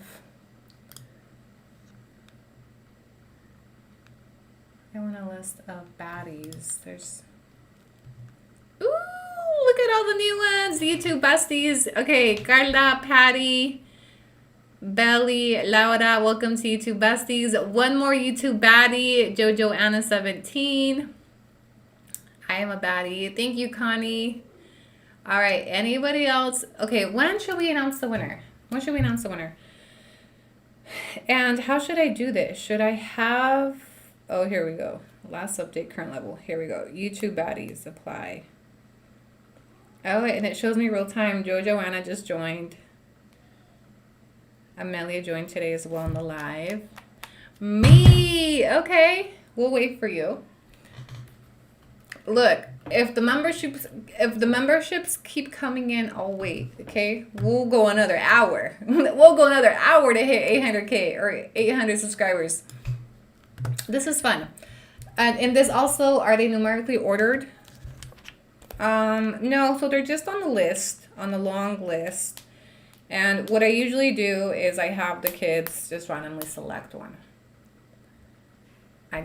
Baddie here. Hello, Celine. Yes, you are. Baddies, check in really quick. Drop a comment. Baddies check because we're about to announce the giveaway for our YouTube memberships. So this month, here for the Cups and Cheese May, love it. This month I'm giving away the white Stanley, the Mexico tumbler, and also the cute little espresso mug. I thought that was a really cute set, no? So this is going to be for the YouTube. One YouTube baddie will take this home. And I'm getting ready to ship all my sets, hopefully by tomorrow or the next day. So if you want to join, it's not too late. Head over to my YouTube channel. It gives you access to monthly giveaways, badges, stickers, exclusive behind-the-scenes content, exclusive lives. Maria Esther just upgraded to YouTube baddies. V's channel upgraded to YouTube baddies. Tama Jacob, welcome to YouTube besties. Nessa checking in with her YouTube baddies for 4 months. Ooh, Patty is 17 months. I love that. I love how YouTube shows us how long you've been on. Yes. Members check. Quick members check in the comment section. Baddies. And hit the like button on your way out. Yes. Become a baddie. Whenever I say baddies, I think of Blueface and what's her name? She's ready to go on baddies. So I did also change $2.99 tier to YouTube besties. I don't like calling you TikTok refugees no more. I need a break. Do I need a break or do I need another coffee? How do you show how long? So do you see the badge next to your name? You have a red one. So you've been here for a year. Yes? Yes. If you have a red badge, you've been subscribed to my channel for a year. So your badges are color coded.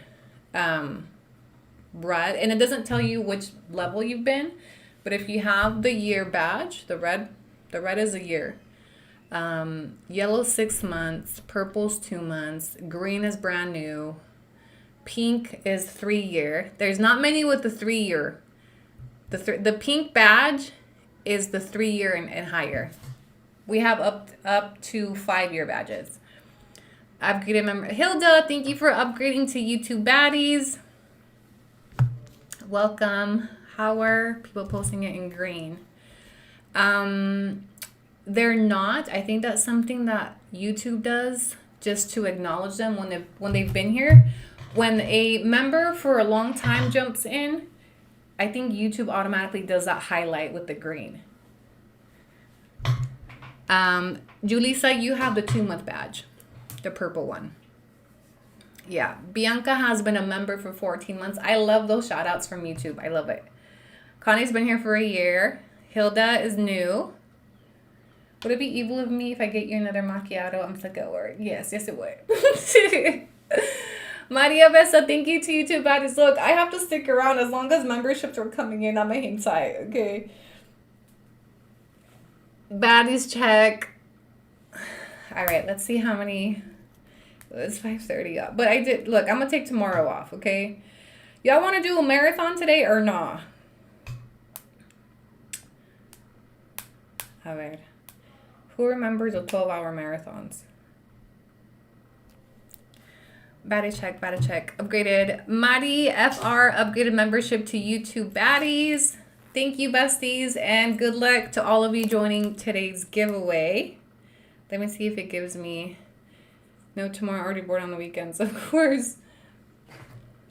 We haven't had a marathon in a long time. Girl, be so for real. We've been having a marathon all week. 5-hour live. What more do you want from me? Do you have a Zelle? Yes. You can also join the wheel. I have an open slot wheel. If you want to join the slot wheel, feel free to claim a number. Or if you want to claim a random number on live, let me know as well. I've been here since day one, got the first FaceTime call. Oh, bestie. Oh, yes, I remember the FaceTime call. 6-year baddie? Wait, 6-month baddie. Yeah, the yellow one is a 6-month badge. I was about to say, I don't think I have a 6-year. I have a 5-year badge. Yeah, yellows are 6-month. Araceli just upgraded her membership to YouTube baddies. Welcome, Araceli. Thank you. So the green ones are new. The yellow's 2-month. From the 2-month, you jump to the 6-month at the yellow badge. And then from the 6-month, you go to the year mark, which is the red badge. And then the 2-year badge, I forget the color. 3-year badge, I know, is pink. I saved the pink for the 3, 4, and 5.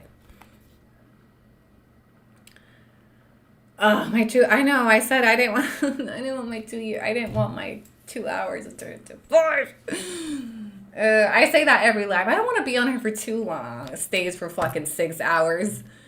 I'm a streamer now, okay? Just call me a fucking YouTube live streamer. Matter of fact, we need a fucking Twitch at this point.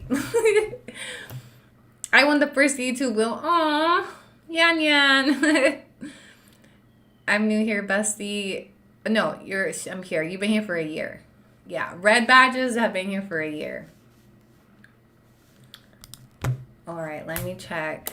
Latina Creekside girl. Why did I see Latina crackhead? I'm so sorry. I was gonna read. I saw that. You know how you quickly scan something? Latina Creekside upgraded membership to YouTube Baddies. Welcome, bestie. I was gonna read Latina crackhead. I'm so sorry. Just kidding, bestie. Welcome to YouTube Baddies. Just in time for the giveaway.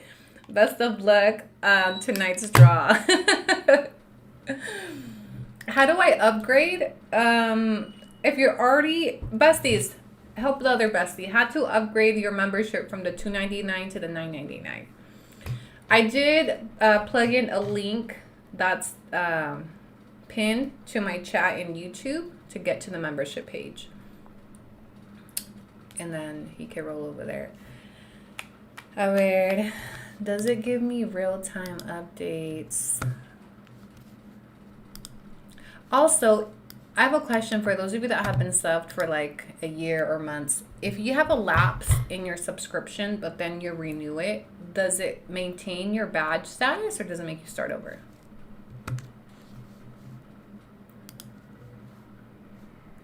It's like when you're trying to leave the party and saying bye and get caught up top. Yes, you all do that to me. I keep trying to leave and then I get sucked into something else. They're like, wait, look at this. He has a federal record. Yeah, boy. It makes you start over? Really? So if they have a badge, that means it maintains it. Oh. Why do we do this? I don't know. Okay, start over. I'm pretty sure I've been subbed. It makes me subscribe to my own account sometimes to be able to see my wall post, which is silly.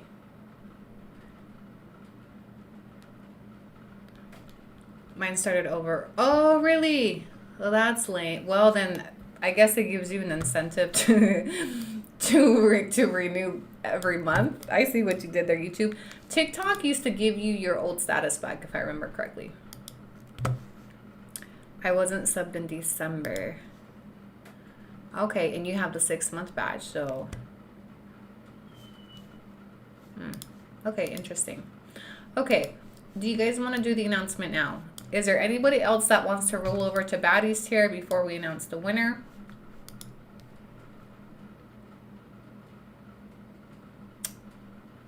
I think, yeah, maybe after a certain amount of time it makes you start over. Maybe if it gives you like a grace period to renew.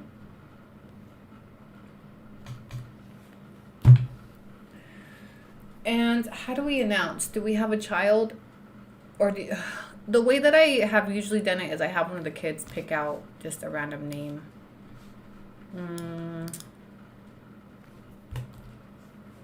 Let me see which child.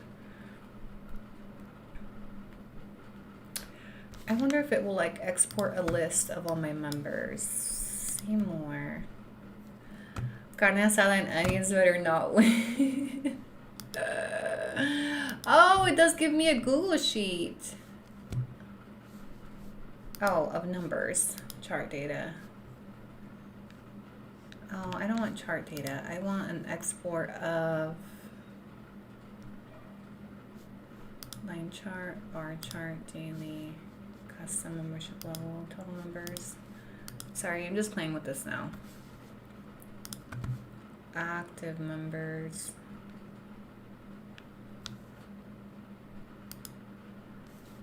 Oh, look. Recent videos that members joined on. Oh, that's cool.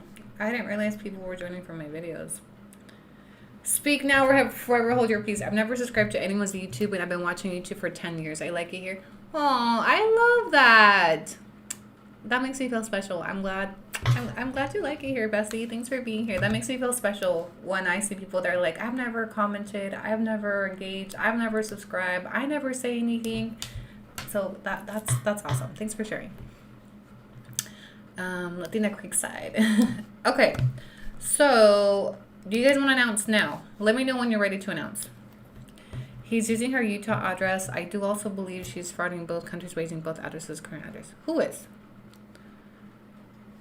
And he's gonna start doing Irish goodbyes and just disconnect. I'm listening, don't call him much. That's okay. Thanks for being here and thanks for subscribing. Okay, let me know when you guys are ready to announce. And My goal is to obtain current level baddies. All these are baddies. 724 members. That was crazy. You guys, we went from 699 to 724. Yes, please. Ready. Close your eyes and just scroll. Okay, I'm going to show the screen. And there's 724, but that also includes some of the besties, the YouTube besties. I want to show filter, current level.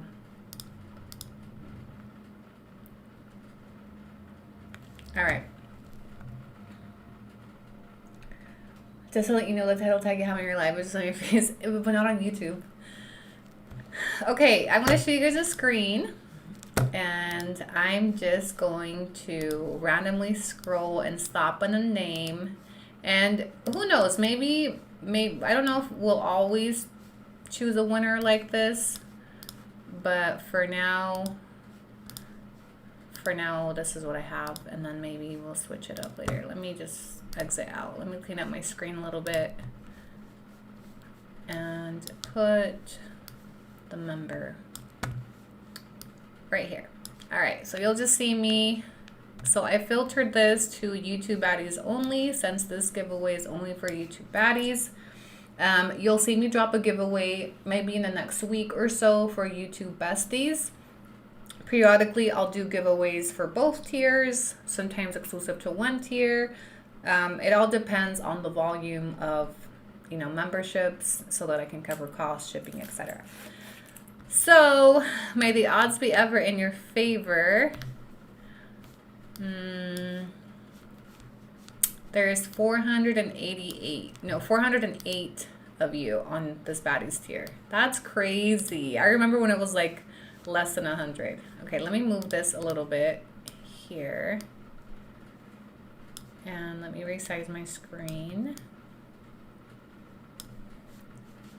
Sorry, I'm resizing so that, hold on real quick.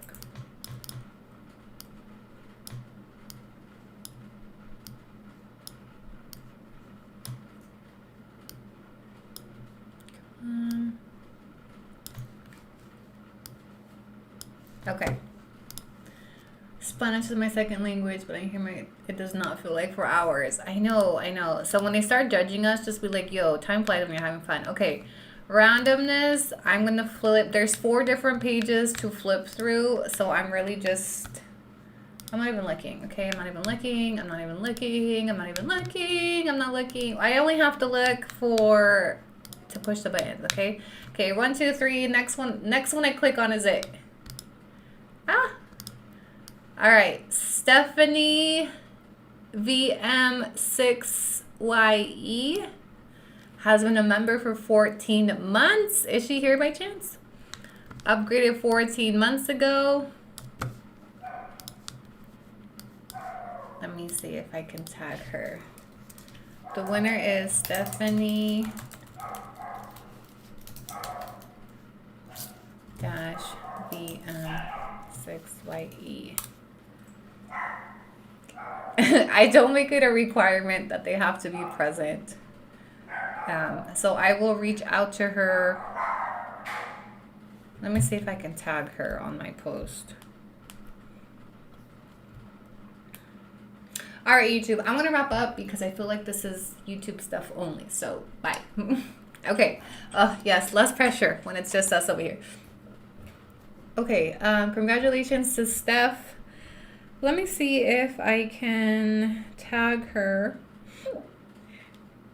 on the post.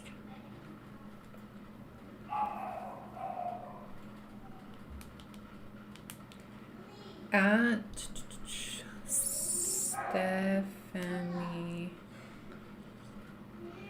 VM 6YE. There. Okay, so I just tagged her in the post. I went to TikTok members and stay one, sis. Thank you, Bessie. I appreciate you. So I will drop another giveaway, maybe in the next week or so. And I'll have to decide if for both tiers, maybe I'll do both tiers. I like to give baddies the most benefits, obviously, because there is, I think, a significant price difference in my memberships. So I think what I'll do is I'll do another giveaway, but for both tiers. So it will give $2.99 besties a chance as well, but it'll give $9.99 besties an additional shot at winning. Fair? I think fair, no? Because $2.99 that's probably less than any of my wheels ever. So let's plan for that. Is there anything you guys would specifically want in the giveaway? So today's giveaway, as a recap, Stephanie will claim the white 30-ounce tumbler, the Mexico plastic, and the Mexico shot glass, which I think is a super cute set.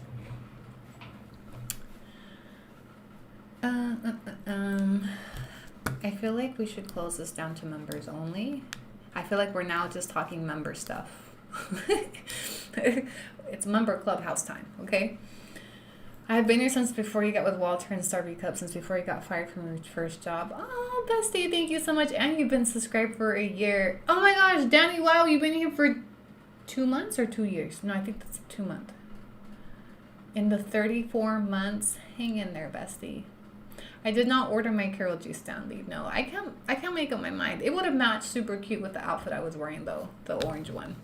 Okay, besties, I gotta go. I gotta wrap up. We are way too. The longest live we've done is like 5 hours, but this one's already 4.5. We're cutting it close. So I probably won't be back on. If I do get back on tonight, it'll probably be only on TikTok. Maybe we'll do a late night live. I don't know. But let me go check in. Let me go check in with the kiddos. Catch up on some other stuff and just take a little rest, okay? I've been addicted to TikTok, to Annie's lives. Shout out to Felly, you've been a lot of help in researching. And yeah, I don't think I'm going to replay this publicly because we didn't really have anything new. We just kind of regrouped and, we caught up and it was super fun. But we're going to keep this live member only replay. Once I get the police report, then we will, I'll put it back up for public consumption. So thanks for joining me, besties. Thanks for being here. I appreciate all of you guys that have enrolled into my memberships. As a recap, I did drop a new wheel on my Instagram account for the complete Mexico set. It's a slot wheel, so there will be limited entries. If you're interested in joining, head over to my Instagram, AnnieGRC Starbies. And with that, I will catch you on the flip side. Bye, besties.